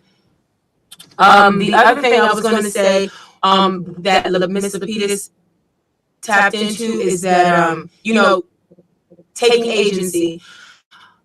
Now I'm at the point where people are finding me because they are able to find me. So what do I mean? Visibility. I want everybody at the end of this conference to go to google.com and type in your name and see what the search results. And your goal within the next 3 years is to return a full page of search results. That's how many, whether it's websites, interviews, platforms where you can put your samples like SoundCloud, your own website, collaborations, podcasts, anything, anywhere. Hashtag and tag your hashtag. You start hashtagging yourself when you put your work online. be more professional in your online representation, if you want to take this business seriously, I'm looking at everybody that is making friends in the chat, and that's lovely and that's wonderful. And I hope that you use Instagram and TikTok not only as a means of social camaraderie, but that is a business tool. And so you want to be mindful of your online representation at all times. If you want to be serious in this industry, if you want to have a nonsense online profile, I suggest that you use an alias and then use your real name for your professional public facing representation. And if you ever notice when you type in probably like a Chulu Limba, you'll see an actor panel pop up. You'll see his face, you'll see his website links and things like that. That's called an actor panel that Google provides for you for free. And so after either a set amount of listings, or you might be able to just go straight to Google, you will be able to have that for yourself. All of these visibility things helps when you are seeking representation and you're sending a demo to a casting director or a demo to well, you wouldn't really send a demo to a casting director, but unless they were on this conference, you would send a demo to these different talent agencies. And then what they're going to do after they receive their demo, if they like what they hear, they're going to Google you. They're going to go see what else are you doing. Are you doing some foolishness that's going to reflect negatively on their business? Is there a quote out there where you're saying something crazy? You see people get canceled all the time. You know, I, in 2016 is when I changed my whole online performance. I took a actors boot camp by Bill Duke at the African American Film Festival, 2016. And he said, listen, you can go off with 2 parts and you could both be great. The next thing they're going to do is see who has the most curb appeal, who has the most followers, who has the most subscribers. That your social media, that's a business.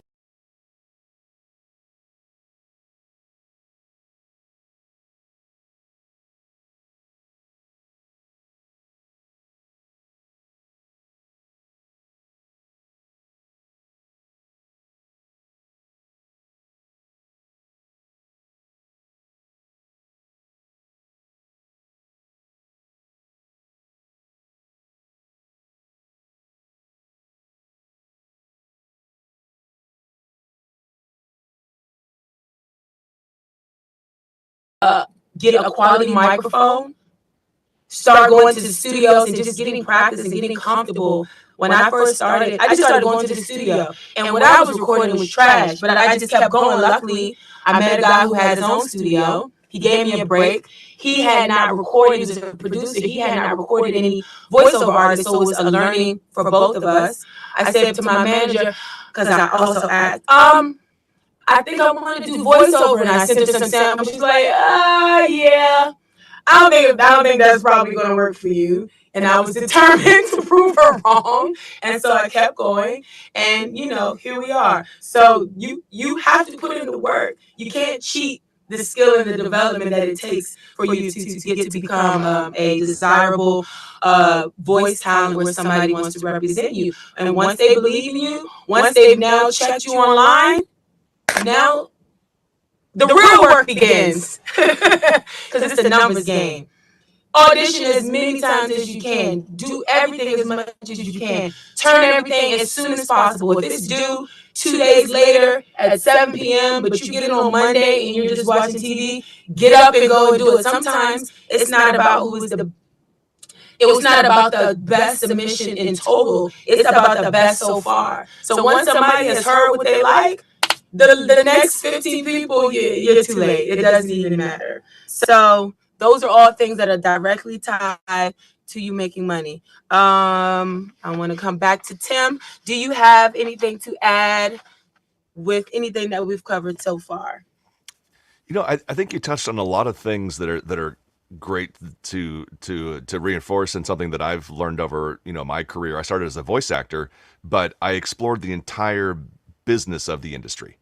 And so voice acting is one, you know, being the actual person behind the mic is one tiny part of my entire business. I have 5 studios in the United States.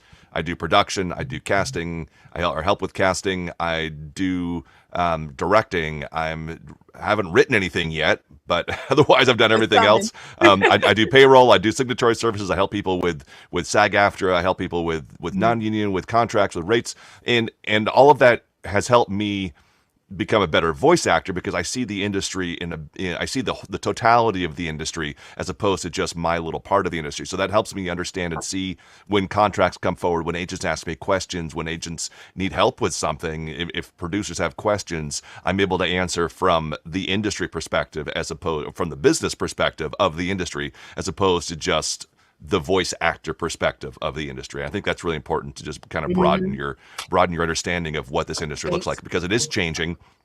It's going to change, and it's becoming much more of a self of a business that you have to run yourself, a lot of times by yourself. And the more you know about the totality of the industry, the better you're going to be able to navigate and be successful in the industry. On the money, absolutely. Mr. Lemba. No, I agree with Tim. I think when you start out, you'll have a very micro view because you're looking at the immediate things that you need. But then after a while, that macro view is important. So even in the way that I look at things here in South Africa, I'm always checking what's happening. Say, for example, right now, there's a big sale on the table where a multinational company called MultiChoice, which employs a lot of us guys here, not employees, but like accounts for a big bunch of our businesses, is about to be bought out.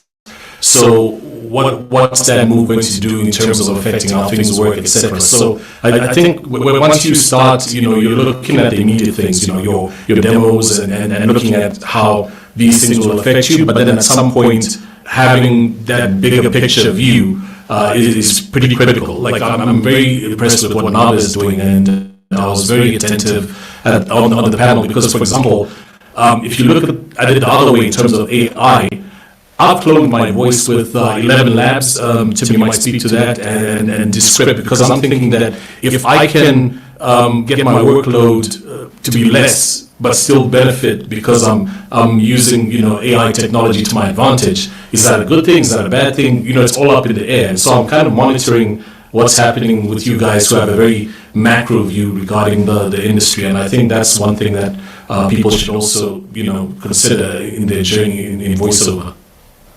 Tim? Yeah.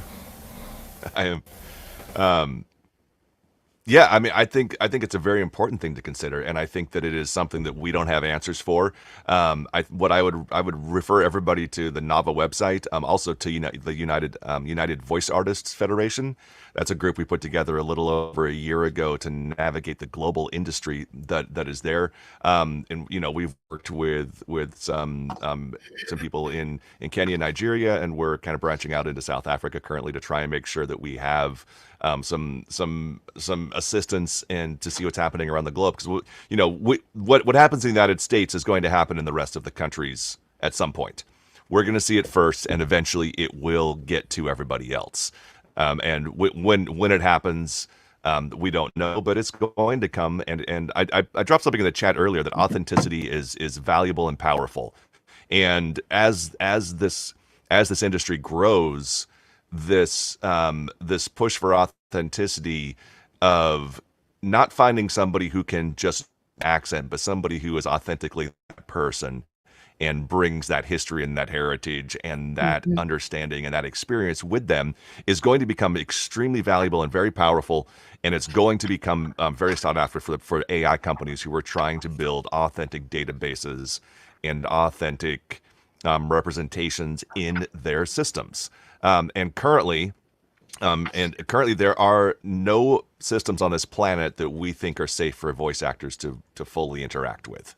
Because we don't think that there are any that are ethically sourced, meaning that they've built their foundations on ethically sourced audio. And some of them are potentially using your audio that you upload. So I would be, I would say, yes, explore these things, understand what 11 Labs is, understand how it works, understand Descript, understand ReSpeech, understand OpenAI, all these platforms that are out there. And then also understand that how they got there was probably by stealing all of our audio over the last 10 or 20 years, or by either getting the audio in a way that wasn't wasn't ethical or legal in some areas. So we're trying to unravel this as we go through the industry, because voice actors we are the literal voices of these systems, right? We are literally the voices of OpenAI. We are the voices of ReSpeecher. We are the voices of all these companies that are out there, and we have not been involved in this education or training or understanding of how these systems are built, and we're just now learning about this. So I would look at these things. I would say, I have a synthetic voice. I've used 11 Labs. I've used with other companies as well to see how the technology works. But know that just understand the terms of service that you're signing up for, and make sure you're very aware of what's going to happen with your voice if you do upload it to one of these sites. 11 Labs, we've spoken with them personally, and I feel safe putting my voice on their platform in certain areas. But I'm also very wary of not giving it out publicly so that other people can use it. And that's something where, Leslie talked about exclusivity earlier. What happens if your synthetic voice is doing a competing product? Your synthetic voice is out there and it's doing, you're the voice of Ford and your voice is doing something for Chevy, or, Microsoft and your voice is doing something for Google, but your synthetic voice is out there doing something for Amazon. We haven't seen this fully play out yet, but in that point, who becomes liable? Who is going to be responsible for that? And more than likely, the human voice actor is going to be the one who gets damaged in that particular scenario. So, and that's my 2 cents on AI. Yeah, thank you. No, definitely. So 11 Labs, yes to some, but the main point is to thoroughly vet. And I honestly, if you have any, first of all, you're getting a lot of compliments for your voice, Tim Friedlander. I also enjoy listening to you speak, as well as Mr. Limba and Ms. Lapidus, but you're getting a lot of compliments in the chat, so we want to snaps for that. But yes, when it comes to artificial intelligence or any questions like that, when in doubt, contact Nava. If you try to do research but you don't really understand what it is that you see, contact Nava. And speaking of contact, we are now at the end of our session, and so I would like for everyone to just quickly let everyone know what is the best way to reach them, starting with Miss Lalapitas. Thank you so much. So I am old-fashioned. Lalapitas Company at Gmail is great. You can go to lalapidascompany.com. You can also go to talentinnercircle.com. You can also go to newenglandvoiceover.com, and you're going to get all of our information, including all of our socials on there as well. Leslie, could I make one comment before I go? I just wanted to make one comment because I wanted to wrap up by saying we get a lot of talent who are asking for work, which makes sense because we're an agency. But I would love to leave you with this thought. Don't wait for work. Create it yourself. Be a creator. We're called creatives. We're called creators for a reason, because we're creative. And ironically, work breeds work. Right? I call myself the law of attraction, meaning you attract what you create. So do that YouTube show, do that webisode series, connect with filmmakers, use your voice in narration, and do everything that you want to do and connect with the best people you can work with.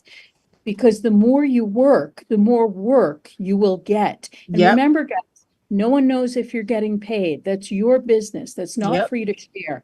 That's with your agent, your contract, your client. It's not for social media, and it's not even for your friends. It's for your inner circle. So just work and work a lot, and that's going to bring you the kind of work and the kind of energy and representation that you may be looking for. Yep, thank you for that. I was trying to make sure we covered all the points. Okay, so that's good. Thank you for bringing that one, Mr. Limba. Thank you, Chilu Lemba on all socials, and thanks so much for having me. It's been very insightful. Thank you so much for being here, Mr. Friedlander. Nava Voices everywhere, and Tim Friedlander everywhere. Pretty simple. I dropped my contact stuff in the chat as well. Okay, and I am your moderator / host. Hopefully you walked away with a wealth of information on how to make money, the key things to get started, actionable items. I dropped my info. I'm Leslie Olab. You can Google me, Leslie Olabisi, Leslie O Voice. voiceleslie.com. And we are going to exit stage left for Mr. Who is that next? I think we got Mark Cashman I believe is up next. Mark Cashman. Yeah. Yes, He was which my I've first actually, coach. I think I've One of my first attended one of coaches. his classes before as well, or listened to him speak. So he's very knowledgeable. Thank you all for joining Making Money in Voiceover. Have a great rest of your day. Hello, my name is Christiane, the community manager at the Voiceover Workshop and Media. I'd like to introduce you to the VO Force. The VO Force was created to bring together extraordinary and intentional voiceover artists to change the narrative and create a meaningful impact in the industry. Membership of this community is open to voiceover artists from all parts of Africa. The importance of a community cannot be overemphasized, and the benefits are numerous. A supportive network, stimulating and strategic conversations, access to webinars, access to announcements for job opportunities and new projects. Of course, selection is at the discretion of the clients. Discount on some trainings organized by the Voiceover Workshop and Media, as well as the annual Voiceover Conference. Accountability and motivation. You'll also have a chance to interact with voiceover artists from all parts of Africa. The platform for the VO Force community is the Telegram. These benefits are exclusive to members only for a yearly subscription fee of 25,000 Naira, and of course the dollar equivalent. You would agree with me it's a good investment for a small price. We look forward to seeing you.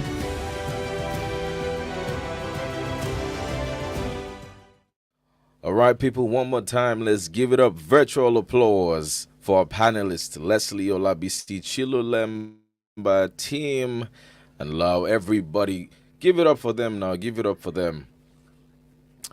I'm sure by now some people might be thinking, my goodness, oh my God, where do I start from? How do I want to do it? Well, let me tell you something, right? You got this, right? But just pause. Take a deep breath. Like take a deep breath, an actual breath. Another one.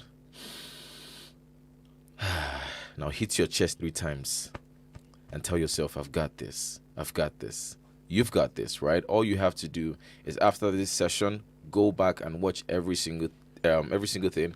Take the steps down, right, and get to work. All right? You've got this.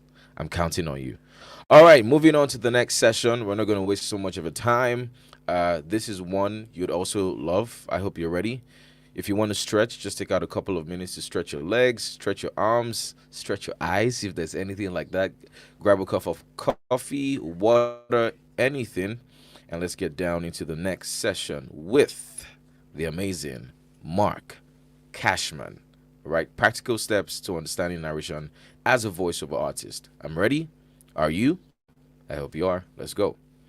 Please welcome Mark Cashman, a renowned voiceover artist, coach, and instructor with over 40 years of professional experience. As the vice president of Cashman Commercials, Mark has extensive achievements in radio advertising production, marketing development, and public relations. He is a highly respected speaker and instructor, having taught graduate and undergraduate students at USC, UCLA, and the California Institute of the Arts. Mark has won numerous awards, including being named one of the best voices of the year by Audiophile magazine 3 times and an Audie winner. Join Mark as he shares practical steps to understanding narration as a voiceover artist. Let's give him a warm welcome as he takes the stage.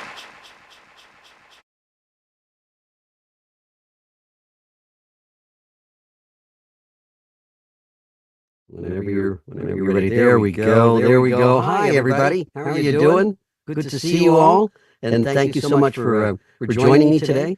And the program itself had me doing narration, but during the entire development of the conference, we changed what we're going to do today, and we're actually going to work on some actual copy.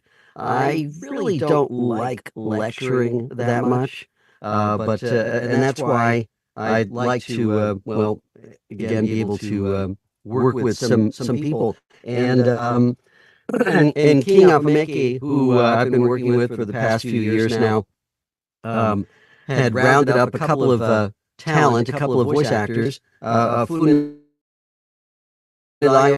Samuel Oho. I'm sorry, Samuel Oho, and I'm hoping that they're with me right now. That they can we sent them the copy, and I was hoping to be working with them. The one thing that I'm not hearing though is I'm not hearing myself. I'm not hearing any audio coming out here. So I see, at least from what I can tell, that everything is connected at my end, but I'm just not hearing anything. So I'm not exactly sure. Oh, you could, yes, good. I'm glad that you can hear me, but I'm, well, okay. As long as I can hear the people I'm working with, that's the best thing. That would be great. So that said, did Funmilayo and Samuel get the copy, and are they ready to go?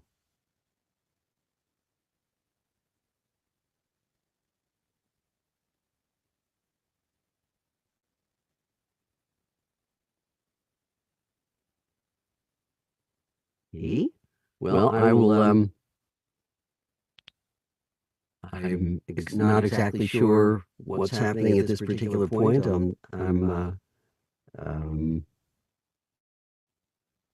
Again, just kind of strange that I cannot hear my voice on my microphone or anything.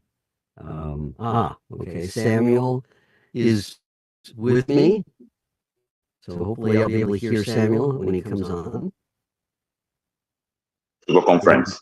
There we go. There we go. I hear somebody. Hello. Hello, Mr. Cashman. How are you doing, Samuel? Good to meet you, sir. I'm very well. It's a pleasure to connect with you here again.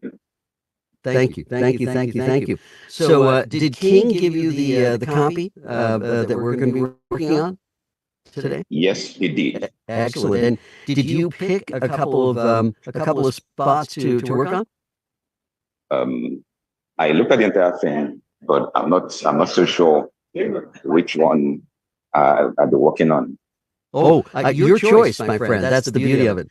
You get to choose which one you'd like. I have, let's see, 1, 2, 3, 4, 5, 6, 7, 8, 9. We have 9 different pieces, and these are all 10-second spots.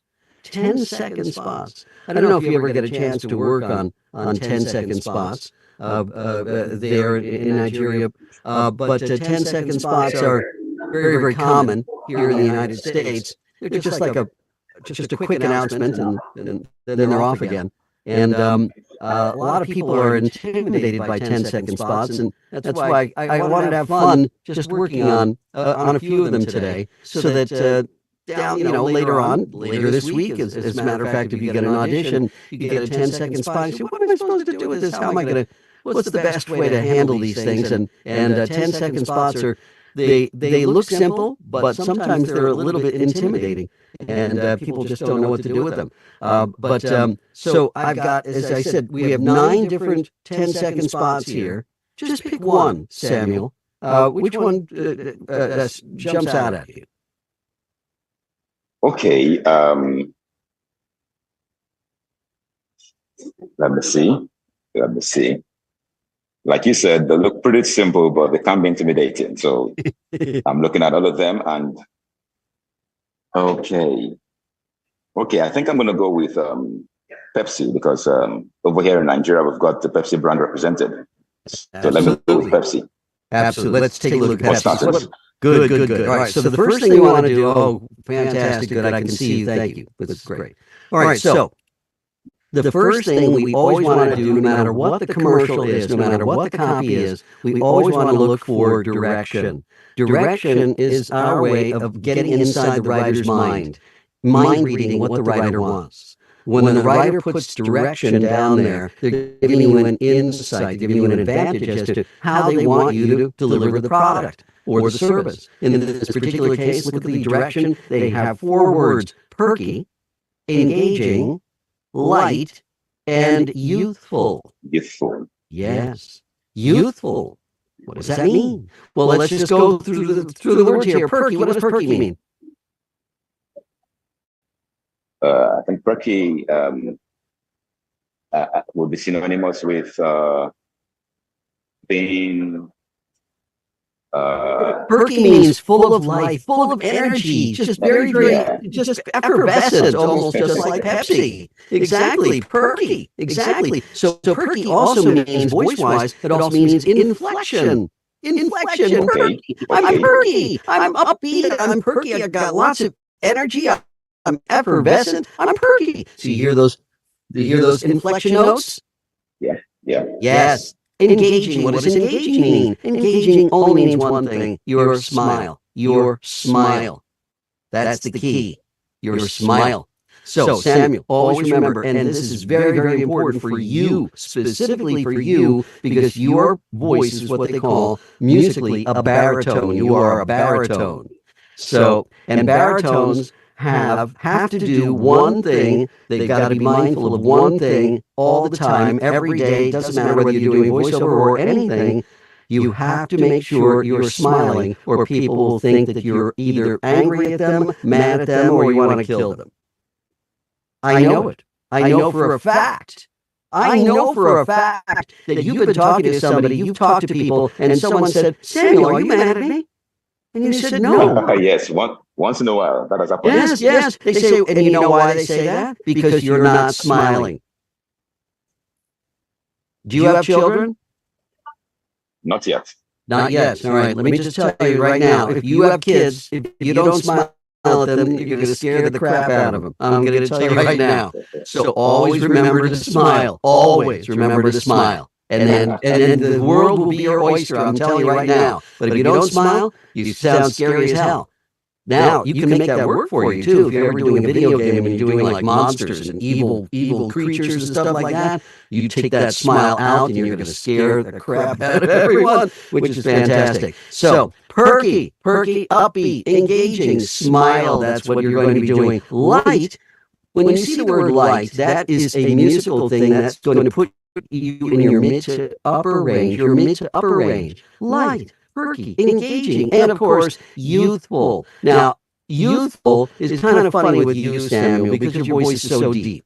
I know for a fact when you were 15 years old, and the phone rang, you answered the phone, they said, Mr. Oho, is your son there? They thought you. That's right. They thought you were your dad. Absolutely. So that's something you've always had. That's something you've always had. Even when you were younger, you sounded deeper. However, most of your friends they were up here, weren't they? Yeah, they were up here. So I need you. So youthful basically means you got to go back to when you were 15 years old. So you're going to be upbeat, engaging, smile, youthful, and your voice is going to be in your mid to upper range, not your mid to lower range, where you're used to being. All right?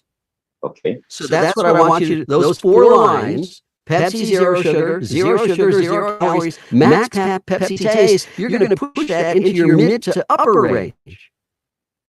All right? With a big smile. And if I need more, I'll tell you. You ready? You're going to dive right in. Okay, I got the clock. I'll keep you honest. All right? Whenever you're ready. All right, we're going to call this Pepsi 1. Okay. Perky, engaging, light, and youthful. Remember to smile. Okay. I'm ready.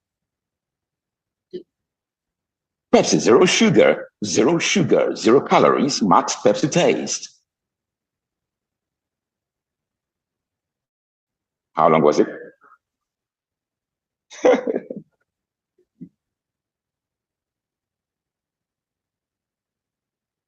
Okay.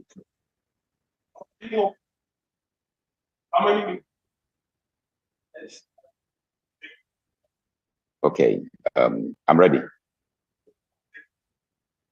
Pepsi, zero sugar, zero calories, max Pepsi taste.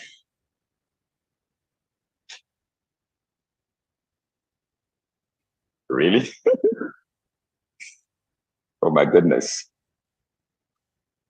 Okay, let me try it again. Okay.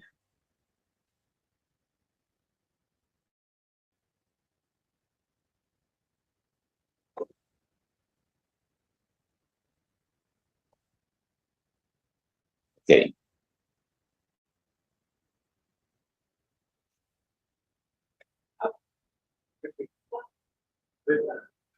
Okay. Pepsi, zero sugar, zero calories, max Pepsi taste.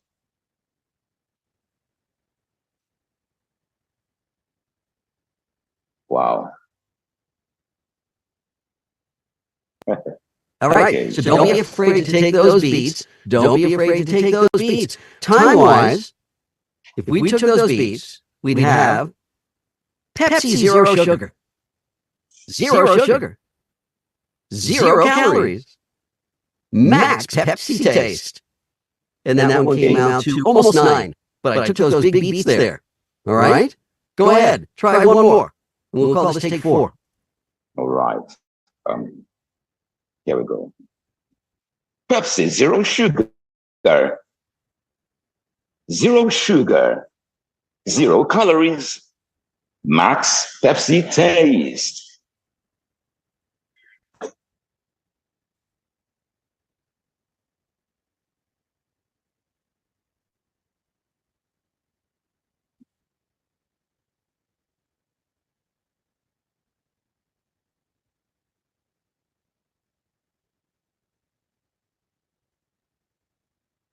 Okay.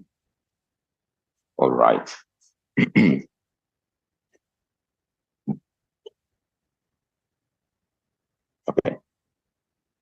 Pepsi, zero sugar, zero calories, max Pepsi taste. Wow. Louise, this sounds really stretched out, and it doesn't sound normal. But what's happening is basically your copy, your voice is basically going over just basically tableaus of people pouring Pepsi and all sorts of things. We have to give that time to be moving. So basically, again, we want to get in touch with your inner stopwatch. Whenever you're recording, take out your stopwatch. I know on your smartphone you got a stopwatch, you got a digital watch. I've got an old-fashioned one. But the bottom line is, start timing yourself and get yourself used to time, so that you can. So when you go into the studio, you know how long 10 seconds is, and 5 seconds is, and 15 and 30, et cetera, et cetera. Now, the last thing you also want to do is at the same time, when you got how many words do we have here? 1, 2, 3, 4, 5. We have 10 words. We have 10 words in 10 seconds. And so bottom line is, whenever you got a 10-second spot, I always want you to memorize the spot. Short-term memory. Pepsi, zero sugar, zero calories, max Pepsi taste. 10 words. That's all you got. So whenever you have the opportunity to get off the page and not read, don't read. How do you sound like you're not reading? Don't read. One more. Here we go. It's going to be take 6. Try not to read. Here we go. And we'll call this Pepsi 6.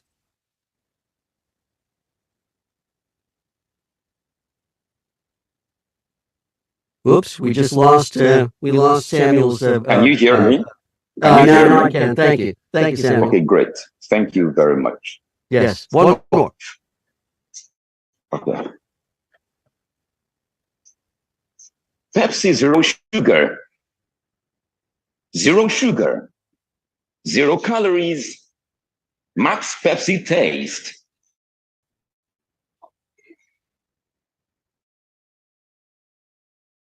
Stop reading. You're just telling the story.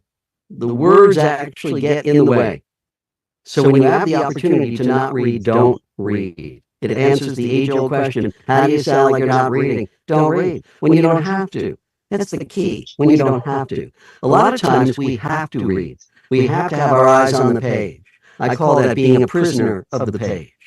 The copy and the text is so dense, you cannot take your eyes off the page. In fact, if you do, you may have trouble finding your way back.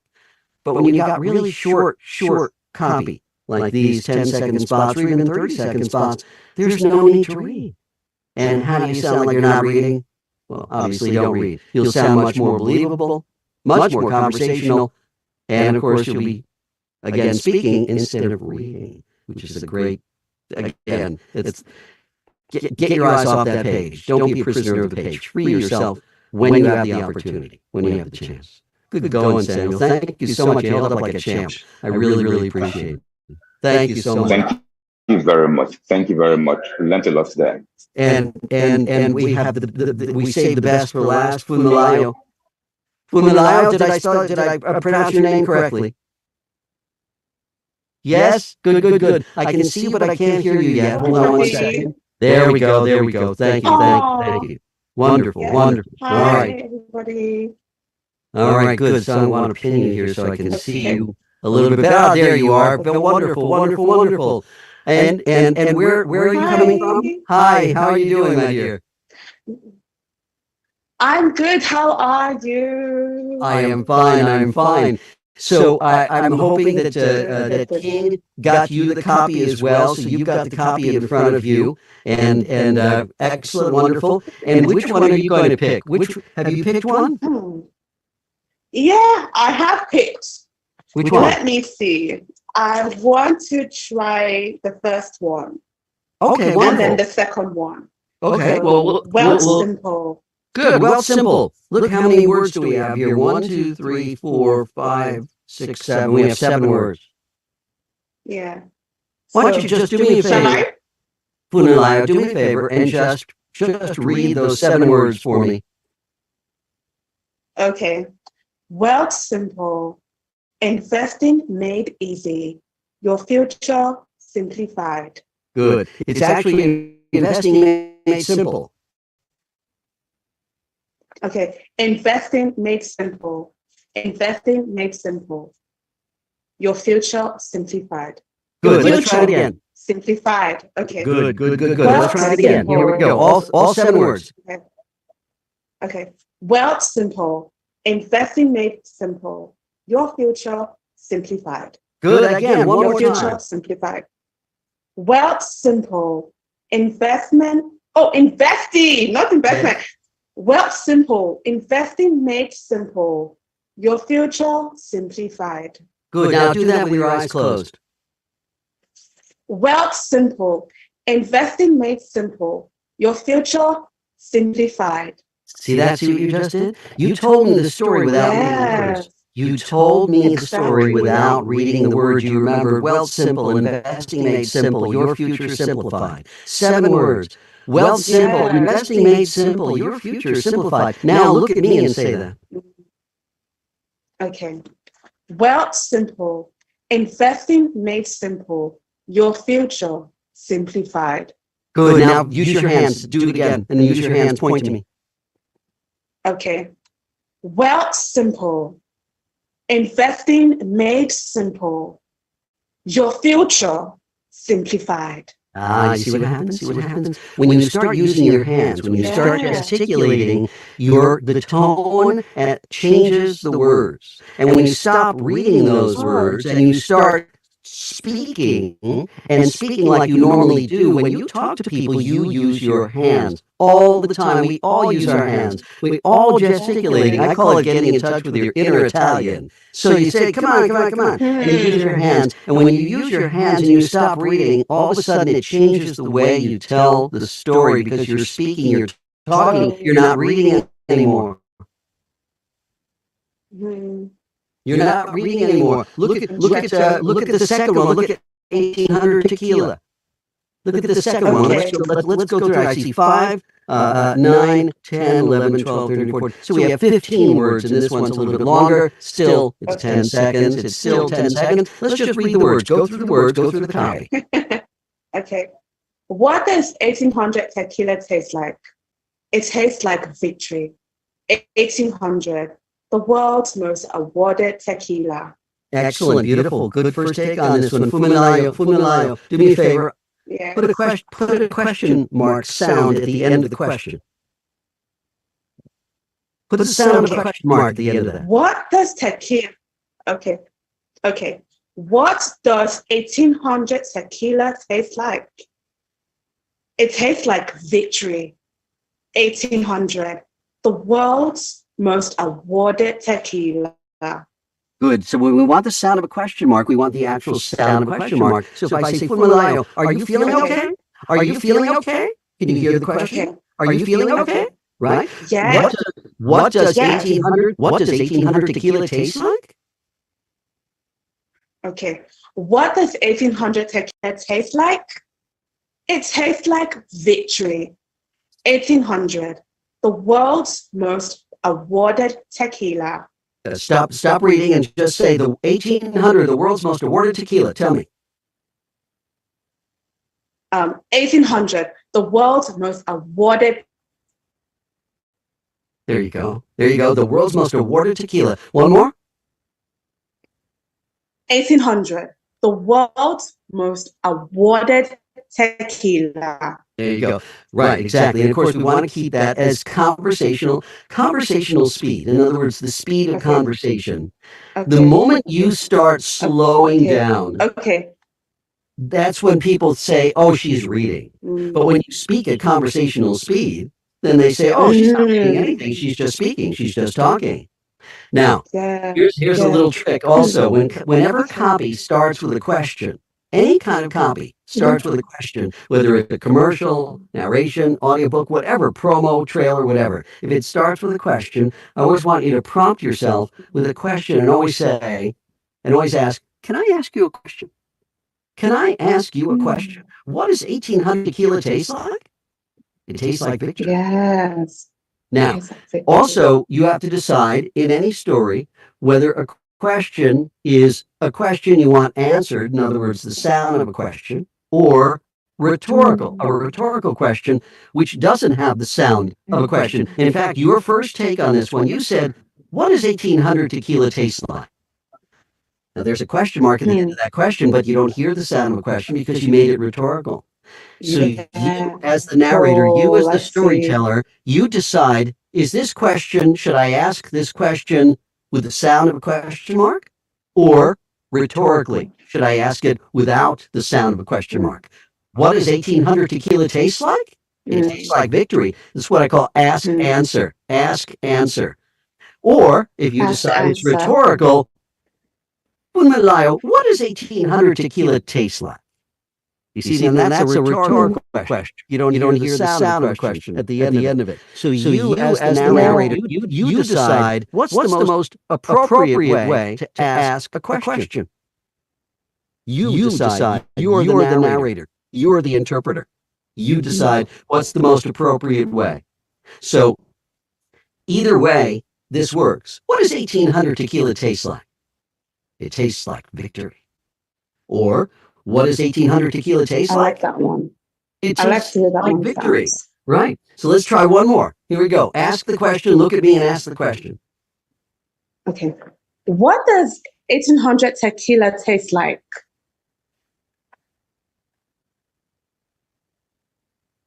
And give me the rest of the story. Okay. It tastes like victory. 1800, the world's most awarded tequila. Good. Now I want you to do me one more. You're going to do one more, and I want you to prompt the question. I want you to say, Mark, can I ask you a question? And then go ahead and ask the question. All right? Yes. Mark, can I ask you a question? What does 1800 tequila taste like?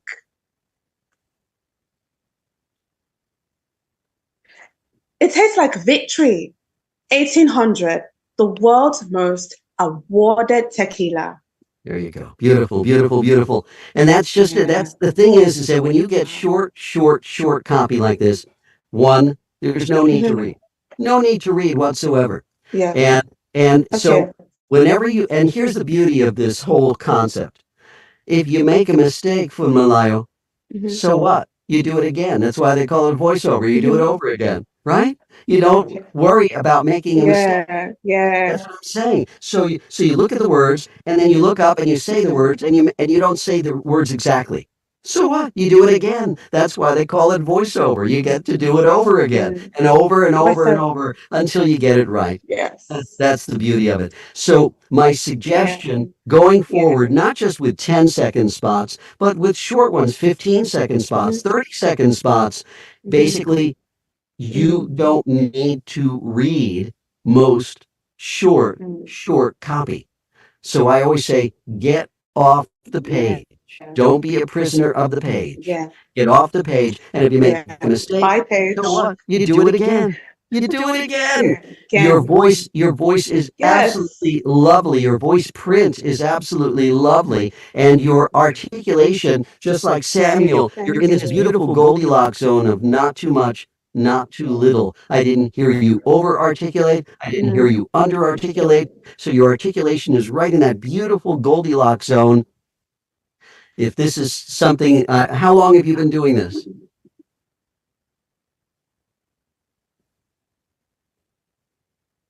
How long have you been doing voiceover? Yeah. Can you hear me okay, Funalayo? Can you not hear me, or maybe you can't hear me here? I was just wondering how many years you've been doing voice work. Maybe she's not able to hear me. Well, okay, that's quite all right. Boy, my goodness, the time has absolutely flown. We're already done here, and I'm past my about a minute past my thing here, but we got started late, so we'll go a couple of minutes here more. Just to thank you, Samuel. Thank you, Funalayo, for joining me today. And I know we didn't really get a chance to do a lot of exercises here, but the little bit that we did, you got. I heard light bulbs going off, which is wonderful, and just there are two words that I always want everybody to remember as they're performing. Are we there, Funalayo? Did we get you back there? Don't quite have the connection here. That's okay. I'm here. Oh, there we go. Good, excellent. So yeah, so basically, again, my reminder to everybody at the conference before we leave today, in addition to Funalayo and Samuel, but the bottom line, two words I always want you to remember, always remember, for any performance that you're doing, have fun. That is the most important thing to remember, is to have fun. If you're not having fun, why are you doing it? So always try to keep those two words at the top of right here on your forehead, branded, imprinted on your forehead. Have fun, and you will just do great. And just remember that anytime you are performing for people, they're directing you, they always want you to do great. They're always rooting for you. They're on your team. They're on your side. Just keep that in mind. Everybody wants you to do a great job. They're all rooting for you. And when you do a directed session, you're the guest of honor. So just appreciate that, understand that, go with that, love that, and you guys are going to be doing great. If anybody wants to get a hold of me, Mark Cashman, you can, again, just like Leslie said, you can Google my name, and you'll find plenty of ways to get a hold of me. But thank you so much for inviting me. I want to thank King Afameke for inviting me again to an absolutely phenomenal conference. The conference gets better every single year, and you guys are just doing a phenomenal job. I'm so happy to see some of my colleagues, Lala Pettis and Tim Friedlander, join this year. It's just great. Joan Baker, I also understand, is with us. So we've got some great American participation in this international conference from people from all over the world coming to your conference. You guys are doing such a fabulous job just raising awareness in voice work. King Afameke, I know, has been working tirelessly. He works every single day when we're not doing the conference, just putting the conference together for the next year. So his dedication is astounding, and that's why I always support him and all of your endeavors. So keep up the good work, and don't forget that if you know you're coming to the United States and particularly to Los Angeles, you better give me a heads up so I can give you the tour and take you out to dinner. Thank you so much for inviting me. It's always a pleasure working with you, and I hope you have a great rest. You still have another day of conference, so enjoy every single second, and I hope to see you next year.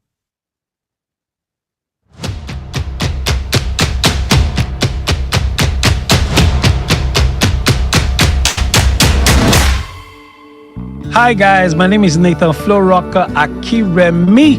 I'm a singer-songwriter, music producer. I'm sure you guys probably know me, you know. Do you know the song? Kabiyesi Oluwarun, I have come to give you twale. Yep, that's me right there. As you guys are aware, you know, when COVID came, COVID sort of like changed everything. It changed the way we communicate. It basically changed our living, you know, everything we did. People like us who usually would have physical concerts where people would turn up, we ended up, you know, jumping into streaming. We didn't really have so many platforms. There was one I had in particular, and I think the problem I had was the federal government decided that what they were going to do was they were going to reduce how much we're going to be spending in terms of dollars. So the major problem was getting a platform that I could, you know, pay using my Naira card. And I was speaking to someone and he said, have you heard of Wavestream? I said, wait, what? What's that? And I was like, oh, it's a new streaming platform. You should check it out. I go to the App Store, I download it, and I'm so impressed. The app is so sleek, it's so clean.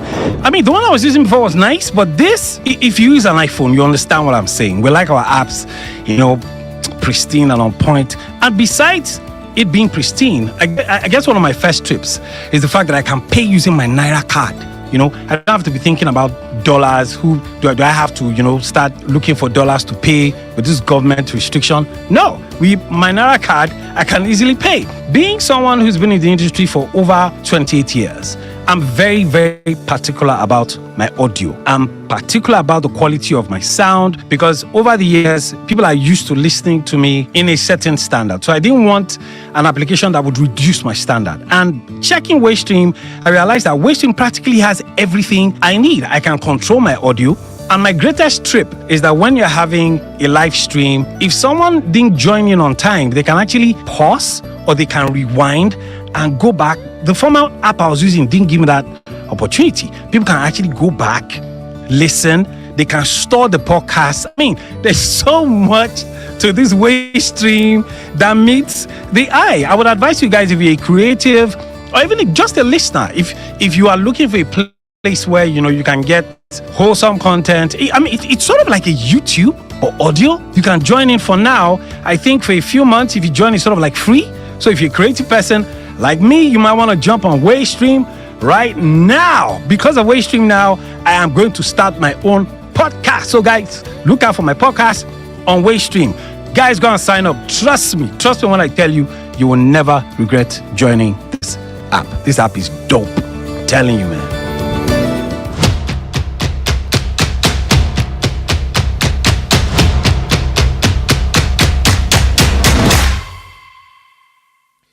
What an instructive session from Mark Cashman. If you know Mark Cashman delivered on that one, please put some fire emoji in the comments right now. Put some fire, like just fire emojis, please.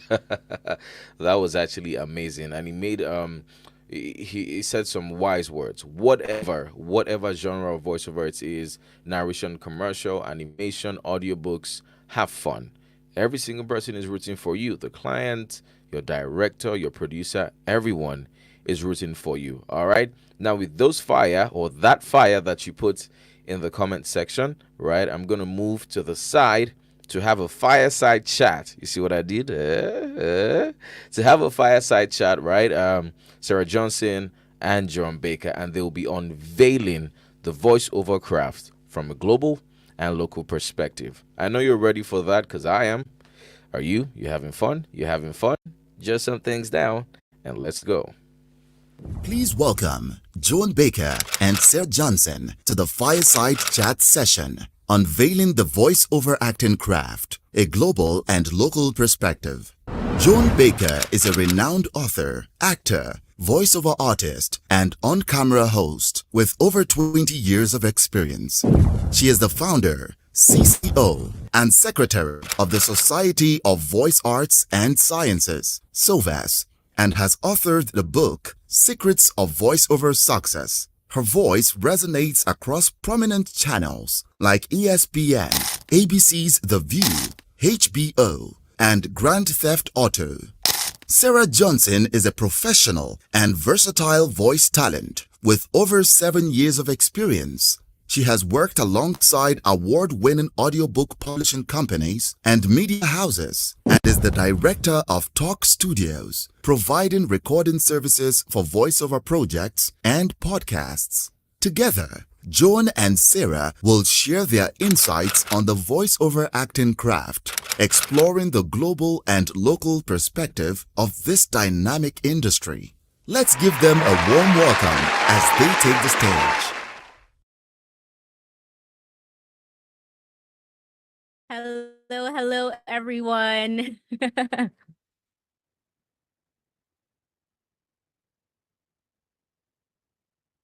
Hi, can we all hear me?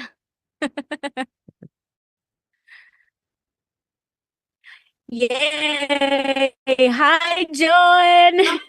Sarah. So, Sarah, we're supposed to start with something, right? Yeah. Do you know what I mean? I think I do. Okay. So I'm going to go 1, 2, 3, and then we're both going to do it. Wait, just to be sure. Okay. I'm not sure that I'm sure. Okay. Do you remember the comment? Do you remember the comment you wrote on my post? I think I do.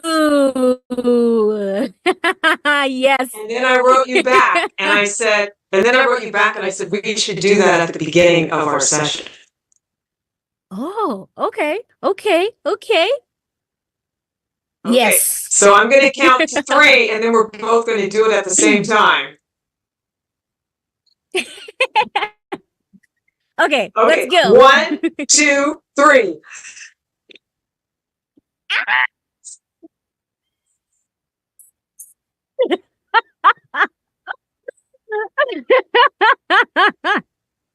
Oh my gosh, Joan, I can't believe I'm getting to interview you. I'm a total fangirl. And then, when I won the Sovas and then getting this message, I was like, oh my God, stop. You're telling me that I get to interview Joan? Like I get to ask her anything? What?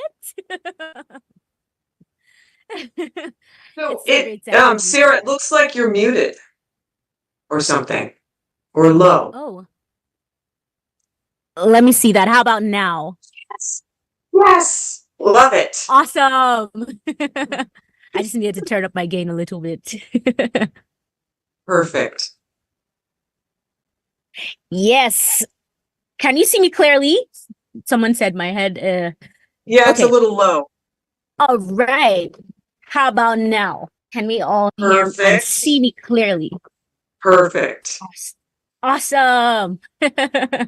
Hello, everybody. Okay. Hello. Hello from New York City.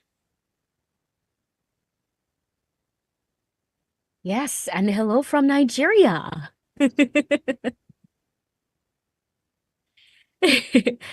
So, Joan, I'm I was reading so much about you, and I realized you've been in the industry, the entertainment industry in general, for 44 years.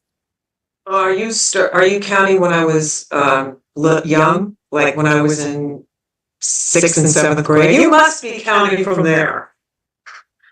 I mean, from your Instagram page, like you said something about arriving NYC 44 years ago. So, I mean, yes. I want to know, Yeah, I'm super excited to hear about that, getting into the entertainment industry from such a young age and, how all those other paths have influenced the voiceover artist that you are now. True. It's true. Well, when I first started, I actually was a kid. I have always wanted to be an actress. And there was a particular TV show that I used to watch. I watched many TV shows and I studied, the actors and actresses on television. At that point, I didn't know to go to classes yet. But my favorite show was I Love Lucy, and I idolized Lucille Ball. So I used to study her shows. Like, not even my family came into the room when I was watching Lucy. Everyone knew to leave me alone. So for years I used to watch Lucy, but I also was starting to study dance, and I was starting to, in my mind, want to get an agent. So in the 6th grade, I was at a girlfriend's house, and I started making phone calls through the Yellow Pages.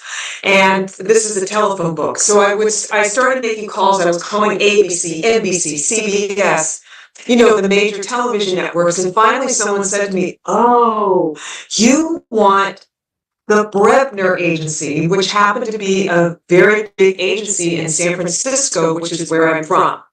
So I called them and I made an appointment, and my girlfriend and I went there. Her mom drove us there, and we auditioned, and I ended up getting in the agency and she didn't. For her, it was not a big deal. Her dream wasn't to be an actress. My dream was to be an actress. So from that point on, I was doing movies. I was a star of a kids show in San Francisco that you could see anywhere in California, called Whatchamacallit. It was a kids show. I was on every week. And we did acting. We wrote our own scripts for the first year. And we did a lot of improv. So I was getting in all the things that I ever wanted to do in terms of training to be an actor. I also studied at a school, which was a very prominent school where I was from, and I was studying dance and musical theater. So I was getting a lot of training in before I even moved to New York City. Once I moved to New York City, in my mind, I had a dream that I would be in Alvin Ailey American Dance Company. Now, what I didn't know was how kind of layered it was in order to get in. There was a lot of politics involved, which I didn't realize. But my scholarship, I did audition and get a scholarship. I was number 720, and they were only accepting 20 people. So you can imagine how nervous I was. And also, New York is a highly competitive place. And I did not have the chops in terms of competing from where I was from in California. So I really had to learn quick. I didn't think I was going to get the scholarship because I just didn't think I had the chops in terms of competition. But I did have the love and the passion. So I was one of 20 people that got a scholarship, and that included 5 classes a day, 5 days a week, not including nighttime. So you could say that my training, also, my relationships in my life, and I had a lot of relationships with all kinds of people. I really loved friends in my life, and it was something that was really important to me. So I ended up having a lot of friends and all kinds of friends. I didn't travel at that point very much, but I did travel through people. So when I bring all that to voice acting, I actually didn't know about voice acting. I didn't even know what it was. I didn't know it was a career. I just knew that it was one way to skin a cat, because I had tried and failed to get on camera, which was my goal. And the reason why was because, especially at that time when I was breaking in to on-camera work, my type, nobody was interested in. And a lot of television and film, but a lot of television is based on type. And there wasn't a type for my look. And so people were often confused. And with that confusion, there was no box for me to step into. So this kind of laid the path for me, because there was no box for me to step into visually. I eventually made my way into voiceover without realizing that it was going to be the lock. The combination to open the lock. And I didn't really know that.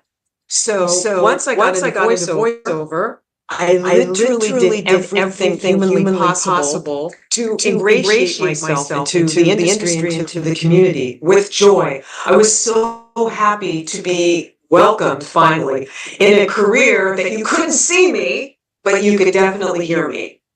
So that's actually how I got started in voice acting. That's amazing. Such a beautiful backstory. Oh, thank Wow. you.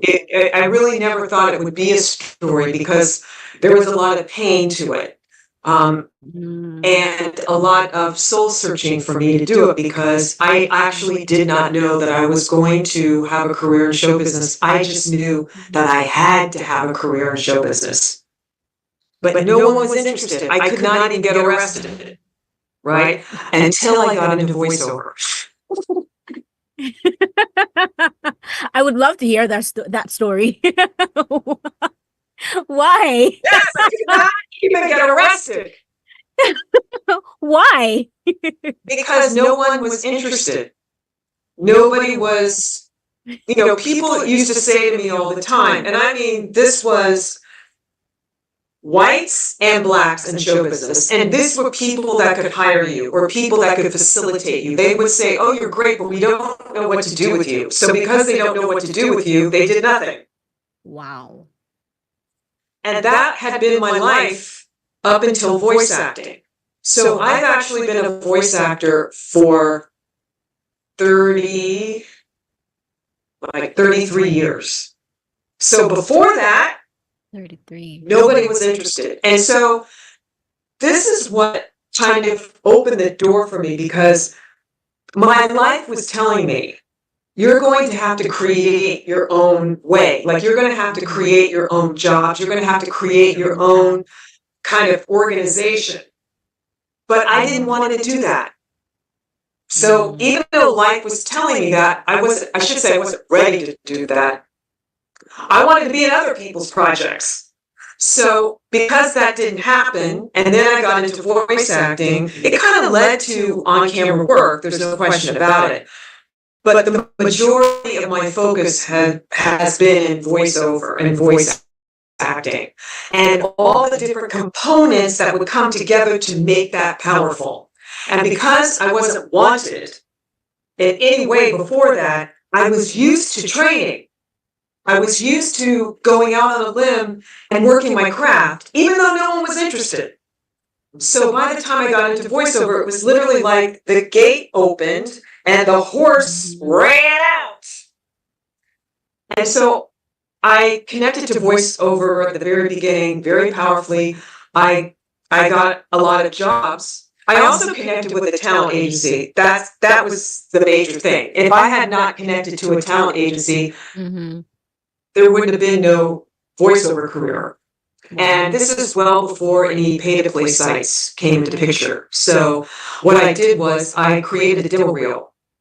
And I worked with a coach about 4 times. This could not work today, by the way, but it worked really powerfully when I first got started. So I worked with a coach about 4 times. Something I could always do was I could always do character voices. For whatever reason, I could always do that. So we did a demo that was about 2.5 minutes long, would not work today. And in the demo, there were all kinds of character voices, and then a couple of my regular voice, right? Now, if you heard the demo, and to this day I have to actually find it, but if you heard the demo, it sounded like literally 6 different people. You wouldn't have known kind of it was from the same person. And that I happen to have. So I worked with the coach 4 times. We did a demo reel. And then in my mind, I said, I'm going to start at the top and then I'm going to work my way down. So wow. That meant that I was showing up in person. And I think in a voiceover career, even though today is very different, it's always more powerful to meet people in person than it is online. It's always more powerful to see people and they see you, because what happens is they feel ingratiated, right? Most of the people in voice acting are people persons. There are people, of course, that are attracted to voiceover because they get to be by themselves. But I think the industry really works when you connect with people powerfully in person. I think it always makes a difference. Networking is a long-term venture. Being in your booth by yourself your whole career, you're not going to get very far today. So part of voice acting is connecting with people. And because, again, I was someone that was held back at the gate, right? I couldn't wait to meet people. And I wasn't afraid to do it. If anything, I couldn't wait to do it. So I showed up in person with a demo reel, and I started with the 3 top talent agencies. They all wanted to sign me, and they really wanted to sign me based on my demo reel because it was so unique. And in their minds, they thought, oh, I don't have anyone like this on my roster. And that's always good news when a talent agency says, I don't have someone like you on my roster.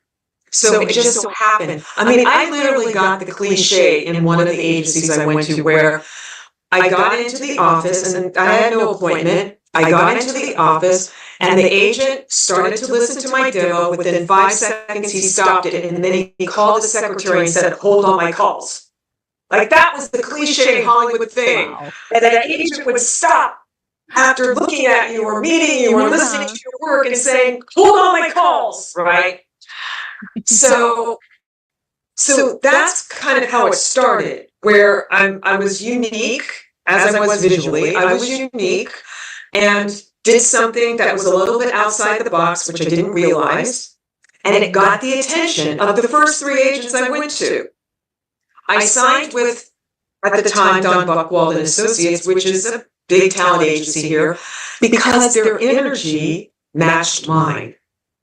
And remember, I was a horse that was behind the gate, and the gate wasn't opening. So I needed an agency that had the amount of energy and focus that I had in my career, and I got that with Don Buchwald and Associates. So from there, I was auditioning, getting jobs. I was the voice of many different things when I first got started. And by the way, my agency was one that, or at least I set myself up where if anyone said, oh, you know, I can't do that booking or I don't want that job, they would come to me. So not only would I book jobs, you know, on my own and through networking, and basically I book them through networking, I'd also be the person the go-to person they go to if someone turned down a job for whatever reason. So I'm taking down so many things from your point, you know. But before we go far, there's something that came to my mind, and I don't want us to go too far before I ask that question. Please, Sarah. You said something about being able to establish connections with people, you know, in person. And the world is so different now. And it just makes me wonder, if you were starting out afresh in voiceover in 2024, how would you go about it? Well, again, if we're talking globally, as opposed to locally, so if we're talking globally, it's exactly what's happening here. Online, but with a community of people. To me, the very first thing you want to do is meet people in person. And so there are conferences now. When I got started, there were no conferences. There were absolutely none, which was the reason why That's Voiceover came about 15 years ago. So this year is our 15th year. And in That's Voiceover, we specifically, both Rudy and I created events like speed dating with your demo reel. So in speed dating with your demo reel, you actually are meeting the people that could facilitate your career and hire you. So the success that we've had with speed dating every year, and we implemented it in That's Voiceover 12 years ago. The success that we've had with connecting people with talent agents, talent managers, casting directors, and producers is through the roof. There are people that would not have a career today if they did not do speed dating. That's how powerful speed dating is, right? And I have to say, it takes something. It's not easy to gather all these people, even though they may be in my Rolodex. It's not easy to gather people in one kind of conference with one date, right? And then it's between this time and this time. It takes months to bring that together. So the kinds of things that show up for That's Voiceover in particular are, you do have to go in person, and I'm going to talk about some discounts at the end. But they're going in person can never take, I mean, that is the first and foremost thing you want to do. So in the States, there are these opportunities to do that. Now, personally, like my career has been basically in promos. In other words, promoting television shows. And there's actually in the States, there is a conference, and I think it's also global. They also show up in other countries around the world. The name of it is called Promax. Promax and BDA. BDA stands for Broadcast Design.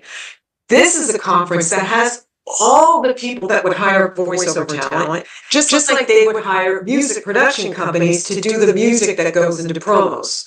So I started going to Promax. I became the voice of Promax for 10 years. So that put me in an advantageous position to meet the people that would hire you.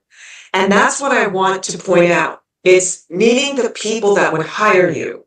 That's the most advantageous. And if you can meet them in person, it's not that you can't do it by email, and it's not that you can't do it online. It's just a little bit harder, that's all. Or a little bit more challenging. It's less challenging to meet people in person and ingratiating yourself with them.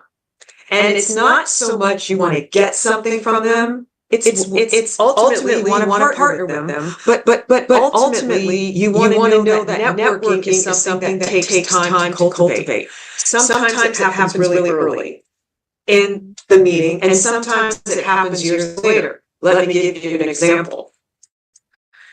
I started working for ESPN, voicing promos for, sports. It took me 9 years of networking with ESPN before they even hired me. Why? Because for one, at the time, they did not hire women. They did not hire women's voices. So once that became available, 9 years later, wow, they called me. That was the longest, I think, entity that I pursued. I also pursued other, Showtime. I worked for them since the 90s, but it took me 3 years. And this is what they told me when I pursued them. And this was in person. I sent my demo. That's how it started. I knew nobody. By the way, I know nobody in these places. So I pursued them with introducing myself, and also the fact that I had a talent agency that they hired voice talent on their network. So I came in legitimate, so to speak. So I dropped off my demo. That demo I told you about that really worked well. It had changed a little bit, but basically it was that demo. So they called me. They called me into the office, the head of Showtime that would hire voiceover talent, which is creative services. So creative services called me in. We had a great conversation, but then he said, I want to show you something. And he opened like 2 deep dish drawers at his desk of all demo reels. And at the time, they were cassette tapes. It's not like what it is today where you can easily email on it. But they were cassette tapes. And so he showed me this 2 deep dish drawers of people's demo reels. And he said, I want you to know something. He said, not one of them followed up like you did. Not one. So again, part of networking is not just meeting people and connecting on a kind of on a personal level. Everyone knows business-wise why you're there. But I mean, there's more of a personal level that shows up. It's not just that, but it's doing what you say you want to do in life, which is voiceover. So that means that you would follow up, not obnoxiously, but you would follow up so that every time, something comes up that would land for them in their ears as something important, you let them know. But you keep things kind of consistent. So in your mind, if you go every 3 months, I'm going to follow up with this person. And with something important or with something of value that they would want to hear, right? So that means this is your job. You have to connect with projects and connect with things that you can write about with people that you want to get greater work from, right? This in itself takes time and focus. And at the same time, you're still working on your craft. That is the given. You want to work on your voice as an instrument, and you want to work on your craft. So that when you do get work, because trust me, when they call you, it will be like, surprise, right? You want to show up for a professional and confident in what you're doing and available to listen what's being asked of you to do. You want all those aspects as a voiceover actor to be at your beck and call, because we're always asked to do things on the spot without any preparation. So you want to be able to give back to them fully. That way you keep getting work from them. But like I said, there are so many networks and so many people I pursued from day one. I didn't see it as a chore. I saw it as a way of expressing myself and being so thrilled to be in an industry that was interested in me, that, that took me in. I couldn't get that in the on-camera world. I could get it in theater to a certain degree, but even in theater, again, it's done by type, and there wasn't a lot of my type that people were interested in. So I said I really had a lot of built up enthusiasm and also built up relief, because it was up to me to create the career that I say that I want to be in. I didn't necessarily leave it to other people, although other people have to become partners with you in order for it to really fully show up. Absolutely. Wow. That is so insightful. And, it's just allowed me to see things in a very different way. You talked about being unique. You talked about following up, about, being a people person and have some personal, being invested, not just for the business, and, showing up with value, right? Being able to show up with something that they're interested in, as opposed to looking at it with, with a consumer type mentality, what can I take? You're also looking at what you can bring to the table. Exactly. So Sarah, showing up with value. You are one sneaky honey. Thank you. And something came to mind, because of the global, the difference from country to country in voiceover. And you are an amazing teacher of voiceover, and congratulations on, being a professor.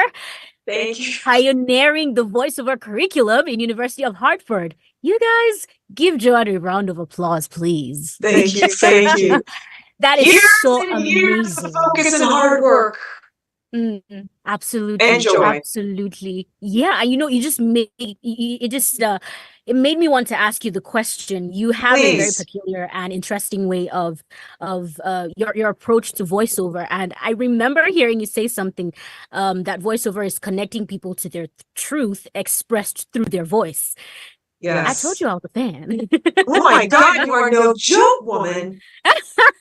I would love to hear about that. And also, how do voiceover artists balance the need to maintain global standards, of excellence, while incorporating local elements in their performances?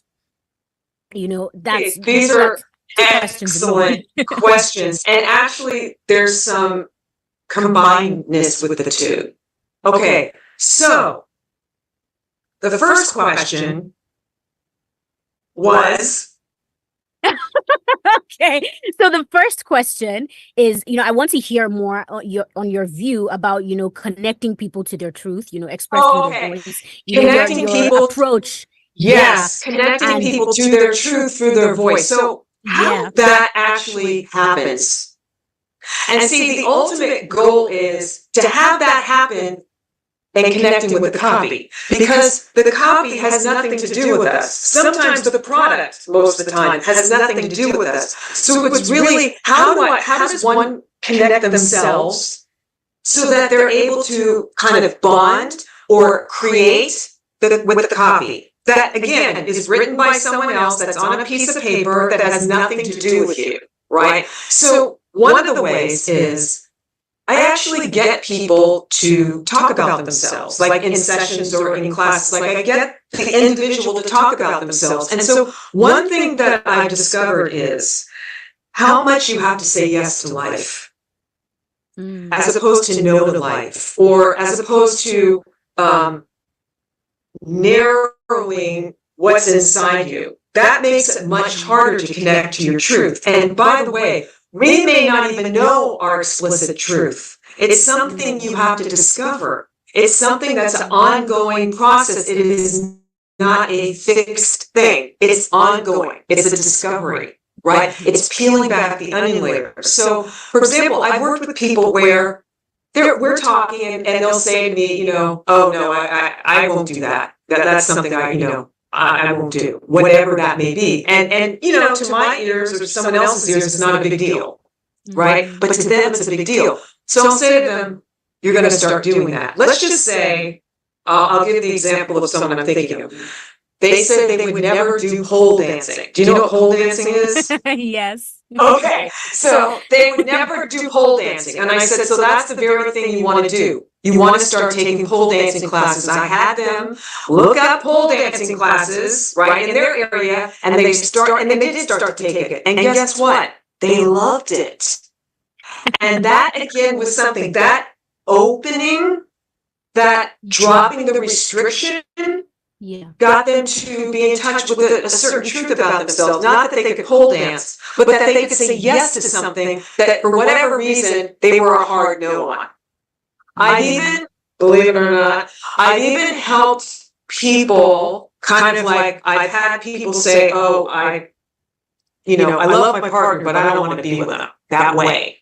Right? I even this is how deep sometimes the conversations are with people. So I even help people to reconnect with their partners, because all of this shows up as your truth, right? All of it. So you kind of have to approach things where if you normally say no, you have to start saying yes. Now, I'm not saying anything dangerous. I'm just saying things that are creative, things that are things that you would be able to express yourself or express your creativity or use your voice. Your voice is your being. Your voice is your soul. It's not just sound. It's your entire being. It's like the sonic manifestation of who you are.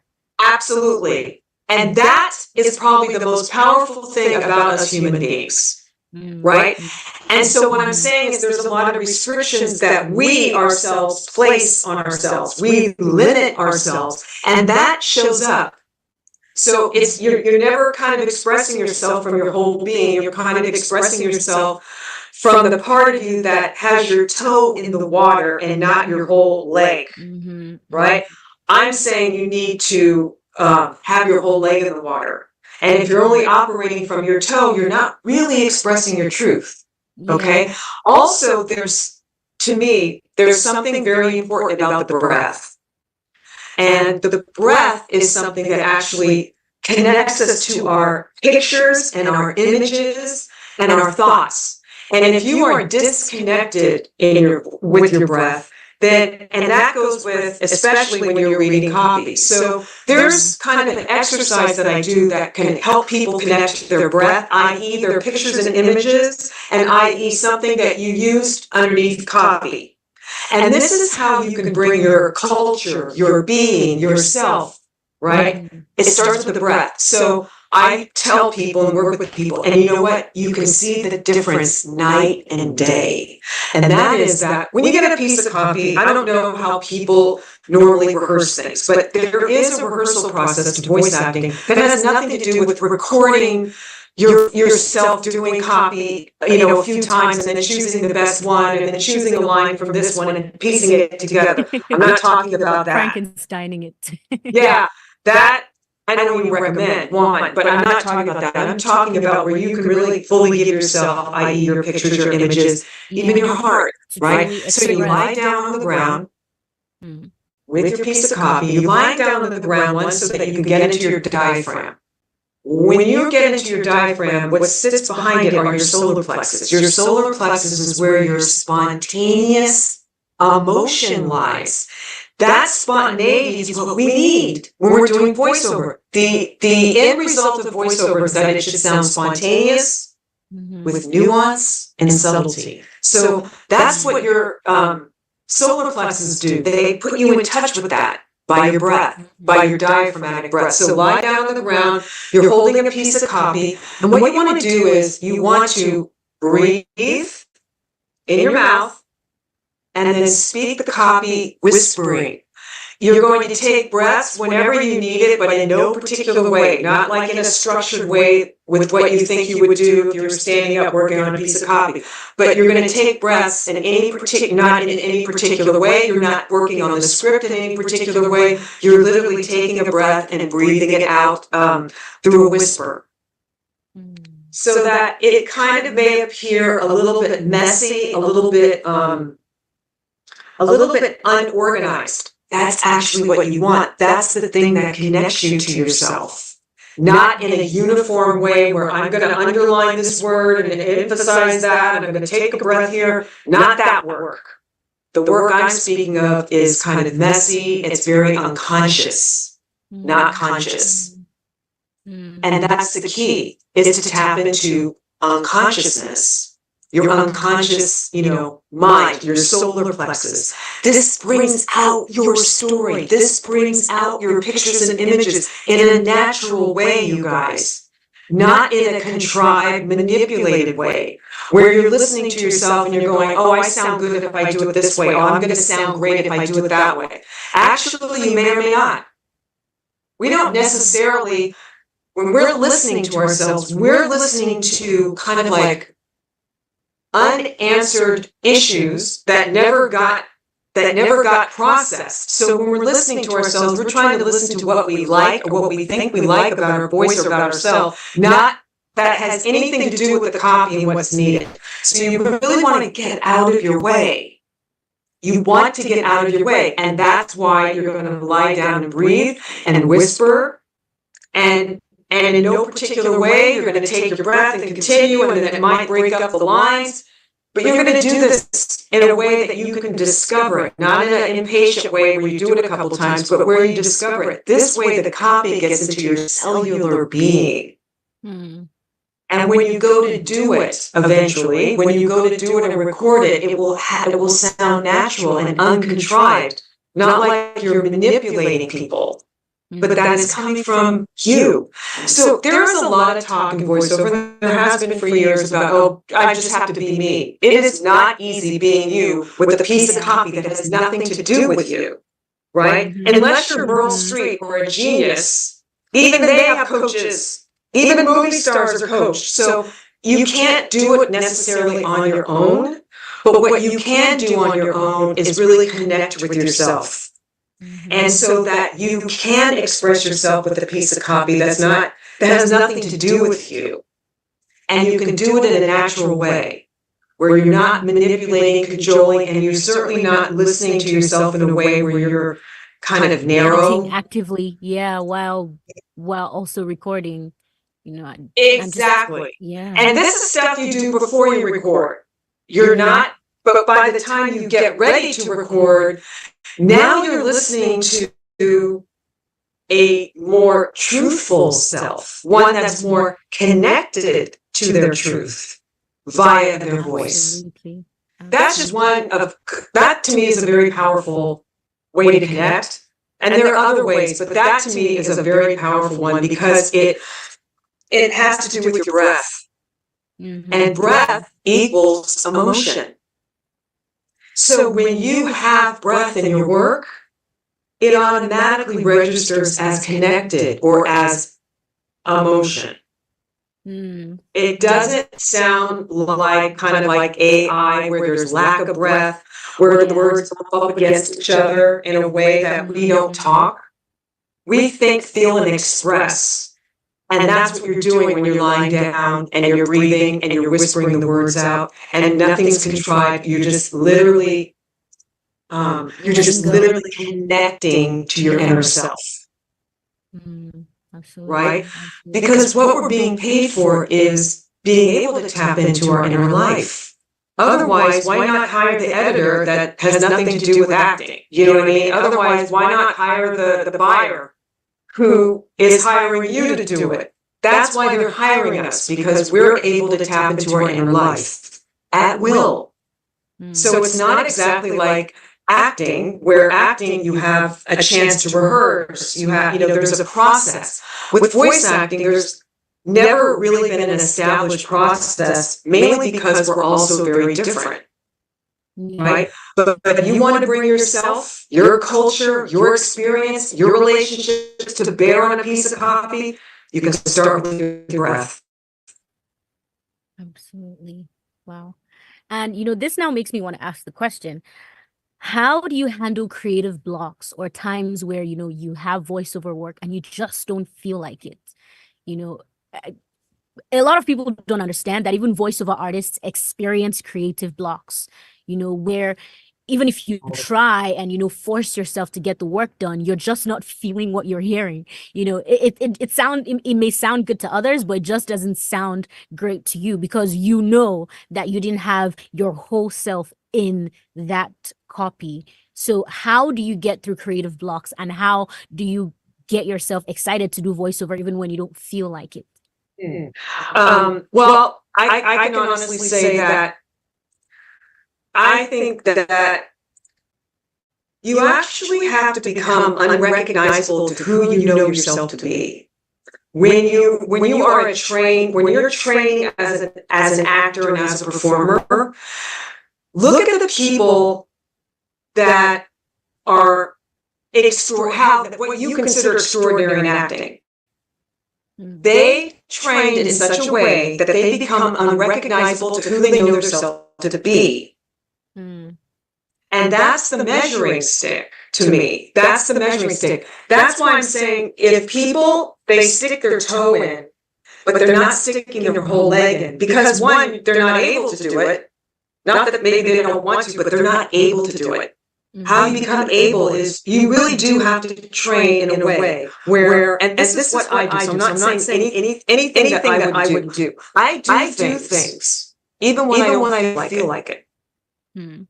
So in other words, I'm not saying I ignore my feelings or emotions, but what I'm saying is I do it anyway.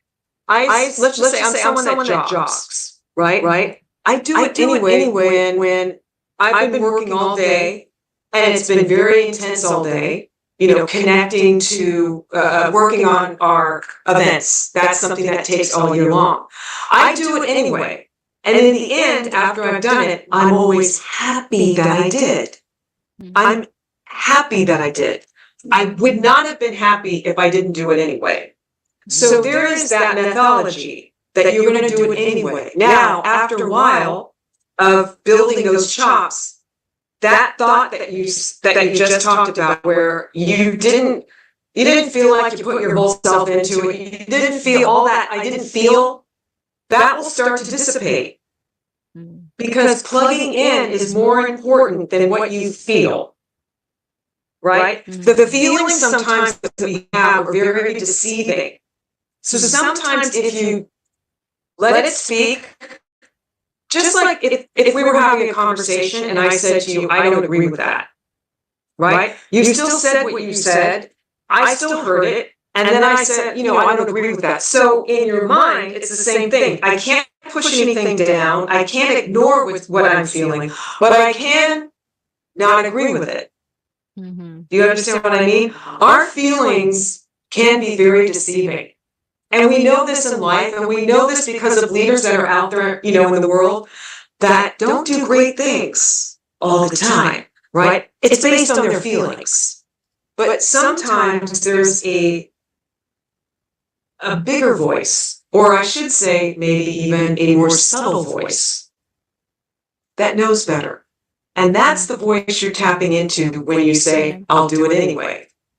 Now, there is such a thing as burnout, right? In terms of, it does take something to create a voiceover career. It's not for the faint-hearted. So I say that as an outlet, maybe regularly. So if you're someone that has these thoughts, I'm tired, or I don't feel like doing it, if you're someone that has those thoughts, then what I would say is I would actually get a hobby, something you can do ongoing, that you can kind of, pour kind of yourself into in such a way that when you come back to voice acting, you can pour yourself into it. Ignited.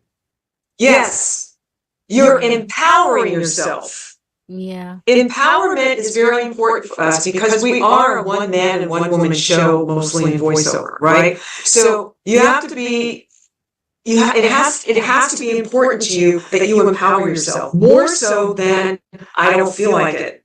And yes, we get blocks. And yes, there's writer's block, there's voice acting block. But you have to really kind of be gentle with yourself with these blocks and know that if you're expressing yourself in other ways in your life, and in those ways that you're expressing yourself, you're not being paid. Because money really creates tension. Making money, not making money, all that creates a kind of tension, which actually kind of feeds blocks. Where when you're doing something you love and there's no money involved, you don't hear someone say I have a block.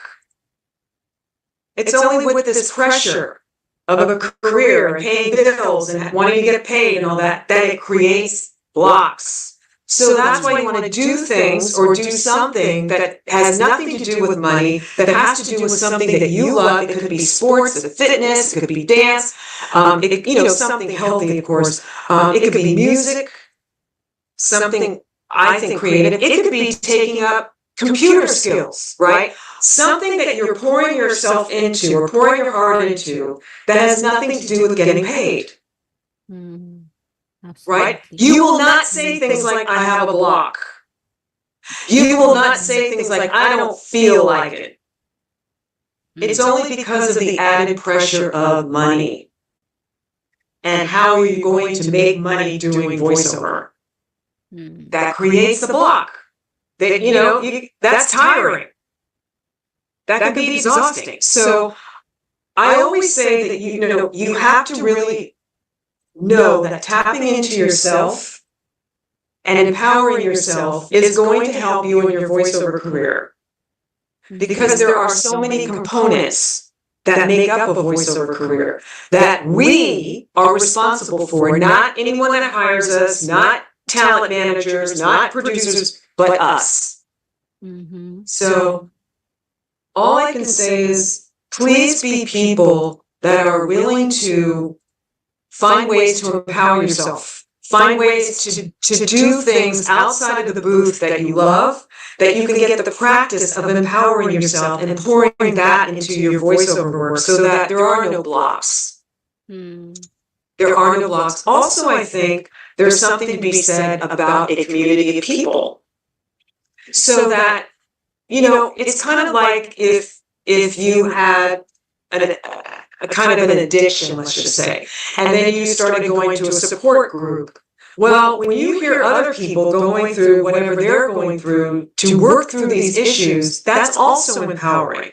So again, I say to people, develop a community of people. That could be 3 people, that could be 5 people, that could be 1 person, but a community of people that you can, on the side, have conversations with that are important, not necessarily on social media, but I'm saying, maybe it's an email group, something that's not necessarily public, but something that you can really be honest about, be truthful about, not be afraid to speak about how you're feeling.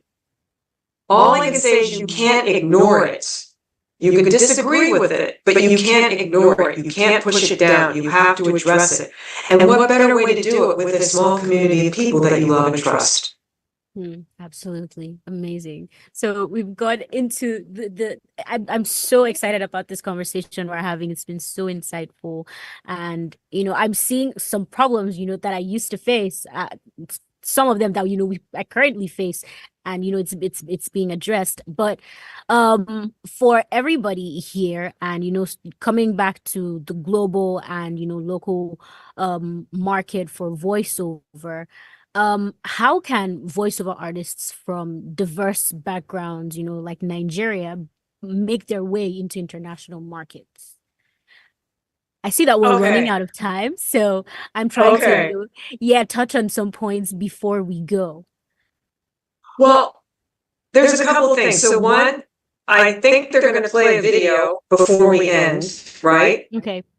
Right? And so one way to tap into those markets is if you're already working, okay? And we talked earlier about kind of being of value and however that can be made up. There's always people in America looking for value, for valuable people with the craft. That is a given. And at that point, then it's a matter of timing. So one way to do it is to connect with talent agencies that are looking for global voices here in the States. Another way to do it is, again, you have to keep working on your craft. You have to train like a champion. Okay? That's how you have to train. So while you're doing that, you're creating value. You're creating value for yourself and your brand and your marketing tools. That's what you want to present to people because they're always looking for that. Now, the thing about the market here in the United States is there's definitely room for all kinds of voices, but it may not be like a constant, right? That's why you want to connect with talent agencies that are looking for voices, and they always are, because things do come up. They may not come up in the mainstream of work, like I don't necessarily hear African voices in commercials. I have every blue moon. I don't necessarily hear African voices in, let's just say, promos, promoting TV shows here in the States. But absolutely in the dubbing world, I do. That's where I think the most powerful avenue for global voices stands are in dubbing, because dubbing is actually huge. And they are always looking for trained actors to do that. So you want to connect with people that can facilitate or hire when it comes to dubbing. We need that. And it's a huge market and it's getting bigger all the time. And this has nothing to do with AI. It's the real cultural voices that are being looked for. But you can't be afraid to go no stone unturned to look. Also, I have to say, there's also the Voice Arts Awards. And the Voice Arts Awards, yes, you may not enter if you're not working yet in voice acting, but you can certainly enter your work into the Voice Arts Awards. And that puts you in the global market right there. I can't even tell you how many times Sobos, we get phone calls from casting people and from buyers looking for voices, cultural voices, that we would have to recommend. Right? So when you submit it to the Voice Arts Awards, it does put you in a pool of not just possibly getting nominated, because there are judges involved listening to the work, so possibly getting nominated and possibly winning, but it still puts you in a pool where when we get calls from casting people or producers, and we do all the time, we have to recommend people. So we go into our pool and we listen sometimes to talent and what they entered into the Voice Arts Awards, and then we recommend people. So this is growing every year. We're not necessarily a casting, but we are assisting casting and producers. So that's another way to get into the global market and to be seen. You have to be seen in our industry. It's not just about, it ultimately, ironically, isn't just about listening to your voice. It's actually about being seen. Yeah. Yeah. Amazing. Okay, so I have two final questions because we've gone way past time, but it's been so valuable and so impactful. So I'm just gonna ask these last two questions and we'll be wrapping up for the day. So the first is, if it were up to you, how would you improve the voiceover landscape in Nigeria, or Africa? And then also, I want to hear your thoughts on the voiceover conference and if there would be possible collaborations in the future, maybe come to Nigeria. Oh, yes. So yeah, those are the final questions. Both Rudy and I would love that. That's like a goal. But this is the first time in this conference that tomorrow is in person, right? So today is online and then tomorrow's in person, right? Yes. Yes. So the goal would be to show up in person. That would be our goal, and that would be something we would love to do. Love. So that's a given. Okay. So your first question was. Yeah, the first question was if sorry.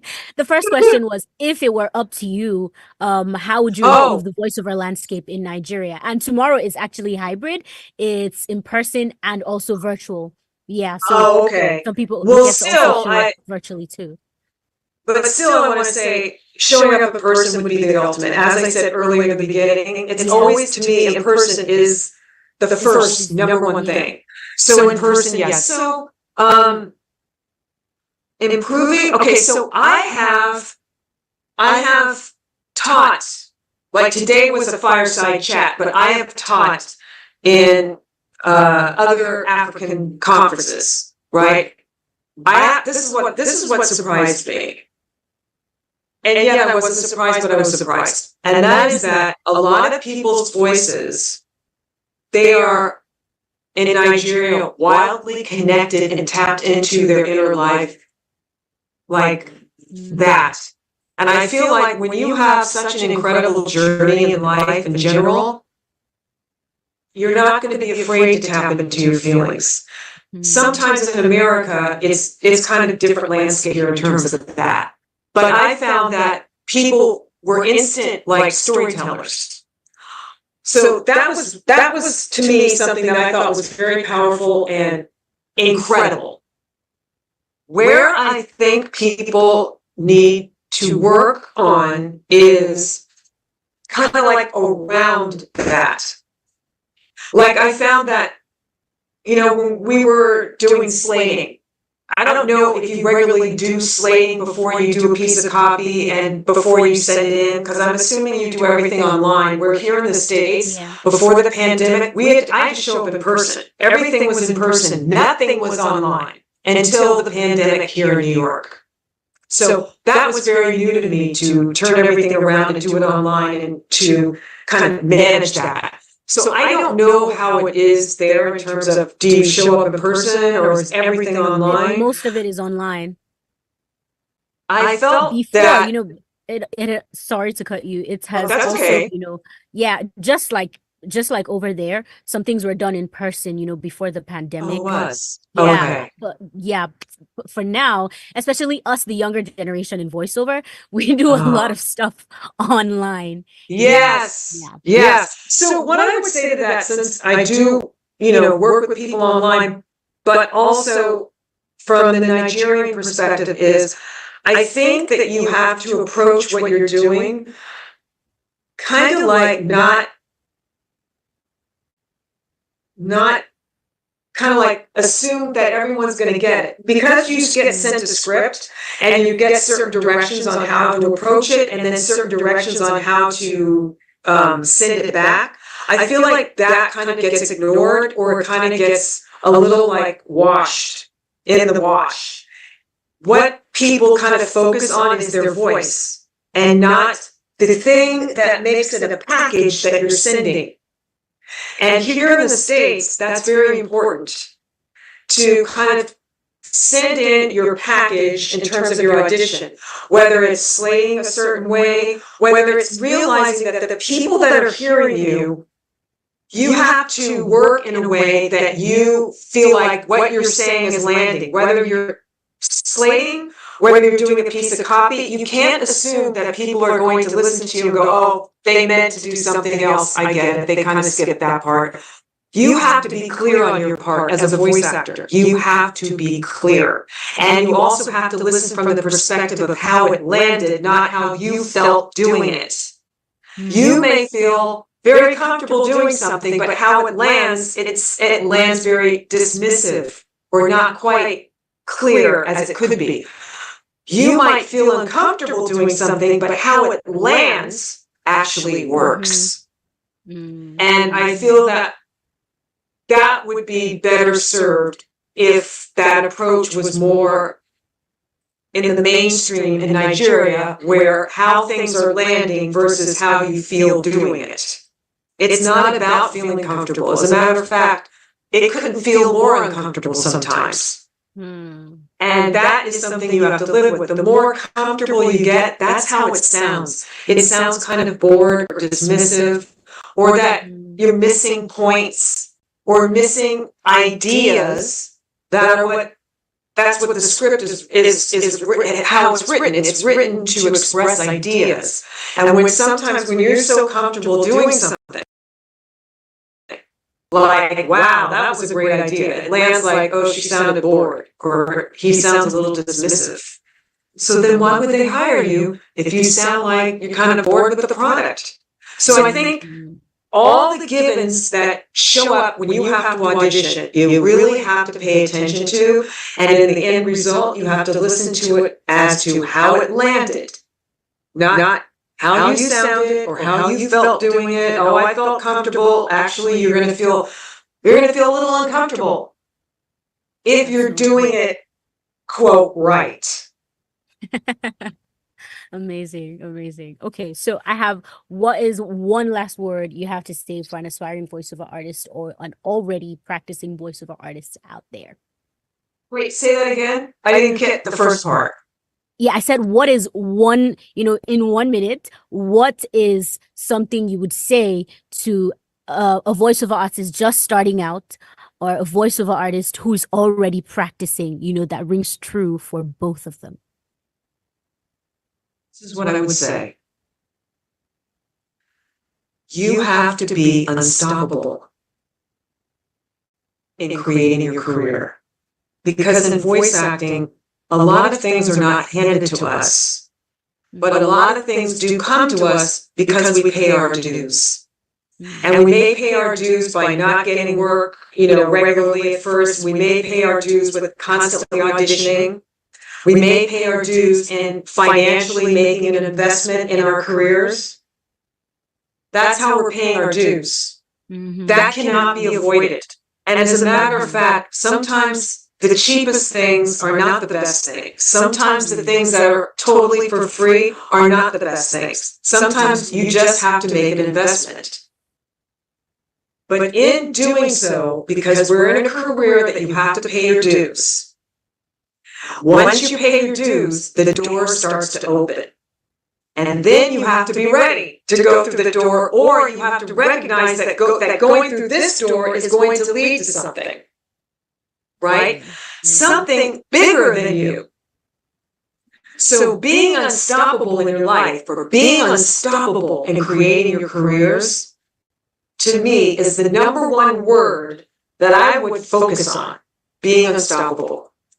Anywhere in you that's saying no, say yes. Anywhere in you that feels comfortable, relaxed, put yourself in the hot seat. Because when you train, you're putting yourself in the hot seat. You're not training to be comfortable. You're training to be uncomfortable. You're training to be unrecognizable to who you know yourself to be. That's how you become a voice actor. Amazing. Thank you so much for this session, Joanne. It's been so inspiring, insightful, impactful. Thank you so much. I do have an announcement, and I want to make an announcement. I didn't know if they were going to play the kind of minute video that I brought. But I do want to say, for anyone out there that is working and that has work that they can submit into the Voice Arts Awards, I want to give you a discount code for Africa. I'm just getting it up. Hey. And the discount code is a 60% off submission fees. And the code is Africa 2024. This is to the audience that's listening now. It's Africa 2024. And when you go to stovos.org, you'll see that's voiceover side, and you'll see the voice art side, and you just look on the buttons above. That's where you can hit the button, and it will say, enter the Voice Arts Awards. I'm saying that's what the code you're going to use is Africa 2024 for a 60% discount off the submissions. Also, awesome. Okay. If anyone wants to come to That's Voiceover, which is December 5th through the 7th, and then the Voice Arts Awards Gala is the next day on the 8th. So anyone wants to come to That's Voiceover, just remember there are going to be contests, including for dubbing. We actually have one right now where you can submit auditions online for dubbing, right? Anyway, my code is a 20% off the tickets, and that is Coach Joan, Joan 24. So Coach Joan 24. I will say this, if people do come to our event, you are going to meet facilitators, you're going to meet the people that can hire you, you're going to meet other voiceover artists all over the world, and you're going to learn like you've never learned before. You will walk away a different voice actor. That's what you want. So again, to enter, yes, Coach Joan 24, and to enter into your work into the Voice Arts Awards, 60% off is Africa 2024. I love you guys. We love you and too. I would love to meet you in person. What is the URL? www.sovas, S-O-V as in Victor, A-S.org. So that's sovas.org. I love you guys. So much, Sarah? we love you so Sarah? much. Yes. Thank you so much, Voiceover Conference and King E, and And everyone thank that you, has been involved King. in I putting always this call together. him King. Thank you so Thank much. you, King, Over for to all you, your Joyce. incredible work. Thank Mwah. you, Bye, Joy. everybody. Mwah. Mwah, mwah, Bye, mwah. everyone. Have a great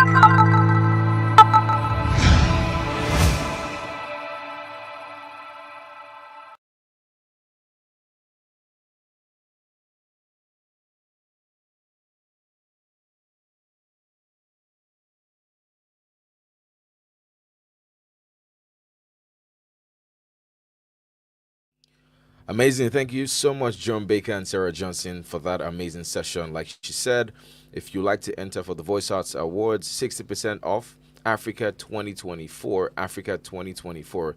That's the discount code. Make sure you put in your work. You just never know. Also, APVA, nominations for APVA is currently ongoing, and you should also put in your work. I know you have some work to submit. Put in your work, and you just never know. I won Voice Arts, the Voiceover Artist of the Year for 2023. I was also nominated for Sovas Awards, hoping to win this year. So make sure you put in your entries. All right.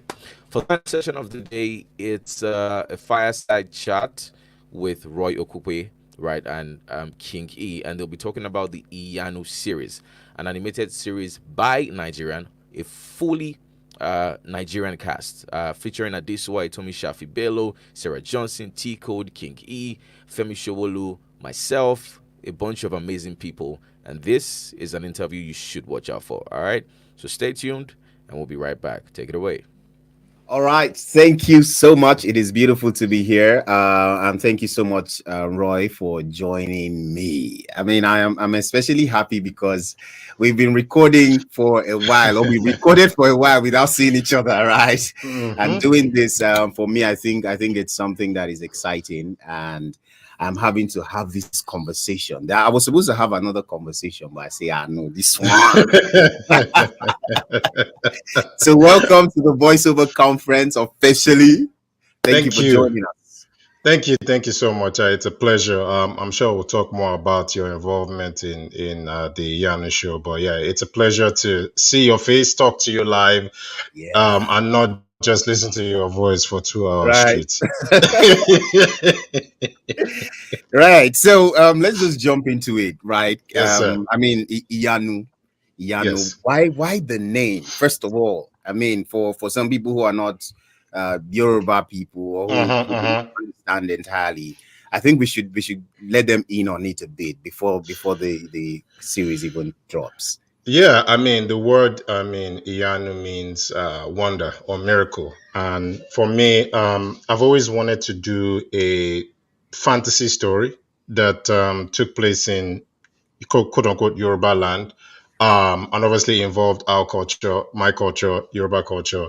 And for me, I felt like if I was going to be doing anything with like magic and stuff that we see in all the cartoons that we loved growing up, Iyanu was just it was just appropriate to have that as the title of the show and the name of the main character herself.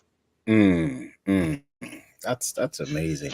What inspired this story? Where did you get the inspiration from? I know, of course, you have seen a lot of cartoons growing up. We all did. Yes. I mean, for me, it's a couple of things, right? Number one, I think for me, I've always, and this happened, I have a 3-year-old daughter now. This happened way before her. I always thought that if I had a baby girl, like, what is something that I would love to watch on TV with her in a way that both of us can enjoy, but in a way that she can also get to see her culture, where she's from, and be proud of some of the things that I grew up hearing about in terms of our culture, our history, our mythology as well. So that was one of the big things for me. One of the second things was, I mean, like you said, I grew up watching Batman, Superman, Transformers, X-Men, like all of these cartoons and animated series that we all grew up and loved. And for me, I've always wanted to tell these type of stories from the African and specifically Nigerian perspective. So I think those are the two big things for me. And I think obviously the graphic novel came out in 2019. The show was announced in 2021, and we've been hard at work since then. And I can't wait for people to see what we come out with the show. Yeah, what we've been cooking. Yes, for a very long time. Now let's look at the entire production part of it. How did it all start? Like the beginning of this particular production, right? The series itself. How did it all start? I mean, I think I mentioned the graphic novel. I have to take it back to 2019 was when I started working on the book alongside one of the most brilliant Nigerian artists that you ever see, Gordon Akpan, who is now also the art director on the show, by the way, which is a huge thing. So Godwin and I were working on the graphic novel in 2019. It got released in 2020 during the pandemic. Actually, even at that time, I was worried. I didn't even want to release it during the pandemic because I was like, "What's even going to happen? Is anybody going to buy books when people are basically worried about COVID and lockdown and all these different things?" But we ended up releasing it on Kickstarter, and it was one of the biggest, if not the biggest, Kickstarter that I've ever done. And I've done 11 Kickstarter projects. So that says something. As soon as that happened, I knew that this story had something magical about it. So I started to shop it around to different producers, and I met a producer called Erica Motley in a show called Content London in the UK. Immediately she saw it, she was like, I need to turn this into an animated series. So she helped me put a package together. She brought on Lionforge Entertainment. We took it to HBO Max at the time. Now they're Max and WBD.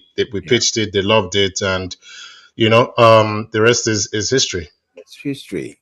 You've been busy, obviously. I mean, I've been trying. I've been trying.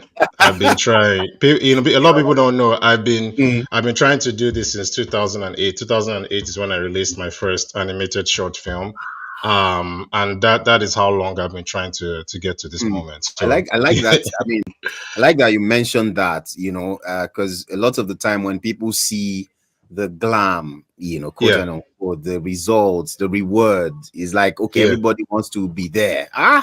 Roy is doing so good. Just imagine what they're not thinking the work, So that also just brings me to the challenges, I mean, looking at this project is massive. I know, I mean, even from a character point of view, I know that definitely right. So what are some of the challenges you think have made it either stayed this long and even on this project trying to produce Iyanu? I mean, it's a great question, but I think my answer, every and almost any creator would agree, and including you, one of the biggest challenges is money. It's finances. Like, where are we going to get the money? It's just it's tough, man. Let me just listen to you talk.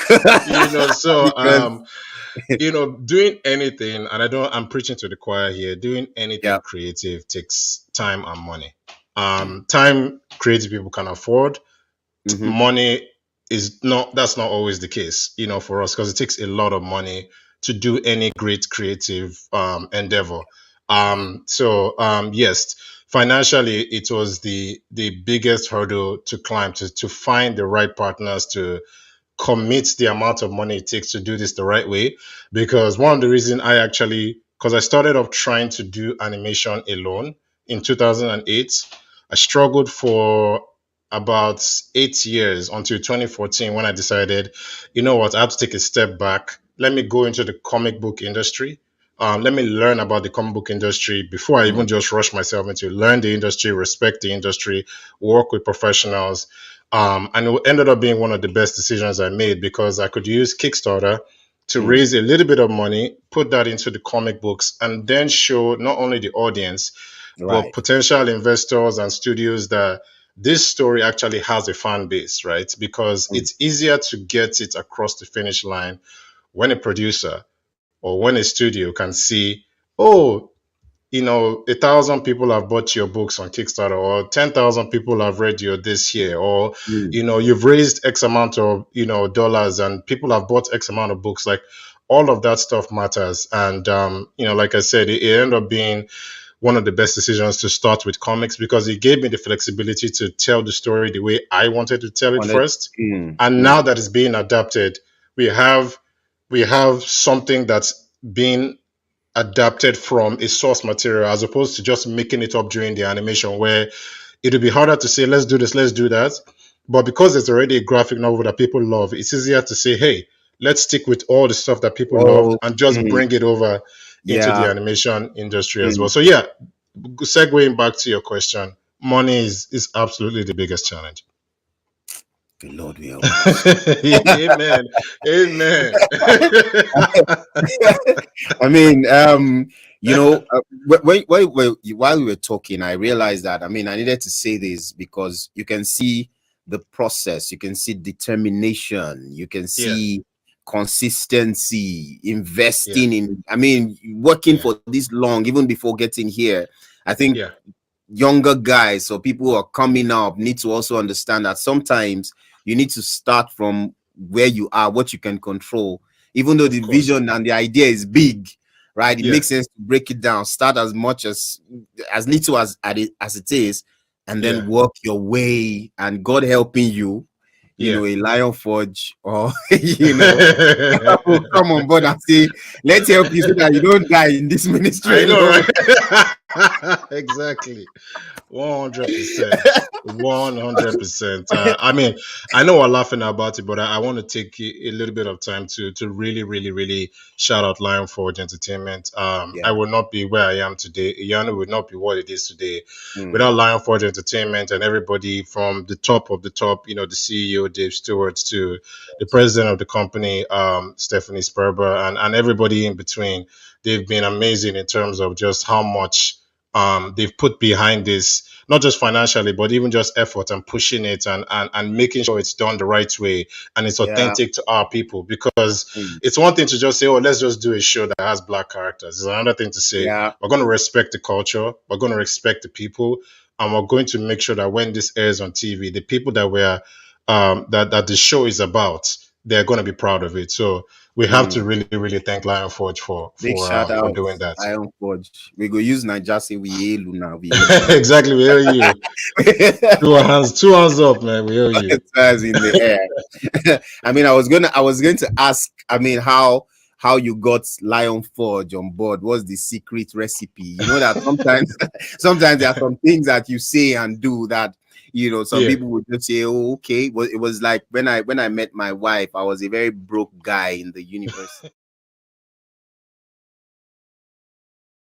All right. Thank you so much. It is beautiful to be here. And thank you so much, Roy, for joining me. I mean, I'm especially happy because we've been recording for all right. Thank you so much. It is beautiful to be here. And thank you so much, Roy, for joining me. I mean, I'm especially happy because we've been recording for a while, or we recorded for a while without seeing each other, right? And doing this for me, I think it's something that is exciting, and I'm having to have this conversation. I was supposed to have another conversation, but I say, no, this one. So welcome to the Voiceover Conference officially. Thank you for joining us. Thank you so much. It's a pleasure.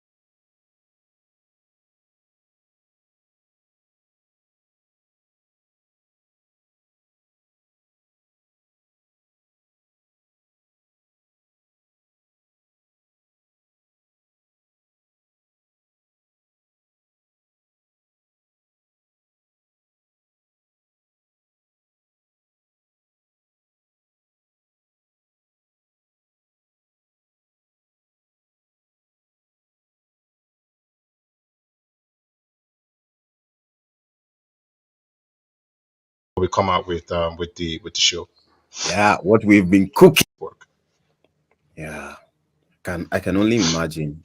I can only imagine. It's a lot. Yeah, it's a lot of work. There's just a lot you can. Now let's talk about cultural sensitivity. Oh yes, I realize that. I realize that. I mean, from inside perspective, I knew that the first time there were like audios that were sent for how names were pronounced, because some of us are not Yoruba, so we had to learn. How were you able to maintain that? I mean, there's the action part, right? There's the culture part, and there's the artist or the actors part. How were you able to work this out to ensure that there was a blend and we still paid attention to those elements? Again, it starts with picking the right people, right? Like, even though there's a lot of people that are working on this show that are not Nigerian, right? Yeah. But I think everybody is committed to ensuring that culturally this show honors Yoruba culture, right? It starts with a commitment by everybody, and even going into the voice actors as well. Obviously, Nigeria, a lot of people don't know Nigeria has 3 major tribes, but under those 3 major tribes, there's over 300, right? Different, subcultures as well. So there's a lot of diversity in Nigeria alone. It's not just Yoruba people or Igbo people or Hausa people.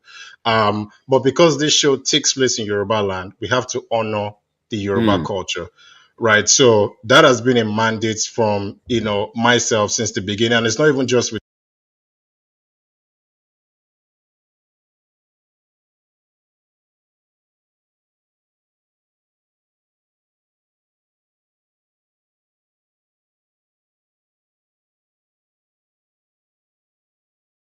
All right, thank you so much. It is beautiful to be here, and thank you so much, Roy, for joining me. I mean, I'm especially happy because we've been recording into the voice actors as well. Obviously, Nigeria, a lot of people don't know Nigeria has 3 major tribes, but under those 3 major tribes, there's over 300, right? Different, subcultures as well. So there's a lot of diversity in Nigeria alone. It's not just Yoruba people or Igbo people or Hausa people. But because this show takes place in Yoruba land, we have to honor the Yoruba culture.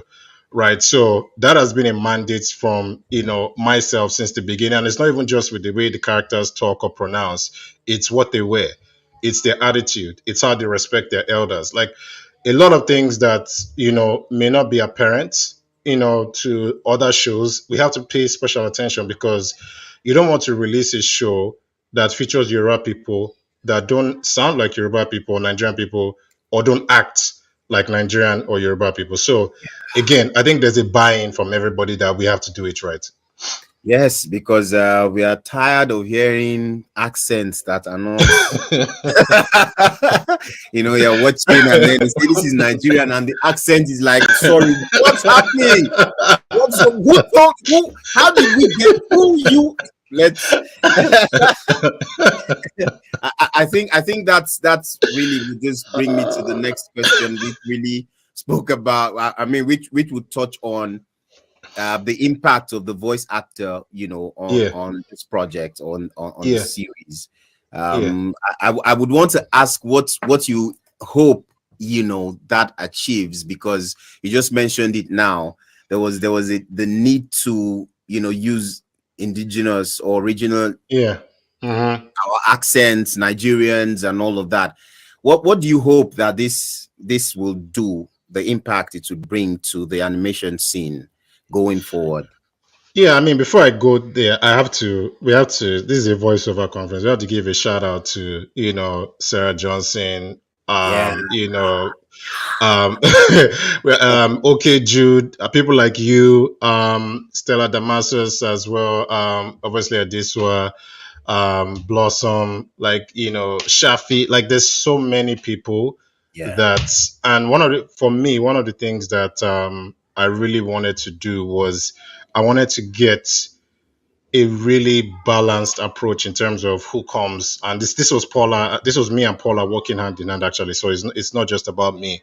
Wanted to obviously get people that people recognize, like, oh, this person, I've seen them on TV, but we also wanted to give an opportunity to talented people who just need a chance, right? And for us, that's to me, that's even the thing that I'm most proud about, is being able to expose some of these people that yes, they've done things here and there, but they've not really been given the big opportunity. And I have to tell you, all of you came in with such a level of excellence that there's sometimes inside in the sessions, I never said this, I almost just want to cry, right? Because a lot of things are said about Nigerian people, right? And to me, it's this moment where we come together as one, all of us from different backgrounds, living in different countries, and we are united under this banner that, we're going to do this right. And everybody came in prepared, everybody rehearsed, everybody came in, nailed their lines. And to me, it's just a testament of the Nigerian spirit and the resilience that we have. So I just wanted to make sure I said that about just the level of excellence that everybody came on board with in terms of recording the voices. So that should not be missed at all. But yeah, to answer your question, actually, I forgot to. Sorry, what was? I forgot the question. The impact, yes, the impact. Sorry. I really hope that people get to, because this is one thing that I always try to, or always remind people, is that Iyanu is a show that's heavily steeped in Yoruba culture, but Iyanu is for everybody. I'm not making Iyanu just for Nigerians or just for Black people. This is a show that carries a spirit that I feel like the world can benefit from now. Spirit of teamwork, unity, coming together for a common goal and uniting under a banner of humanity, right? This is the ultimate story of Iyanu and a journey. And to me, I hope when people all over the world watch it, they can see the impact from a cultural level, to see just how beautiful Nigerian culture is. But at the same time, they can see themselves, even if they're not from Nigeria, in these characters, and see themselves as, heroes, and see themselves as people that can make an impact in their community. Amen to that. Amen to that. Now there's something, right? This question, there's something, we recently had one animation series or launched, but we cannot access it. So the next question,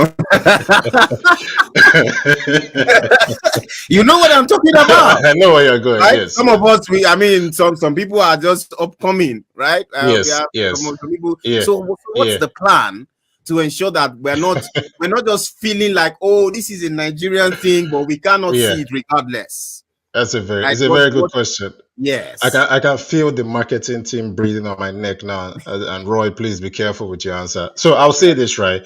Nigerian people, you're going to see the show. Let me just put it there. You will see it in Nigeria. and that's where I'll leave it. You guys are not forgotten. Woo! You know, I mean, that's comforting. So that we're not excited at the end of the day. We say, "Oh, okay, what do we do?" I feel you. I feel you. All right. I mean, I have a couple of more questions. You almost got me in trouble, by the way. You almost got me in trouble.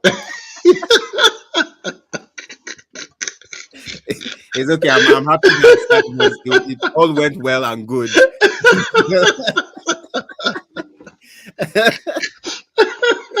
Now, I mean, in the spirit of thinking, looking at other perspectives, if the name was not Iyanu, what other name do you think it would have been?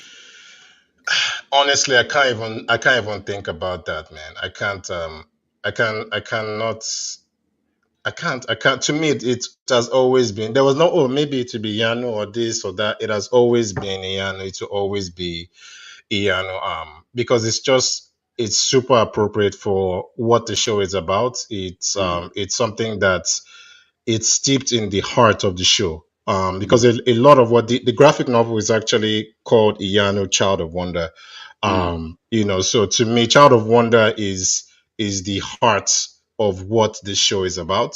So the fact that the name Iyano also means, wonder or like I said, miracle in Yoruba culture, I don't think there's any way around that. That's what it needs to be. Now, I want to ask a specific question. Let's talk about Lion Forge for a bit, right? A Black-owned company in the US and all. Yeah. But right now they're contributing to something that will benefit Nigerians, and we were saying that we need more Lion Forge or more Lion Forges. Now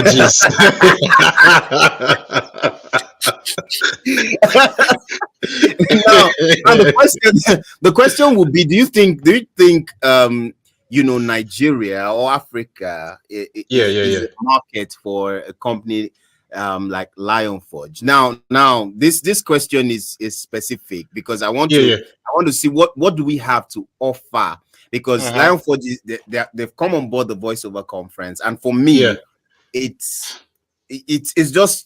just encouraging to see that after 4 years, the 5th year, we have Lion Forge is saying, let's help you small. Let's see how this works. Do you think we have what it takes to have an organization such as Lion Forge to be interested in the markets that we have? I know the answer, but I just want you to. I think it's a good question, right? I mean, for people that don't know, right, Lion Forge is like you said, a Black-owned animation studio here, a Black-owned entertainment studio. Actually, it's more than just animation right now, and people that know them from the Oscar-winning Hair Love short that they produced a few years ago.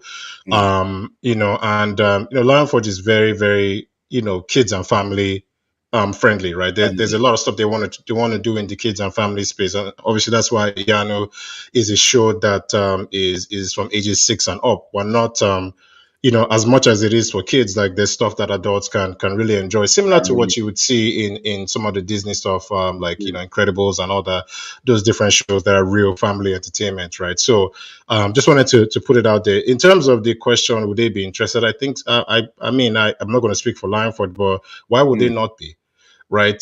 If you look at the market, the market in Nigeria now in terms of entertainment, whether it's comics or animation, you have amazing studios like Magic Carpets, Spoof Animation, Anthill Studios, Unique. Unique Studios, obviously my company as well.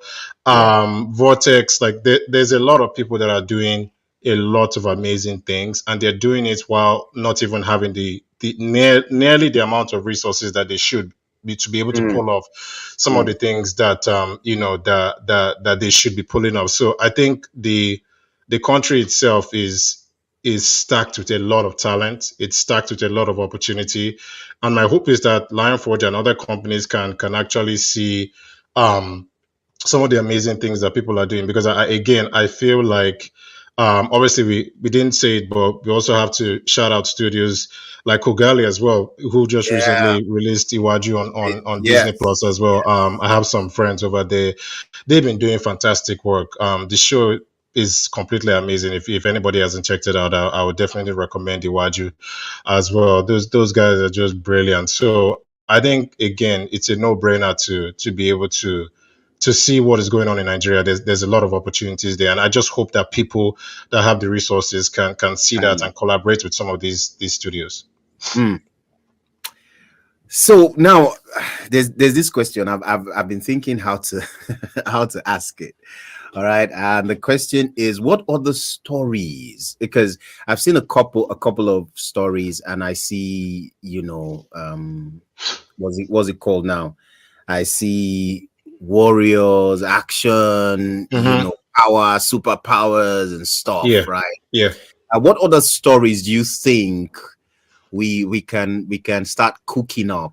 That will still be really good. I'm just No, I asking. mean, You no, understand? I hear you. I mean, I think it's a the potential for storytelling is limitless, right? If you look at the wealth of, like, again, talent that we have in Nigeria and some of the people that are in there doing amazing things, I think it's something that we need to definitely recognize. I think there's a lot of opportunities to do fantastic work when it comes to storytelling. So I personally, if you had to talk about me, I would personally like to see more sci-fi stuff.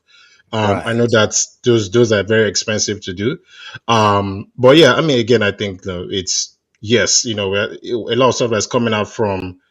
I mean, to be honest with you, right? Like, if you look at Nollywood, right? If you look at some of these stories that are coming out, it's not just the regular stuff that we're seeing action comedies, we're seeing romance. Like, there's a broad list of things that you can see that people are. And if you also even go into the comic book industry as well, it's not just about superheroes and spandex. There are people doing some really, really deep and meaningful stuff that not saying that superhero and action is not deep, or that wasn't what I was trying to say, but there's other genres that I feel like that people are, you just have to really search deep to find them. Okay, I have just two more questions. I think that Yes, sir. we really the first one is, when is Iyanu rather? When is Iyanu dropping? When is the release date? When should we? Because some of us are like, oh yeah, oh yeah. I know. What I can say is 2025. I'll give you that. 2025. I'll give you 2025. The rest, I don't want to receive a call after this interview. I know. All right, thank you so much. I think the last thing is, I mean, let's hear from you what you think about the voiceover conference. Mo, you start throw that one inside. On a more serious note, a lot of people wouldn't know, and I'm hoping that people will know as after this, is that a lot of people you're going to see in the conference or watch online on the conference or whatever, a lot of them are actually on the show on Iyanu, right? So in some ways, there's synergies between the conference and what we're doing in Iyanu. So to me, I just think that's a beautiful way to sort of like, look at things, where it's like, I feel like without the likes of people like you hosting this conference, there are certain people that wouldn't have had the opportunity to be on Iyanu. So I think it's a wonderful thing. I wanted to say one more thing though, to that end, is that I know people have a lot more questions about Iyanu, not just about the release date, but any questions that you have, you need to follow us at Iyanu Series on Facebook, Instagram. What's the website again, please? It's iyanutheseries.com. iyanutheseries.com. iyanutheseries.com. So hurry to Iyanu the Series after the conference, read all about it, and follow all the social media platforms as well. Thank you for joining us at the Voiceover Conference, and I wish you the very best. It's my pleasure, King. Thank you.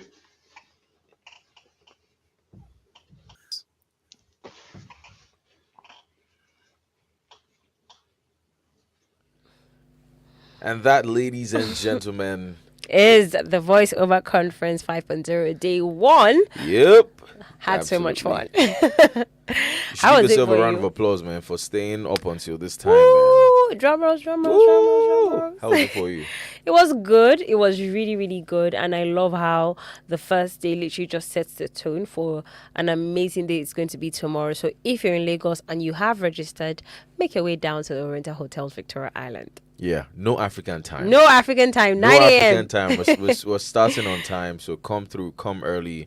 But this wouldn't have been possible without our amazing sponsors, right? That put their time, money, resources behind the Voiceover Conference. You want to mention their names? Definitely. Thank you. So we have some of our sponsors here, all of our sponsors, I beg your pardon. So we have Waystream, Landforge Entertainment, Call Out Realty, NAVA, that is the National Association of Voice Actors. Yep. We have Pepsquili Portugal, Jamit, Rapid TV, Nashen Studios, FinServe, Shutter House, R Fusion, Voiceverse, and then Pondit Design Co.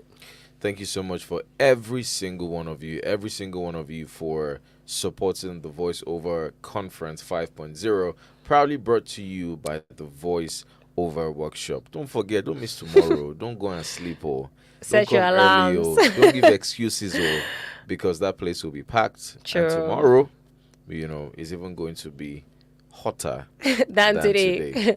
And of course, don't forget to follow us across all of our social media platforms. That is the Voiceover Conference. And from my end, the Lady Kofo, you can also check me. I mean, someone was asking me, where is this female host from? Where am I from? We're from Zungabi. You can check out where I'm from and more on my social media platform. That is TheLadyKof. That is the Lady Kofo across all social media platforms. I think I'm on TikTok on some days, but yeah. And you can follow me everywhere. Femi Bakes, like BAKS. What do I bake? You find out when you get to my social media platforms, right? And on that note, thank you so much for staying with us throughout. We're going to be back maybe next year. Yeah, definitely next year. Definitely next year.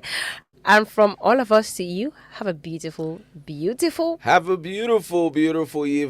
It's a what? It's a wrap. TVOC 5.0. Mwah. See you tomorrow. Bye. Hello, my name is Christiane, the community manager at the Voiceover Workshop and Media. I'd like to introduce you to the VO Force. The VO Force was created to bring together extraordinary and intentional voiceover artists to change the narrative and create a meaningful impact in the industry. Membership of this community is open to voiceover artists from all parts of Africa. The importance of a community cannot be overemphasized, and the benefits are numerous.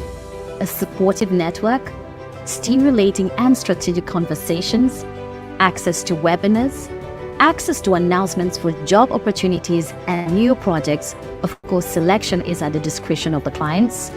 Discount on some trainings organized by the Voiceover Workshop and Media, as well as the annual Voiceover Conference. Accountability and motivation. You'll also have a chance to interact with voiceover artists from all parts of Africa.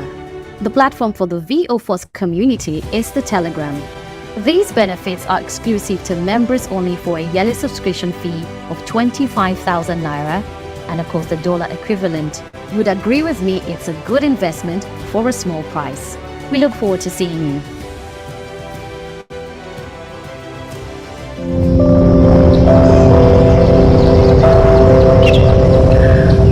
I remember when this place was just bush. No one else lived here at that time. It was just bush and water. Some places were even flooded. I won't lie. I was concerned about whether it was worth the investments at that time. But now, apparently, our house is worth hundreds of millions.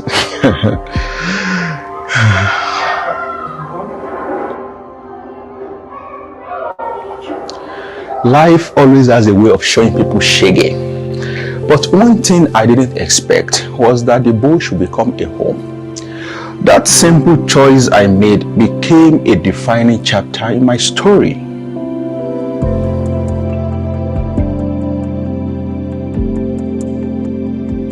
That is where call adaptability comes in. They understand finding the perfect home, even the most unexpected places, can make all the difference in starting that defining chapter.